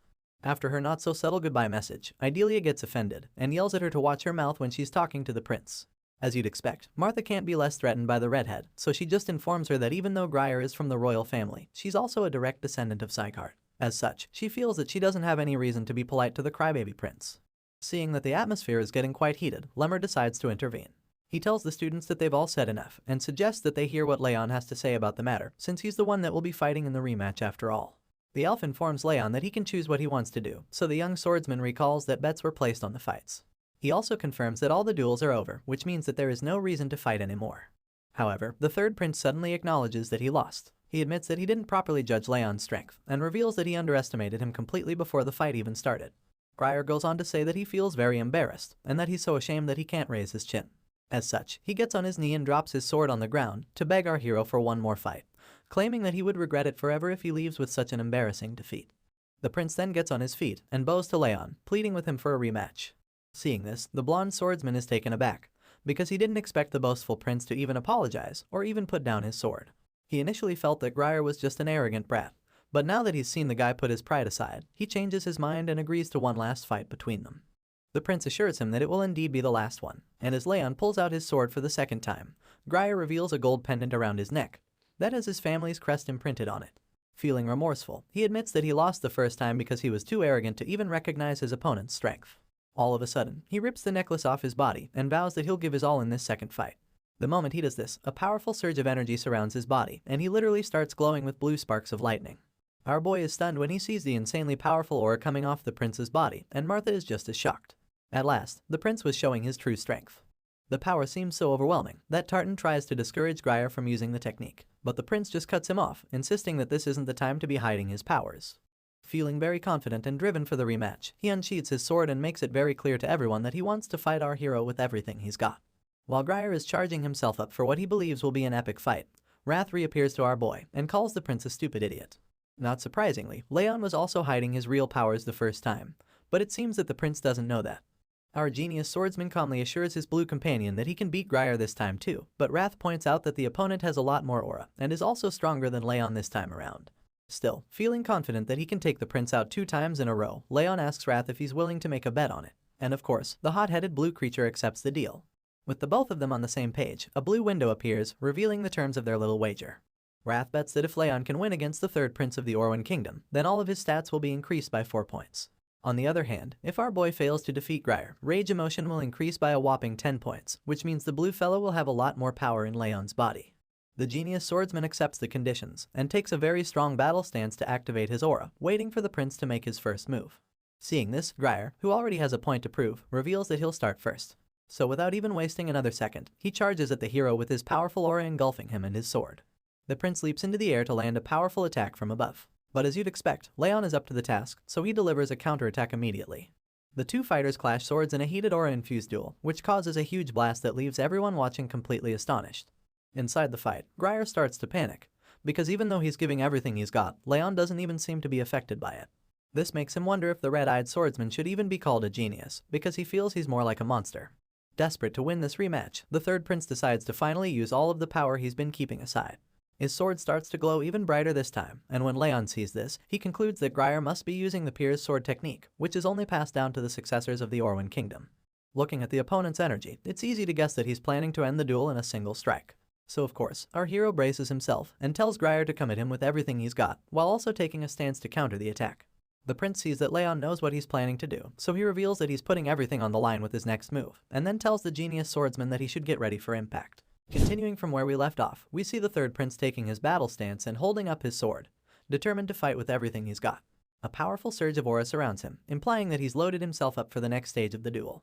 Our genius swordsman sees this and instantly confirms that Grier de Orwen is using the Pier's sword technique. He knows that it's a move only passed down to the successor of the Orwen Kingdom, and as such, he's now certain that the prince's next attack will contain every ounce of energy he can muster. However, our boy already has a countermeasure in place for when this happens, and it is revealed to us that he's already memorized all of the sword techniques that the third prince used. Prepared for any move that can be used against him, the genius swordsman grips his own blade and infuses it with his aura until it activates the Thousand Flames technique First Flame, called Cyclotorsion. This move causes a powerful wave of flames to whirl around Leon's sword, and then he points the blade at Grier de Orwen, confirming that he's also ready for the next round of their duel. The third prince sees this and is immediately terrified, because he realizes that his opponent is actually using a rare and powerful golden flame aura. As terrified as the prince might be, he refuses to give up, claiming that he still has a seemingly clutch technique at his disposal. So, he musters all the courage and strength he can to land the powerful sword strike, looking to finish off our boy with just this one swing. Leon, on the other hand, performs his own counterattack to block the prince's slash, and as the 2 heavyweights clash swords, a massive explosion of aura erupts, creating blasts with blinding light. Within the huge blast, we see the 2 swordsmen giving everything they've got and pushing their aura to the limit. This battle of grit and wills continues for a while, and in the process, Leon's foot slips as he gets pushed back by Grier de Orwen's force. The prince instantly notices this, realizing that he now has the upper hand in battle. At the same time, we see a very strained look on our genius swordsman's face, implying that he's struggling and having a very hard time in the fight. Regardless, he doesn't relent in his attacks, and equally musters all the strength he can to overpower the prince. Thankfully, his efforts are not in vain, because all of a sudden, we see that the blonde prince's sword has been shattered, and the look of horror on his face confirms that he already knows he's lost. The blue-eyed prince almost can't believe it when he sees the broken pieces of his sword floating in the air. He realizes that his aura can no longer save him, and while he's still coming to terms with the unfortunate turn of events, Leon takes advantage of the situation. He suddenly asks the dazed prince if he's also going to deflect his next attack, and before the blonde noble can even process the question, he receives a sword strike to the body, courtesy of the genius swordsman. Our boy displays impeccable precision and skill with his attack, all while looking like he has ice in his veins. The moment he strikes Grier de Orwen, his name is announced, and as the defeated prince falls to his knees, the red-eyed swordsman is declared the winner of the final round. The disappointed prince just stares at his broken blade, thinking of how he definitely had the upper hand in speed and strength during the fight. Obviously, that wasn't enough to guarantee the win, because now he's the one kneeling in defeat with half a sword in his hand. The loss is so unbelievable that Grier de Orwen even starts wondering if his opponent used his footwork to respond to his aura. At this point, the guy doesn't even know what to think, so he just accepts the defeat with a small smile and admits that the thing he heard about the world being big is true after all. Leon overhears him making this vague statement, and it catches his attention, so he turns to the third prince.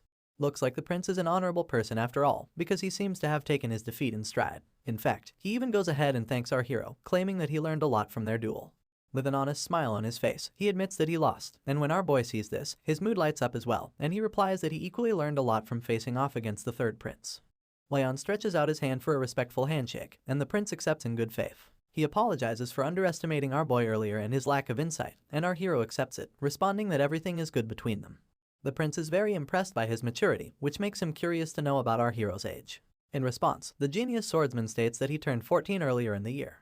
Hearing this, Grier de Orwin is a bit embarrassed, so he laughs it off, realizing that he lost to someone younger than him in both swordsmanship and personality.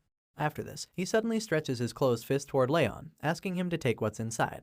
The curious knight in training asks what it is, so the prince opens his hand, revealing the gold badge plate with the Orwin Kingdom's symbol on it. He tells Leon that the item is proof that the Orwin Kingdom's third prince is willing to do any kind of favor he requests of him in the future. Hearing this, our boy asks the prince why he's giving him something so precious. The prince states that he feels inspired by his loss against him, and feels that he owes him a favor at the very least for his troubles. Still wearing a cheerful smile on his face, Grier admits that he even feels fortunate to have lost to someone like Leon. Our boy eventually accepts the gift, and as the third prince walks away, he comments that he's sure they will someday meet again. Surprisingly, he says that he hopes Leon will still be better than him when that day comes, and claims that it would be fun trying to catch up to him until then. After talking with Leon, he goes over to Lemmer to admit his defeat. He assures the instructor that he lost the best against him, and the red-haired elf just excitedly agrees with him as if he knew such a result was certain. That's when Grier tells Duke Tartan that it's time for them to get going, and while the latter appears to be a bit taken aback by this, he ultimately follows his prince's command. Before leaving, however, Grier suddenly remembers that there is something he has to do right away. While the third prince sets out to do this last thing, we see Leon recalling something about his past life. As he walks out of the training hall, he remembers how he always had to carry out all his missions without any payment. But now that he's received a gift from the prince, he wonders if it's always been normal to be awarded for your efforts. He stares at the gold plate badge with a satisfied smile on his face, and admits what a weird feeling it is for him to have received such a precious item. Finally, he can't help but think that this life is surprising him in ways that he didn't expect. Afterward, the scene shifts to Grier talking about his experience during the duel. The patriarch seems a bit disappointed by the lesson that the prince learned from the duel, but Grier insists that Leon helped him reflect, so he could realize that he wasn't actually the best like he initially thought. The prince claims that Leon was like an already trained swordsman. He even goes on to point out how he's never seen a trainee like that, even though he had already been in many duels throughout the 6 kingdoms. Although Leon is younger than him, he can't help but admit that he learned a lot from him.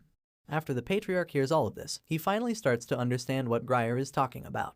This is when the prince reveals that he intends to go back after their meeting, claiming that he wants to train his body and solidify his mind like our hero.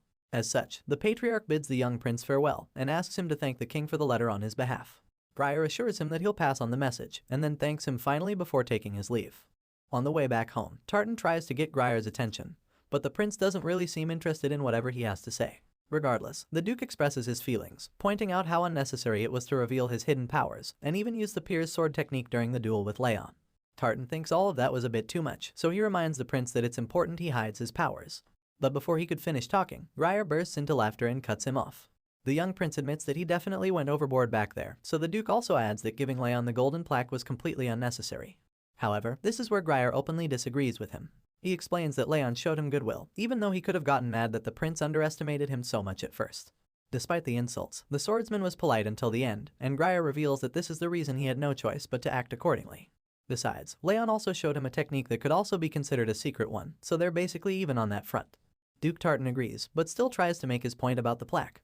Grier already knows what he's going to say, so he just cuts him off, claiming that the gift was an investment. The Duke is stunned to hear this, so he asks the prince what he means. In response, Grier explains that Leon is sure to become a great figure one day, even without being of direct lineage. And this is because he already has that level of skill, personality, and mentality at his young age. As such, he makes the Duke understand that it would be an advantage to him if he had someone like that on his side in the future. Needless to say, Tartan is surprised to see that his prince is looking so far into the future. The young prince just laughs in response, however, claiming that he's better off dead if he can't think that far after getting born into the royal family. As they continue their journey, Grier starts thinking about Leon again, already curious to see how much better he'll be the next time they meet. Meanwhile, back in the patriarch's throne room, the butler comments that he's happy that his grandson, Leon, has been acknowledged by the prince of another kingdom. The old nobleman asks the monocle-wearing guy what he's talking about, so the butler points out that it's been ages since he saw the patriarch smile. Well, it turns out that the old blonde guy didn't even notice his own facial expression, so the butler informs him that he's been smiling ever since the prince mentioned his grandson's name. Hearing this, the patriarch just tells the butler that he's mistaken, suggesting that he's getting too old. Regardless of the taunts, Lowen, the butler, tells the patriarch that he's still concerned about what Duke Tartan said, so he asks the nobleman what he's going to do about it. Upon being asked this question, the patriarch's mood changes, and a very solid scowl appears on his face. He doesn't say anything, and just sits in his chair, frowning without a response. In a flashback scene, we get to discover what Tartan said that could bother the old men so much. In this scene, the Duke announces that he has news other than the prince's letter. The patriarch gives him an audience, and so Tartan reveals that it's a message from the Orwen Kingdom's king, Lekros Albertan de Orwen II. The red-eyed man braces himself for whatever news it might be, and that's when Tartan informs him that the 5 darknesses have begun moving again. We are then immediately greeted with red and black silhouettes of some ominous figures, potentially signifying the future antagonists of the story. The scene changes, and in the present, we see Lemmer commending all his students for their performance against the Orwen Kingdom's knights in training. Because of how good they were, the instructor seems to think that they're now ready for the next stage, so he reveals that he's going to proceed with some very special training the following week. However, from the look on the trainees' faces, it's pretty obvious that they're not ready for all of that. Feeling nervous and slightly terrified, the green-haired kid who's already made it clear that he's afraid of most things, quickly asks the instructor what he means by this special training. It's at this point that Lemmer confirms all their fears, explaining that what he has in store for them shouldn't really be called a special training, because, in reality, it's actually going to be a real battle. He makes them aware of this, and then scares them some more by suddenly telling them to be prepared to see real blood when the training starts. While the elf is busy terrifying his students, we see a place south of the Zygarde territory. This place is basically a snowy forest, but this is also where the mountain bandits reside, and this group of thieves call themselves the Snow Tiger Claw. These guys are partially associated with the North and South Alliance, and the main way they've been earning money is by receiving fees to let people pass through a particular road in the mountains that they blocked. Unfortunately, it appears that their activities have been getting a lot more violent as of late.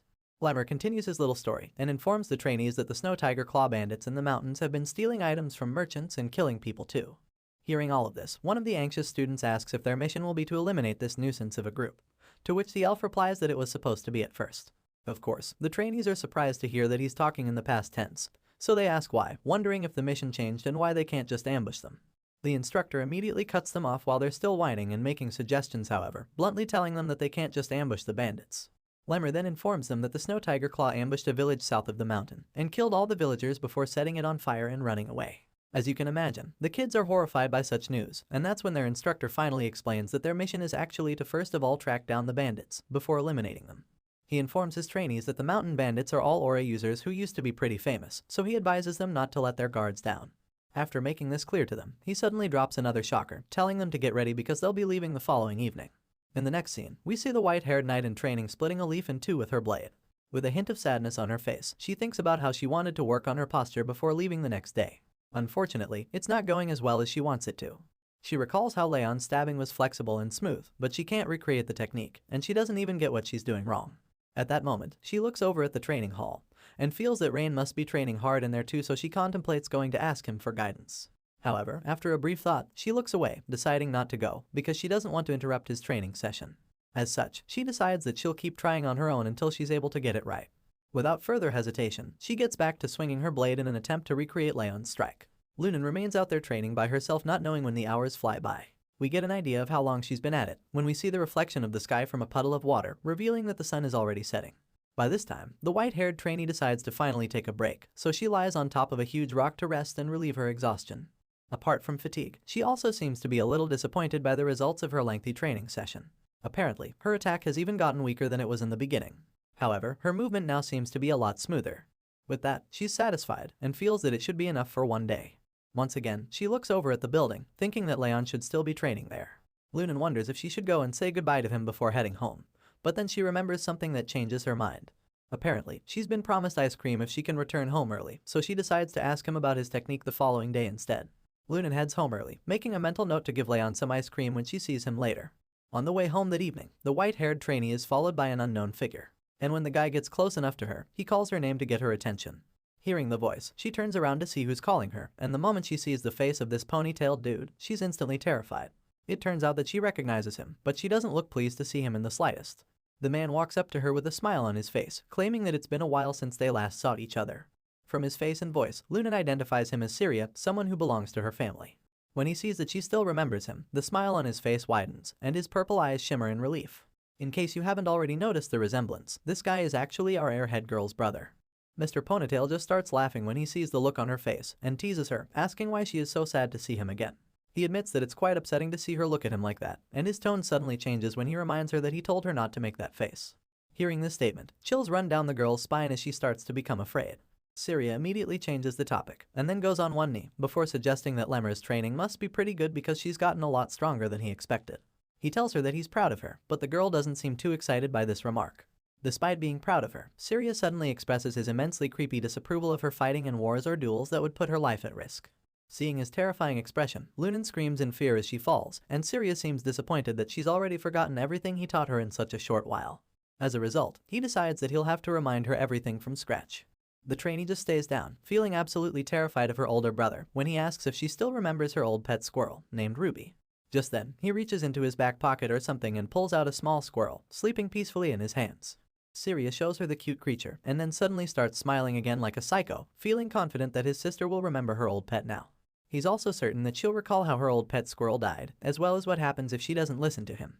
The innocent and terrified girl begs Syria to wait, because she already knows what's coming next. She even tries running toward him to stop him from doing what he has in mind. But while she's still screaming, this cruel dude squashes the poor woodland creatures with his hand, turning it into a bloody mush. Lunan stops in her tracks at the sight, horrified when she sees the manner in which he murdered the squirrel. Just as the wicked older brother had predicted, this gory sight triggers the traumatic memory of Ruby's death.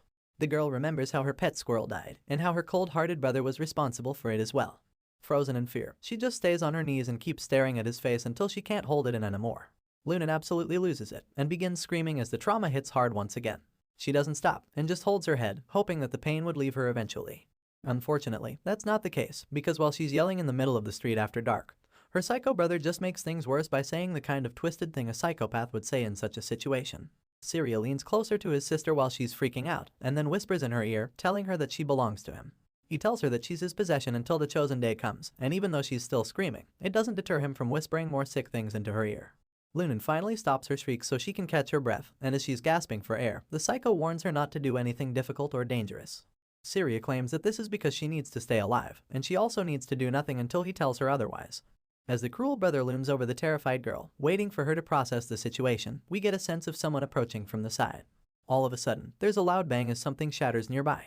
Syria seems more irritated than bothered by whoever made the noise, and remains seated in his position with a calm expression. On the other hand, Lunan is simply grabbing her head as if it was going to fall off, and we see a sword cut through the air in front of her.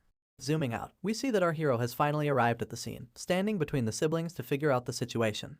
It doesn't look like he's in a mood to exchange greetings, however, as his pissed-off face demands the scumbag psycho to reveal his identity. Leon takes a very menacing stance in front of Syria, and with his sword in hand, he asks the guy once again to reveal his identity. Not surprisingly, Lunan's psycho brother decides to mess with him first. He starts laughing like a maniac, and then tells our boy that he should be the one to first introduce himself before asking someone else their name. This dude literally tells the angry swordsman that he shouldn't talk to him like that after his sudden intrusion. But as you can imagine, our boy isn't going to take that. Leon quickly hits back at the maniac, reminding him that he's the one who's blocking the path in such a narrow alley. His red eyes glare at Syria, laced with annoyance, and then he goes on to ask the guy if he's a thief or a robber. At this point, Lunan's brother also seems to be getting upset, probably because he's just been assumed to be a thief. Syria admits that he can see why Leon would interpret the situation that way, but then he makes it very clear that he's certainly not a robber. That's when he finally reveals that he's actually Lunan's older brother. Hearing this, Leon doesn't seem too surprised, but what he does notice is how traumatized and unsettled the poor girl behind him is. She's literally sitting on the floor, trembling and holding her head like someone that's fighting demons. It gets so bad that she starts groaning in pain, so at this point, our boy can't take it anymore. Leon faces Syria again, and then points out that Lunan looks very terrified, so much so that he even asks the guy if he's really her older brother. I mean, you don't expect him to just believe that with the current state of things. In response, the psycho just starts laughing awkwardly again, raising his hands in the air like a guilty person who's just been caught red-handed. Syria responds to our boy by saying that he may have gone too far with the prank. While pretending to be some kind of good older brother, this guy blatantly lies that he only pranked her because he was just so happy to see her after a long time. Unfortunately for him, Leon isn't buying any of that bullshit.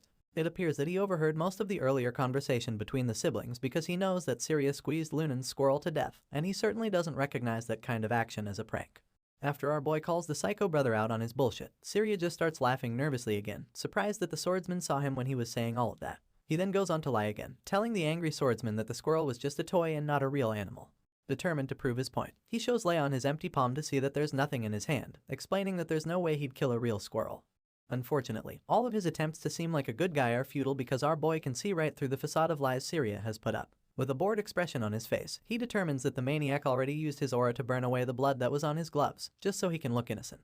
After telling all the lies, Sirius suddenly changes the topic and tells Leon that he only came to give his little sister some snacks, claiming that it's because he'll be gone for a while on a long-term mission. He says this while dropping a box on the ground, and the blonde swordsman watches him carefully the whole time. After dropping the box, Sirius tells his terrified sister that she has a really nice friend, and then suggests that she and Leon stay as good friends. The weirdo suddenly turns around and starts walking away, telling her that he's sorry he went too far with his prank, and as he nonchalantly struts away from the scene, he tells her to stay healthy until the next time they meet. As Siri leaves, Leon just stares at him the whole time, because at the back of his mind, he feels that he knows the guy from somewhere. Just then, it finally comes to him, and he realizes that Lunan's psycho brother is the genius brother of House Sullian. He also knows that Syria is one of the 12 monsters that are expected to become the next generation's heavens of the continent. It turns out that the maniac is a big shot, because he's widely known as the Azure Sword, and now that Leon has come face to face with him, he remembers how he only heard about Syria before his reincarnation. This is his first time seeing the guy in the flesh, so he begins to recall how the guy was a madman who pretended to be a merciful hero. Leon believes that Syria carries the same disgusting stench that Darius does, and that's enough to tell how much he dislikes the guy. Anyway, our boy finally comes back to reality, and quickly checks on Lunan, who was already on the verge of losing her mind. Our hero gives the terrified girl a hand, and then tells her that it's time for them to go as he offers to see her off. Lunan finally accepts his offer, and after a while, the two arrive at her cart. Before she goes in, she thanks him for coming to say goodbye, and upon hearing this, Leon assures her that it's okay. He then says that she should go to bed early, reminding her that they'll be leaving early in the morning.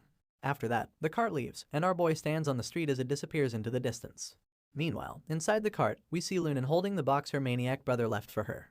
When she gets home, she's still as moody as before. She curls up on her bed while the box of treats sits open on her bedside table. The snacks look pretty good, giving off a nice aroma, but Lunan can't care less about that. All she can think about is how her brother came again, and how he's just the same as before. In that moment, a memory from her childhood plays back in her mind. We see Lunan as a little girl, with a scratch mark on her hand. She holds her pet squirrel Ruby in her hands, and defends the woodland creatures, claiming that it only hurt her because it's pregnant and sensitive. She tries to tell her brother that she's perfectly fine and that the scratch doesn't hurt, but her words fall on deaf ears, because the next thing we see is the lifeless squirrel lying on the ground. After killing Ruby, Syria tells Lunan that she can't afford to get hurt because she belongs to him. He tells her never to get hurt in the future, saying that all she should ever do is just breathe. Alright, this is already a very sick thing to tell a kid. But just when you think it can't get any more twisted than that, this guy literally threatens to kill their parents if she tells them about what happened. Syria tells her that he doesn't even need the house, and that he'll destroy everything. He threatens to burn everyone except Lunan to death. After hearing such deadly promises, the poor girl finally accepts her fate, and knowing that someone will get hurt if she talks about him, she decides to keep everything to herself. From childhood, that became her mantra, as she believed that everything would be fine as long as she kept quiet. However, as she grew older, she realized something. She used to think that she was the only loner. She thought she was the only one who was suffering in silence, but that was until she found out that there was someone else to share her pain with. Someone who was just like her, and his name is Leon Zycart. Lunan learned how kind he was, how much effort he made, and how much suffering he had endured. She watched him change how others looked at him through sheer effort, and it inspired her to do the same. Lunan admits that she did her best at his side to enact that change, but after everything she's done, it still looks like it's just not possible for her. As painful as this all seems, she just comforts herself by believing that it's okay as long as she continues to endure. We're suddenly taken to Jarton Village, the southernmost part of Zycart's domain. Here, we see Lemur telling his students that they'll be spending the night in the village. The trainees all look exhausted, so the instructor commends them for traveling through the dimensional door. He knows that they must be very tired, so he encourages them to have a good night's sleep, reminding them that it will be their last opportunity to relax before the mission. Of course, they're not exactly pleased by this news, but it's not like they have a choice. As they make their way into the village, a man welcomes them and tells them that he'll guide them to their rooms. Lemur thanks the man for his hospitality, and as the scene changes, we see our boy chilling by a small fire inside his room. He suddenly thanks Wrath, but the blue creature doesn't get what he's talking about. That's when he reveals that he wouldn't have been able to notice something the previous day if it wasn't for Wrath's hint. Apparently, he didn't know that Syria was hiding his presence, and in a flashback, we see when Wrath noticed something strange. The blue guy just explains that he would definitely do that much for the bead ice cream girl. He's referring to Lunan in this case.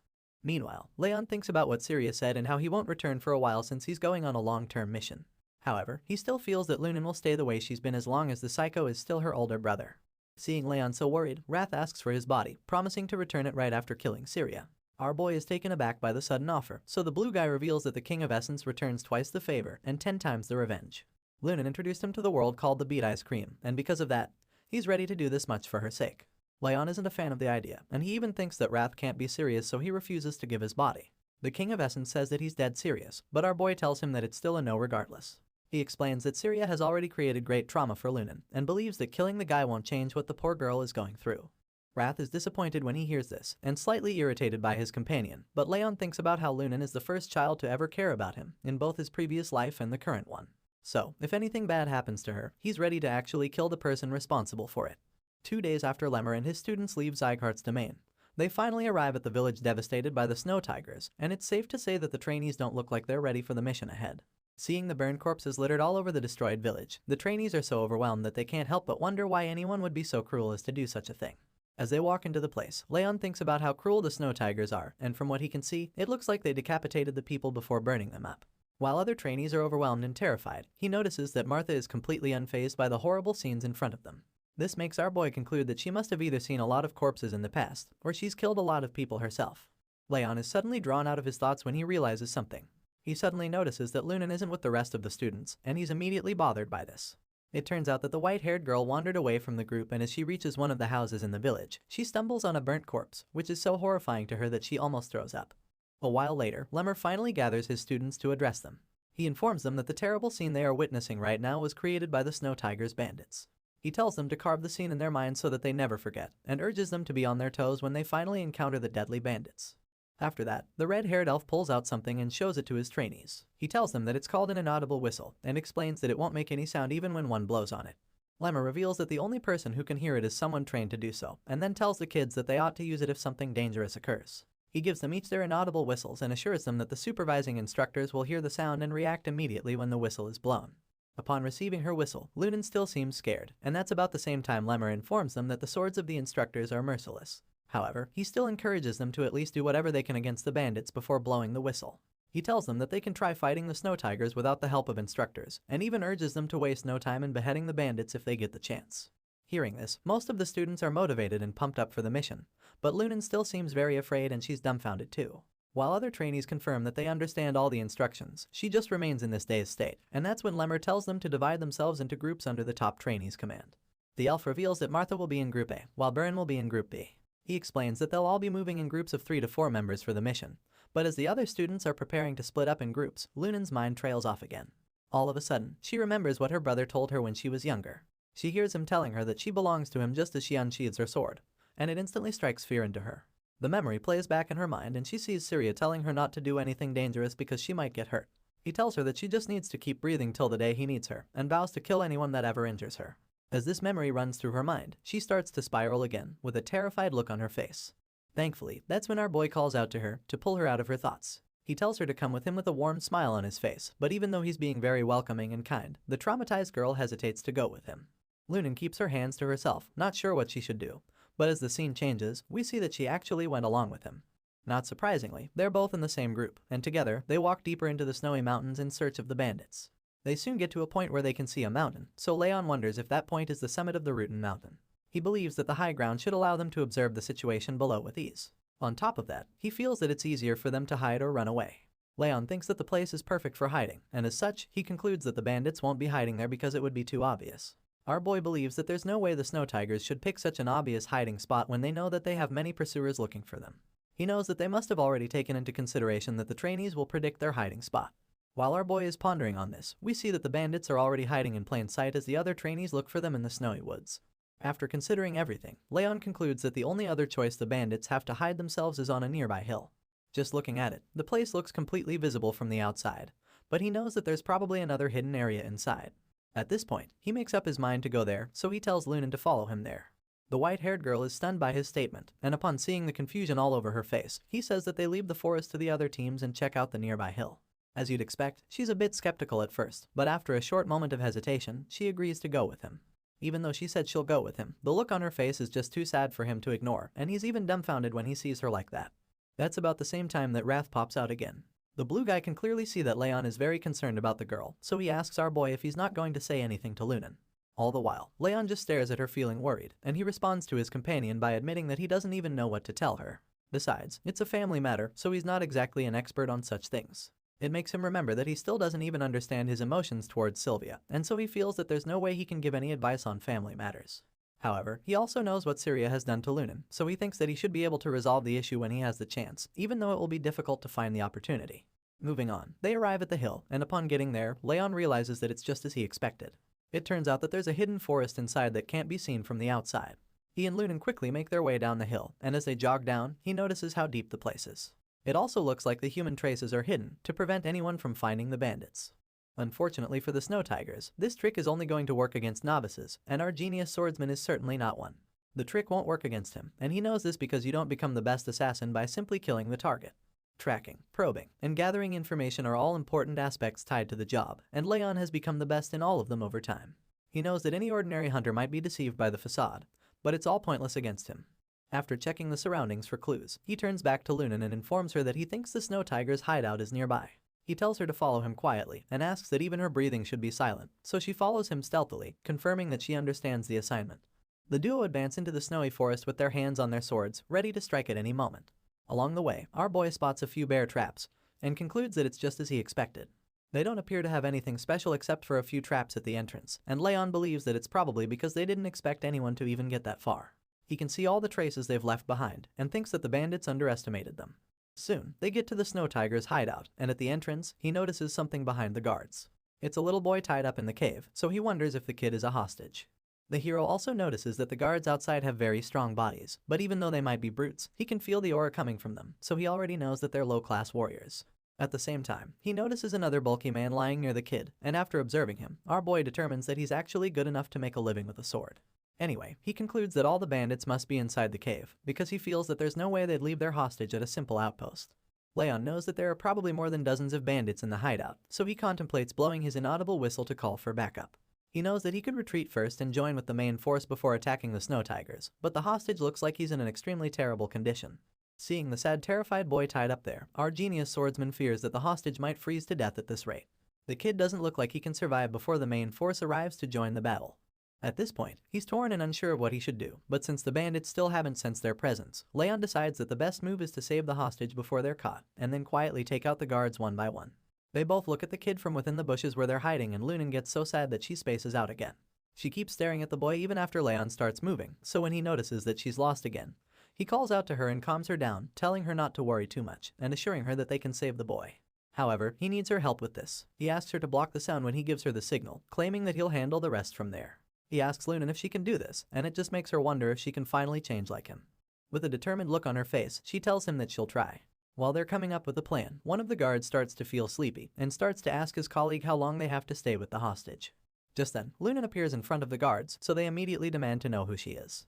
However, she just responds by unleashing her aura to block the sound waves from their voice. They quickly realize that the sound from their voices isn't spreading, so they're surprised that she blocked it with her mana. As they stand within the sound trapping dome, wondering what a mana user is even doing there, Leon suddenly enters the scene, hoping to use this chance. Before dealing with the big guy near the hostage, he intends to first slay the two guards in front. Our boy unsheathes his sword and prepares to deal the killing blow, but the moment Lunan sees him looking so menacing, it triggers the haunting memories of her psycho brother. She begins to see the images of the dead squirrels from her childhood, and this causes her to break down again. This is bad for the plan, because she also loses control of the sound barrier. Our boy is horrified when he sees that the barrier was destroyed, so he wonders if her trauma was revived because of the situation. Lunan starts to freak out, breathing heavily, which makes our hero get the feeling that they're certainly going to get caught at this rate. Leon sees one of the bandits charging at Lunan with a sword, so he runs as fast as he can to stop it from happening. His wild eyes widen in fear as he panics. To make matters worse, the white-haired girl doesn't even know what's going on, so she can't even help herself. She's too busy fighting the trauma her psycho brother caused her. The enemy's sword is just a few inches from Lunan's head at this point, and it looks like the poor girl is done for, but that's when our boy takes care of the situation. The next thing we see is the bandit lying unconscious on the icy ground with Leon's foot right on top of his head. The furious swordsman tells the guy to keep quiet, and threatens to give him a one-way ticket to the afterlife if he opens his mouth. From the look on our boy's face, he's in no mood for games. He tells the criminal to answer only the questions he asks, and promises to pull out one bone from his body each time he refuses to answer. Now that's some mafia boss type torture right there. The subdued bandit doesn't say anything in response, since all he can practically do at this point is groan in pain. I mean, there's a foot on his head after all. While restraining the scumbag, Leon glances at Lunan to check on her, and he sees her panting heavily. He also notices that she still managed to put up a mana barrier despite trembling in fear. He believes that the only reason they're alive is because of her. It turns out that even after panicking, Lunan was still able to put up a protective barrier, and Leon finds this very impressive. The traumatized girl finally recovers from her episode, and gets up to join our boy who has already begun his interrogation. Now that the hostage is safe, Leon asks the bandit to confirm if he's a member of the Snow Tiger Claw, and the guy admits that he is. The swordsman then asks him how many of them were in the cave, and the guy reveals that there are a total of 39 scumbags in the forest. After getting that information, Leon asks how many hostages are left, and the guy confesses that there's only one left inside with them. Upon hearing this, the swordsman thinks that it's just as he expected. His thoughts are interrupted when the kid they just rescued reveals that the last hostage is his younger sister. The terrified kid begs Leon to save her, so Lunan comforts him and assures him that they'll save his younger sister.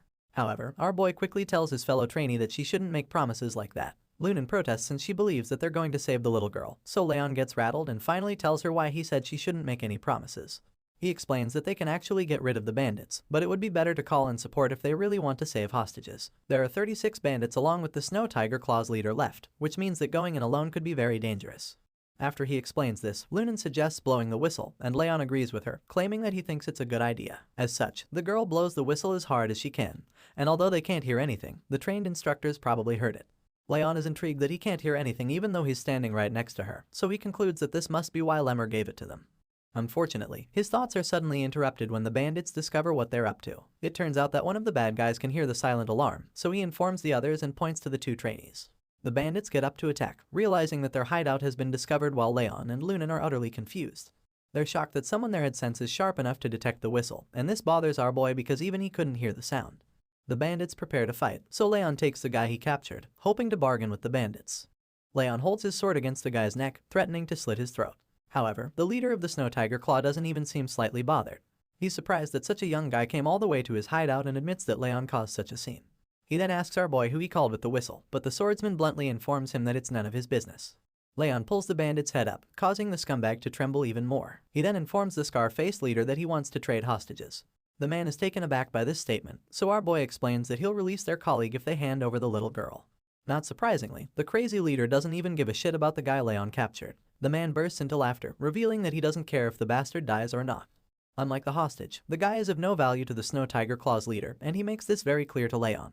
He then asks our boy if he'd like to see the little girl's head roll, and tells him to put down his sword immediately if he doesn't want that. The little girl sees the man's sword and gets even more terrified. Hearing the man's response, Leon figures out exactly what he has to do, so he tells Lunan to turn around with the boy for a little bit, asking them to stay that way until he gives a signal. The white-haired girl doesn't say anything, and just follows the instructions. That's when our boy goes all Mortal Kombat on these guys. He starts by slitting his hostage's throat, and as the guy's blood splashes all over the place, the other bandits are stunned. Seeing the way he just killed one of their own, they're all in shock, so they're not even able to attack him immediately. While they're still trying to process what he just did, Leon throws his sword at them. The blade impales one of the bandits, who couldn't even dodge the hit. The guy falls to the ground and almost hits the scared little girl. Once that guy is down, our boy quickly tells Lunan to create a frost fig using aura. The white-haired girl doesn't waste a second before springing into action. Lunan quickly slams her hand against the ground to activate the frost fog, which causes all the snow on the ground to lift into the air and blast the bandits. In a matter of seconds, their vision is totally obscured by the fog, and they're unable to see anything around them. While they're losing their bearings, R sneaks around the fog to rescue the little girl at the back. He quietly picks her up and leaves there. That's about the same time the bandits finally check to see that Leon has run off with the hostage. The scumbags know that they can't afford to lose that hostage, so they instantly begin to search for him. The senior one orders the rest to seek him out, claiming that nobody should go easy on him when they find him. Meanwhile, we see that Leon is hiding behind a tree with Lunan and the hostages they rescued. The kids are sleeping near them, and he suggests that they passed out because of the cold. He explains that they can't run away with the kids unconscious, and he doesn't know what the bandits will do to the village either. Even though there are a lot of scumbags, the swordsman thinks that they should get rid of the bad guys right there on the hill. So, he intends to go back and finish what he started. He tells Lunan to stay and protect the kids, but she's very concerned about the nasty cut on his arm. She informs him that his arm is bleeding, but he quickly assures her that he's fine, promising to get rid of the bandits as quickly as possible. He's about to promise that he'll come back when Lunan suddenly tugs on his coat. He turns around to see her kneeling like a helpless person, and she begs him not to go. She feels that it's too dangerous for him to fight while he's already injured, especially when the instructors would probably arrive with support soon. Lunan suggests that they just wait there together until the others join them, but her words are unable to change his mind. Leon just gives her a knowing look in response, and she already understands that he's not going to stay. Our boy kneels in front of her so he can look her in the eyes, and then tells her that he understands how scary the battlefield is for her. He explains that it's the same for trainees like them and even experienced swordsmen, but then he reveals that there's even something more terrifying than the battlefield. This gets her full attention, and then Leon informs her that what's even scarier is the feeling of not being able to do anything, because of this same fear. Upon hearing these words, Lunan can relate very much to what he just said. She totally understands, because she's been in that position, and still finds herself there. Leon reminds her that these bandits have committed horrible and unforgivable acts, and he's sure that some of the people that were slaughtered were those that wanted to protect the village, as well as those who fought until the end to protect their loved ones. For this reason alone, the young swordsman believes that they can't just turn a blind eye to all the deaths and other atrocities committed by the Snow Tiger Claw. After all, they're both swordsmen of the Zygardes, which means that they have to accomplish their mission until the very end, so that they can fulfill the wills of those who were sacrificed, as well as protect those who remain. The pep talk goes on, and Leon admits that he doesn't know exactly what her brother did to her. But even at that, he informs her that the more scared she becomes, the more her brother's shadow grows, which will lead to fear swallowing her even further. Our boy tells Lunan not to keep letting fear drag her around just because she's afraid, and these words seem to be hitting hard as he says them. Leon literally calls her complete name just so he can drive his point home, and then he informs Lunan Sleon that she's the only one who can protect herself and the people she treasures. The words sink in, and she's almost pushed to tears. Just then, the swordsman reaches into his coat pocket and pulls out something. He gives it to her, and then tells her that what they do henceforth will be her decision to make. Leon breaks it to her, revealing that she no longer needs to stay in the shadows. After saying this, he takes his sword and makes his way back to the cave like the chat he is. Meanwhile, Lunan remains in the same spot, reflecting on everything her friend just told her. She's lost for words, but one that she's sure of is that she wants to change. The scared girl wants to escape from her current situation, and she certainly doesn't want to be tied down by the past anymore. Lunan holds the toy squirrel that Leon gave her, and decides that henceforth, she wants to protect what is important to her. She thinks about everything she's been through. Tears flood her eyes and roll down her cheeks. She cries, knowing that she no longer wants to reside in the dark shadows. From now on, she wants to step forward into the bright light. The scene changes, and the next thing we see is our boy in the middle of a brutal fight with the Snow Tiger Claw bandits. Leon's out here slitting throats like a ruthless samurai, and with the cold look on his face, you can tell that he's just getting started. The other bandits see him slaughtering all their men, so the senior among them desperately shouts for someone to kill the blonde swordsman. The guy gets frustrated and just keeps yelling at them to stop our boy. In his mind, it shouldn't be that hard to kill just one kid. But Leon just keeps slaughtering all the bandits that come his way, leaving a trail of corpses in his wake. At this point, even the Snow Tiger Claw's leader starts to panic because he doesn't understand why his men can't stop one kid. The scar-faced man keeps shouting, while Leon locks his eyes on the target. All of a sudden, two of the bandits try to sneak up on him. One leaps into the air behind him, while the other appears from the side. But before either of them can land a hit, he senses their presence, and then turns around to block the attacks. While he's facing that, the leader of the group takes the chance to attack from behind too. The old man thinks that Kid is practically finished now, and tries to get a cheap win by sneaking up on our boy, and the moment his sword is raised, Leon instantly senses the surprise attack coming from behind him. The leader lands a killer strike that even cracks the earth beneath them, but when the dust settles, he's shocked to see that he missed the target. Or better still, our boy swiftly dodged the attack. The man is horrified when he doesn't see the deadly swordsman, so he begins to wonder where the kid vanished to. While he's still staring at the crack in shock, Leon appears behind him like a ghost, and calls him a coward. He asks the old man how long he plans to keep waiting for such an opening, and when he hears the voice, a wave of horror washes over him. At this point, he probably already knows that he's done for, and sure enough, Leon makes sure that he never kidnaps anyone ever again by slashing the man's head clean off his shoulders. Blood splatters everywhere, and the ruthless swordsman makes his way into the cave. Seeing how their leader just got decapitated, they conclude that the blonde kid must be a monster. They're terrified of how strong he is at such a young age, and there's no other way to explain it than believing he's a monster. They're even starting to doubt that he's actually a trainee. Leon tells the remaining bandits to surrender, and tells them that their leader is now dead. But before he can finish talking, he senses yet another surprise attack from behind him. With incredible speed, he turns around to block the object with his sword, and that's when he sees the person responsible. The guy is disappointed at how ridiculous the bandits have been against the trainee, and it turns out that he's their chief. He's trying to comprehend how they're all dying at the hands of a little kid, and this disgraceful performance just makes him think that they'll only embarrass themselves if they enter the North and South Alliance this way. After berating his men, he turns to Leon and admits that the kid looks wealthy. The chief presumes that the swordsman comes from a wealthy family, and believes that this is even better for him, because he was worried that their gifts won't be enough. However, now that he's seen the new target, he eagerly lunges at the kid to attack. This guy reveals that his name is Vukan, and as he swings his sword against Leon, he's glad that the heavens haven't abandoned him just yet since they brought a rich hostage for him. Vukan lands the powerful sword strike, and promises to take all the trainees as hostages, but our boy blocks the attack. Vukan appears to be a lot stronger than all the other members of the Snow Tiger Claw, because Leon has a hard time holding back his strike. He struggles to hold the chief's sword back because of just how powerful the guy is. This makes Leon conclude that Vukan must be a sword user. He manages to find his footing, and continues to hold back the chief's strength. But their little clash is interrupted when he hears some other bandits saying that they've found Lunan and the hostages. We then see that the white-haired girl is equally struggling to hold off the bandit who found her and the kids. She blocks the sword, but it's clear that she can't hold on much longer. Meanwhile, Rayon becomes very worried because he knows that she's probably not ready to fight yet. He decides that he needs to go help her, but it appears that his concern pissed off the bandit chief. Vukan intensifies his attacks, feeling offended that Leon dared to look away when he's standing before him. He taunts our boy, asking him if he's worried about the others outside, But before Leon even says anything, a crazy look appears on Buchan's face as he tells the swordsman that they can now have some real fun. Rain already knows that this means something bad, so he curses mentally, knowing that things are about to get a lot more difficult. Meanwhile, outside the cave, the other scumbags are furious because Lunan keeps using strange skills against them. Since they're not exactly lethal, one of them concludes that she has probably never killed anyone before. As such, he grows a lot more confident and then demands that she hand over the hostages instead of fooling herself. Despite his harsh tone, Lunan stands her ground and remains ready for a fight. She feels that she has to protect the kids no matter what, so even when the bandit charges at her, she doesn't fold. As the guy runs violently toward her, she realizes that she will have to kill him if she really wants to protect the children.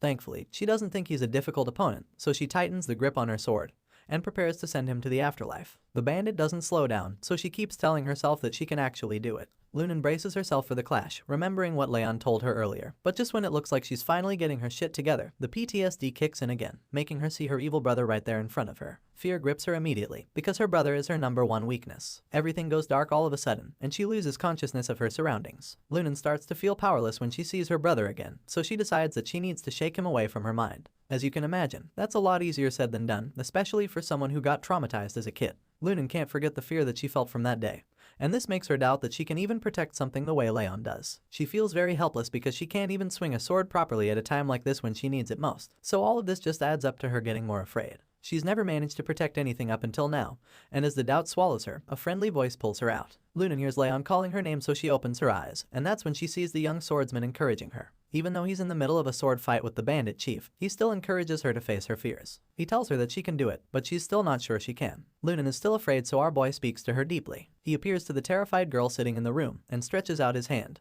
telling her to come with him. Lunan takes his hand, and he pulls her out of the darkness to step into the light. As this image fades away, the white-haired trainee realizes what Leon just did for her, so she decides that she has to thank him for giving her courage. But first, she also has to prove that she won't fail him, so she summons all the newfound courage to face the trauma of her brother. Lunan takes her sword and slashes the image of her evil brother, causing it to vanish. As the image disappears, she lunges forward to counter the bandit's attack. The girl who was once afraid faces her fears head-on, revealing that she also has to thank Leon for helping her move forward. And with this in mind, she takes out the bandit with a single slash of her sword.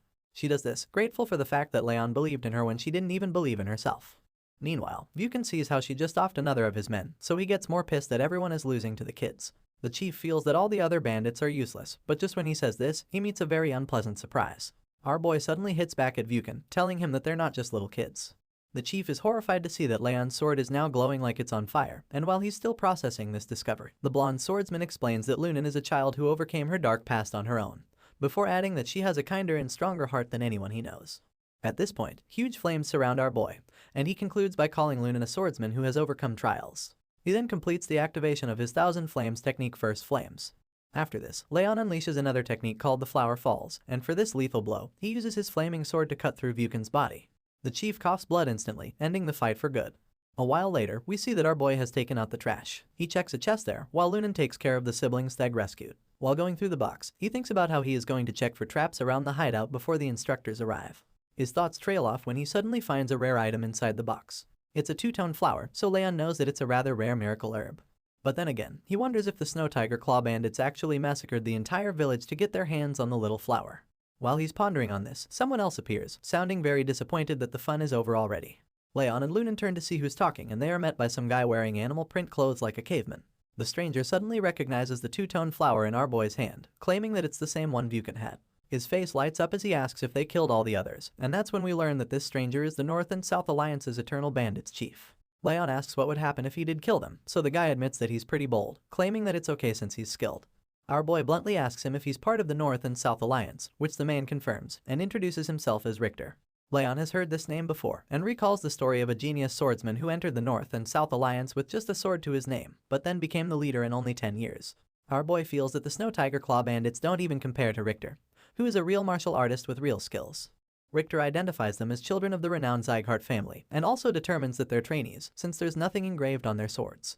After displaying his smarts, he probably wants to show just how strong he is too, so he suddenly asks the nervous kids if he should kill them. After asking a pretty menacing question, Richter just stands there like a cocky bastard waiting for a response from Leon and Lunan.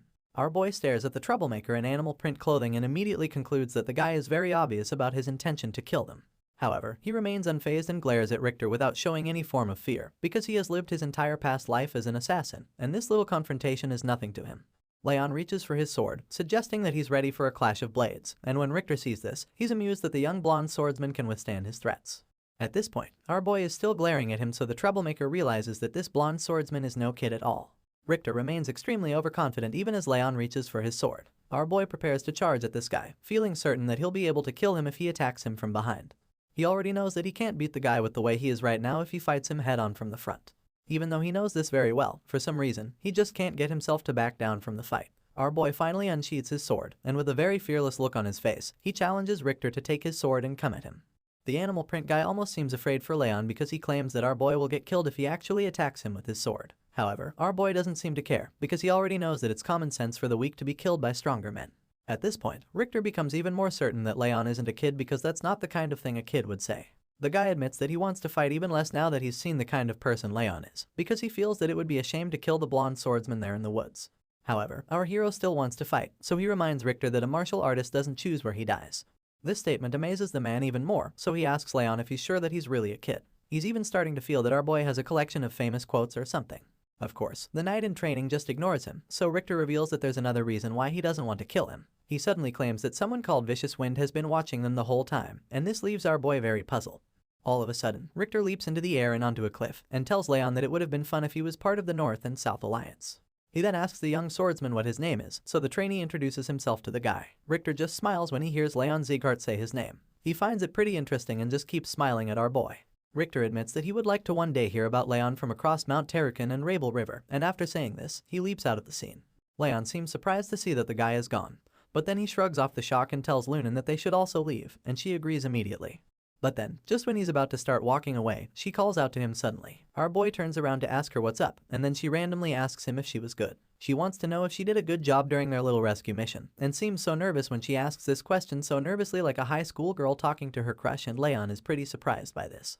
However, the look of confusion on his face quickly turns into a warm smile as he assures her that she was actually the best. Upon hearing this, the white-haired girl is so glad and relieved that she just smiles shyly in response. Anyway, it's at this point that our boy's short but long first mission comes to an end, because he finally gets to take the young hostages he and Lunan freed out of the snowy forest. After that, they catch up with the others outside the forest, but this time, they arrive with the head of the Snow Tiger Claw Bandits chief in a sack. As you can imagine, the other trainees are shocked to see Leon holding the head in a bag, so they begin to ask the duo how they even managed such a thing. Besides that, Burin and Martha are particularly upset that they lost to him once again. As for the red-haired instructor Lemmer, he just comforts the other students for not performing as well as our boy did. To cheer them up, he gargers them around and seems to be giving them some advice, but then what was supposed to be a pep talk ends up becoming story time, because the elf gets carried away when he starts telling them about how great his first mission went for him. Seeing that someone else was talking about himself, Wrath didn't miss the opportunity to brag about himself too. According to the blue guy, the elf's story isn't even impressive because he claims that he froze the entire castle during his first battle. Our boy ends up being in the middle of two talkative people bragging about their past, so it almost makes his ears bleed. Unfortunately, the children that they rescued have lost their parents and are now orphans, so the Sleon family decides to take them in as their own. It seems to be a pretty good idea because the kids like the arrangement since they already like Lunan. After returning from the mission, Lunan and our boy are summoned to the Patriarch, where they are but overwhelmed by the whole thing. There, they're awarded bronze medals for their accomplishments. Leon is even surprised when he receives praise from the Patriarch himself. But the most surprising thing was the fact that the Patriarch gave back the two-tone flower. The nobleman even claims that our boy can keep it despite the flower being a rare miracle medicine. Well, Leon is pretty honored by all of this, feeling that the series of events have all been nice and good. The scene changes, and one night, we see the hero stumbling upon an old friend on his way somewhere. As he opens the door, he's surprised to see his green-haired classmate, Dorian, so he asks the guy what he's doing there. The kid excitedly greets him in response, feeling delighted that the young master has finally returned home. After all the pleasantries, he explains that the madam asks him to stop by and tell her what happened after the mission was complete. He nervously reveals this to Leon, leaving the blonde swordsman rather perplexed by the statement. A wave of horror washes over Leon's face because he hopes that the guy didn't tell the madam everything he knows about the mission. Unfortunately, that's exactly what happened because the guy literally told her everything about Leon's touching story. Our boy just stares at the idiot in disbelief because the guy has no idea what he's just done by telling her. While he's still trying to wrap his head around the whole thing, his mother rushes out the door as if she knew they were just talking about her. She looks so worried and relieved at the same time when she sees that he's come back home. Our boy sees her and the maid running toward him, and he already knows that Sylvia will be mad if she knows that he stepped up to kill bandits. So, he quickly raises his arms up in surrender to explain himself, but before he can even put together a complete sentence, something unexpected happens. Sylvia immediately embraces him in a tight hug that takes him off guard. Bro is so confused by this, and then she holds his face and tells him that he did a great job, which is even more shocking. He almost can't believe what's going on, and probably thinks that he's dreaming right now. Sylvia instantly sees the confusion on his face, so she asks him why he thought that she would be mad if she found out. The whole time, she's smiling at him, proving that she's proud of him. But our boy just explains that he was afraid because she always tells him to be careful. Leon remembers that the reason the first patriarch wielded his sword was to protect the weak. He heard that he always reached out his hand to those in need. As such, the Zeegarts continue to carry out his will to protect the weak. Sylvia reveals that his dream was to be a swordsman like the first patriarch, so she's surprised that Leon would think that she would be mad at him for saving hostages. On the contrary, she's actually very proud of him, and she makes him aware of this. Sylvia puts her hands on his shoulders and lets him know. The maid chimes in, talking about how proud they were when they heard the story. The other maid also talks about how she has to go to the main residence tomorrow, just so that she can brag about all of it. As for Sylvia, she's just glad that her son has grown to be such a good man. She hugs him again, but our boy honestly can't understand her at this point. He's pretty confused because he feels like her emotions are all so complicated. Even though she seems cool and glad about the whole thing, he just still feels that the green-haired busybody named Dorian is a bastard. However, when he looks back to glare at the idiot, he realizes that the kid has already fled the scene. Wrath comes out at this point and reveals that the coward ran away a long time ago. Leon is stunned to see this, and pretty dumbfounded. But even though he's pissed at his loose-lipped friend, he admits that it's not a bad night after all. Later that night, we see Lunan smiling in bed as she touches the wooden squirrel. She recalls the time she spent in the snowy woods with Leon and how he told her that she doesn't need to hide in the shadows anymore. With this in mind, she makes a promise to herself, saying that she will tell him what's on her mind the next time she sees him. With a smile on her face, she vows to tell Leon thank you no matter what. Elsewhere that night, we see the red-haired elf chilling on a hammock outside. It turns out that this instructor was there during the confrontation between Rain and Richter. He was hiding behind a tree and heard when the young trainee challenged the stranger to take out his sword and come at him. As the memory plays back in Lemur's head, a smile appears on his face. He feels that it's been so long since he's seen what he saw in the patriarch and someone else. So, it makes him feel like the seed for a new king has begun to sprout. The scene changes and we're taken to the Robert family's main residence building. Inside the mansion, a white-haired man is busy writing something in his office, but then he stops all of a sudden. He stares at the paper with a look of worry laced all over his face. He keeps staring at the blood stain on the paper grows even bigger, and that is when we see the nasty cut on his hand. He's a bit perplexed by the fact that the wound still hasn't closed.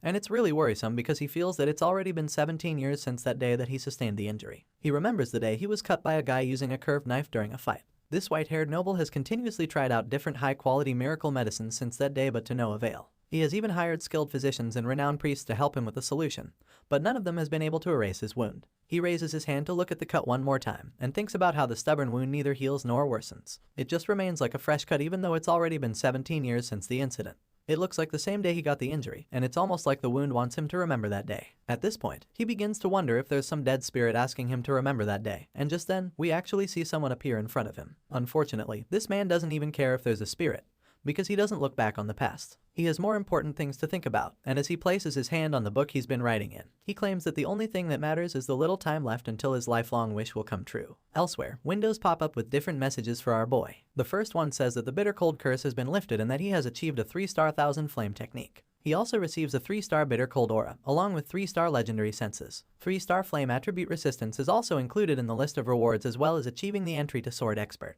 However, this isn't all because Leon also has all his stats including aura manipulation greatly increased. His sword proficiency and footwork technique have also even increased. Upon seeing all of this, our boy is glad that he's finally reached the expert realm. Even though it's still at entry level, it doesn't take away the joy of this new achievement. Leon knows that he's worked hard to reach this point, but his grumpy blue companion doesn't really seem to agree with him. Wrath pops out all of a sudden and calls the achievements ridiculous, because even a swordmaster is a mere insect to him. This is why Wrath is so disappointed that Leon is proud of himself for becoming an expert. However, our boy is unfazed by the floating bubble's mean words. He reminds Wrath that it's rare for a 15-year-old to become an expert. After all, even if Wrath were to look all over the continent, he wouldn't see anyone Leon's age who's already an expert. Unfortunately, the grumpy blue spirit doesn't even count Leon's statement as a valid point. He's surprised that our boy would even bring up age. In fact, he's pissed that Leon even talked about age as a factor, because he feels that only idiots consider age on the battlefield. He bluntly tells Leon that age doesn't matter, and makes it very clear that weakness is weakness regardless. In response, our boy accepts the point. He knows that nobody goes easy on you on the battlefield just because you're young.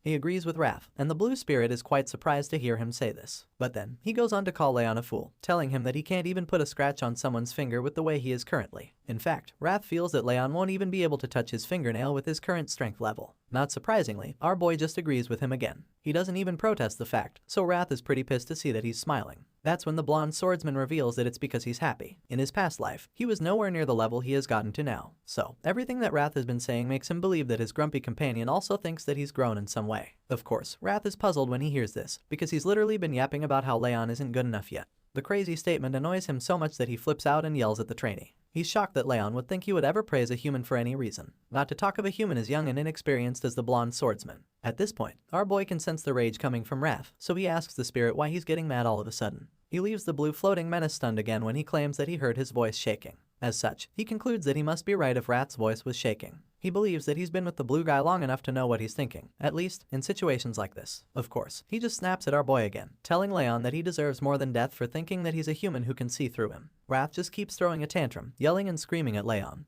But the young trainee couldn't care less about the angry floating spirit. He bluntly tells the spirit that his rage is nothing, warning Rath that he might even get eaten up by the young swordsman if he doesn't regain his natural power soon. However, Rath just hits back at our boy, claiming that he gets reminded of the good old days just by listening to him. Of course, this one gets Leon mad, but the spirit just ignores him and goes on to start talking about his past life. Rath is about to start talking about how there were demons who came to challenge him back when he was in the demon realm, but our boy unceremoniously cuts him off by saying that he wants to go for a stretch. Leon takes off before Rath can say anything in response, and even when the spirit follows him, telling him to stop and asking him to listen, our boy just ignores him and keeps jogging away. The scene changes once again, and the next thing we see is the instructor clapping his hands together to get the attention of everyone around him. He tells them to stop what they're doing and listen to him, and once he's got the attention of the trainees, he informs them that their training for the day is over. He commends them for doing a good job, but while most of them are relieved to hear this, people like Byrne, who have made it their life's goal to be overachievers, aren't satisfied yet. He immediately calls for Lemmer's attention and suggests that they should go past their usual time since they arrived 20 minutes late for training.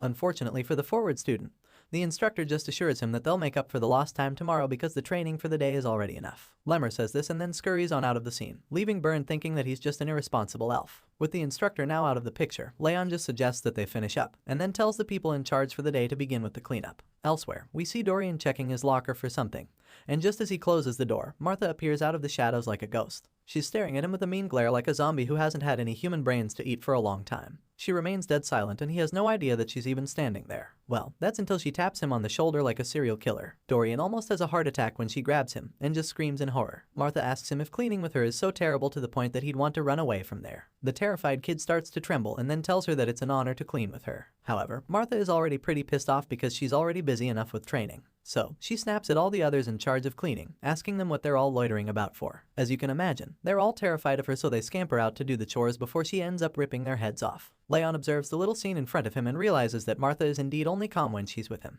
Lemmer chimes in, claiming that she's unchanged and that she only switches up when she's around our boy. Leon is surprised that the instructor has been standing behind him, so he turns around to talk to the elf because he thought that the guy had run away before. Lemmer admits it, but then claims that he came back because of something that he forgot earlier. The other trainees around hear this, and they're quite puzzled as to what the instructor could have forgotten. They're already curious, but then Lemmer suddenly calls for their attention again, so they line up in front of him to listen to what he has to say. With everyone eagerly waiting, he reveals that he has something else to announce, and claims that it's really important too. They're all anxious to find out what it is this time around, so the elf starts to feel a little too important by delaying them a bit to build the suspense. He eventually tells them that there's a second mission for all of them, which leaves them surprised because it's a pretty big deal. They all stand there in silence, waiting for the cheeky elf to finish his announcement, but then he just bursts into laughter and apologizes to them. They realize that he's already done with the announcement and are quite stunned that he would forget something as important as another mission. Byrne and Dorian are particularly bewildered when they hear this, while Leon recalls how it's already been half a year since the first mission. This new one took a lot longer to come around than he expected, so he wonders if there are fewer duties for the Zeegarts to handle now compared to back in his past life. Apparently, there have been orc invasions in the southern part of the Zeegart territory, so now their mission is to eliminate the orcs that are threatening the villagers. They're also assigned to protect the people of the village. So, in other words, their mission is the protection of a village and a monster raid, so they're all pretty excited about the news.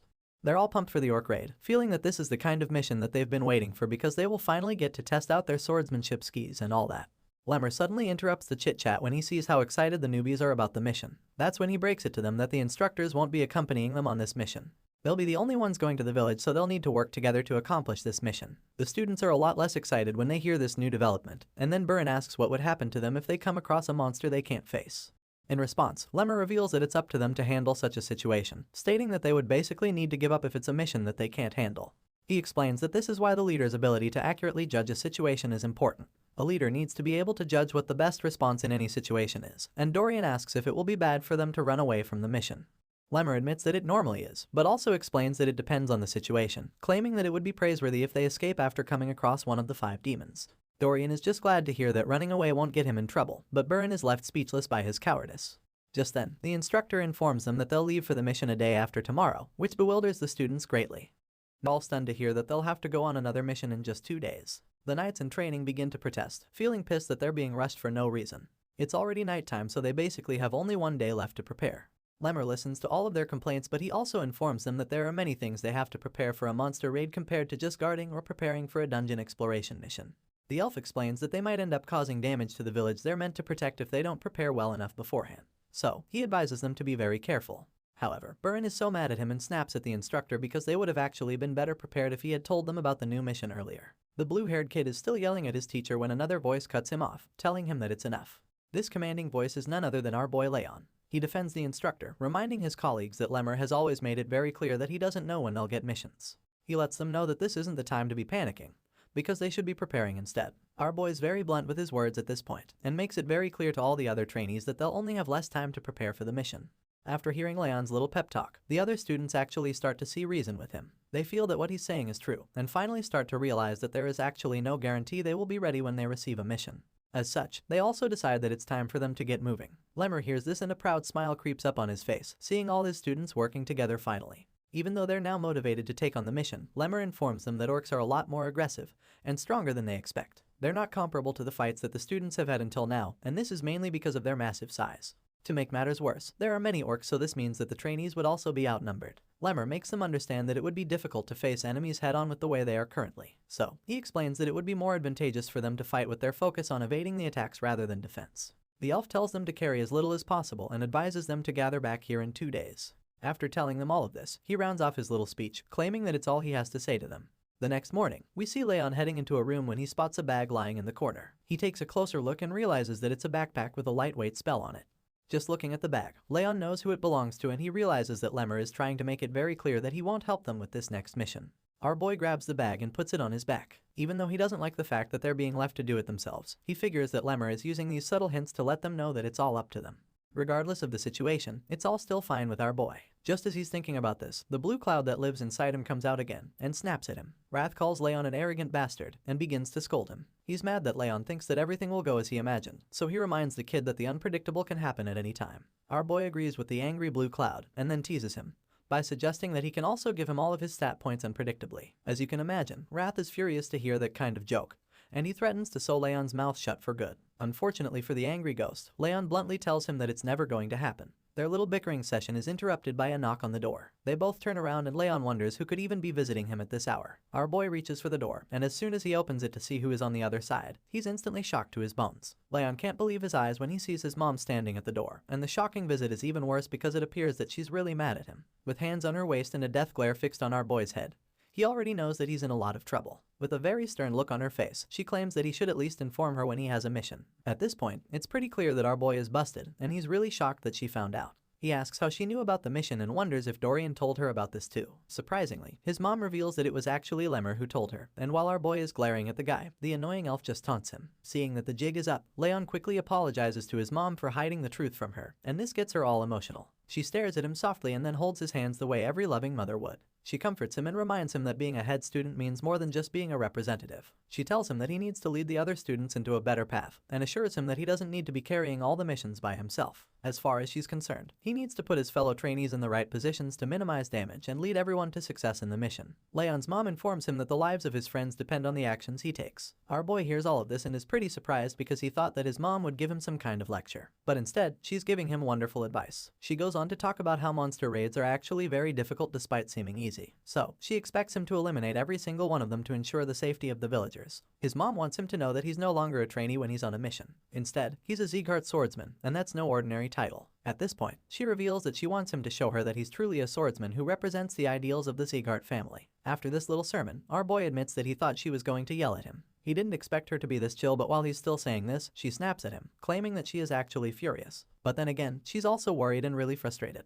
However, she knows that this isn't the time to scold, and as she says this, she embraces him in a warm and comforting hug. For now, she's letting him off the hook, but as she holds him in her arms, she whispers in his ears that he should prepare himself for a proper scolding when he gets back from his mission. Despite the little threat, she also admits that she's actually really glad that he has gotten a lot brighter after beginning training. Regardless, she makes it very clear that she can never stop worrying, and the moment Leon hears her say this, his eyes pop out in shock. He's stunned, so he just stands there hugging his mom like some frozen statue. Our boy might seem a little bit afraid of her, but the truth is that this is really a wholesome mother and son moment. I mean, the beautiful sunlight is shining on them through the window and they're the only ones in the room. The next day, we see Lemur addressing all of his trainees as they prepare to finally go for the dreaded monster fighting mission. All of the students are fully suited up and ready to set out, but first, the instructor wants to give them one last pep talk to encourage them. He reminds the trainees that anything can happen out on the battlefield, so he advises them to be as cautious as they can. Lemur says this, and all the future knights listen carefully with straight faces and clenched fists. Just by looking at them, you can see just how tense they are. The elf tells them to fall back if they feel that the mission is too rough for them, and as soon as he says this, all the students yell out in acknowledgement, assuring the instructor that they understand the assignment. Seeing that they're all ready to head out, Lemur asks them to get going.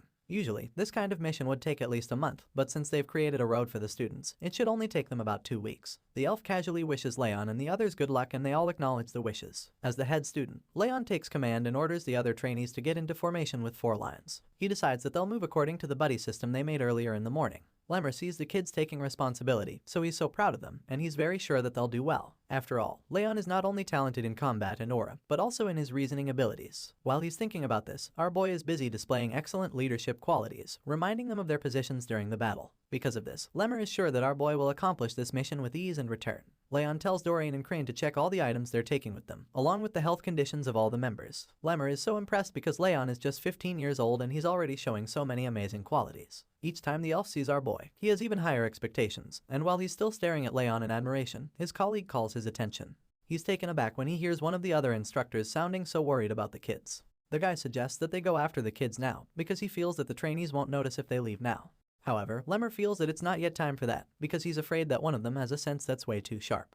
Not wanting any of them to figure out his plans, the elf suddenly starts to pretend like he's feeling tired. He lets out a very fake yawn, and pretends like he's going inside to take a nap. His colleagues notice this weird behavior, and they're just confused by it. They start to wonder if it's even okay for the instructor to go sleep when the students are about to set out on a dangerous mission. They still feel that they should leave now that it's still quite early, but while the others are murmuring and panicking, Lemur casually tells them that they should actually be more worried about the orcs. The elf literally laughs when he says this, and that just goes to show you how confident he is in the trainees. After all, he's been the one preparing them for a mission like this. Well then, this is rather awkward, but after a several-week-long break, the author has decided to end the first season here quite suddenly. The reason is apparently their health condition, so I sincerely hope they recover their health soon, and bring us more of this incredible story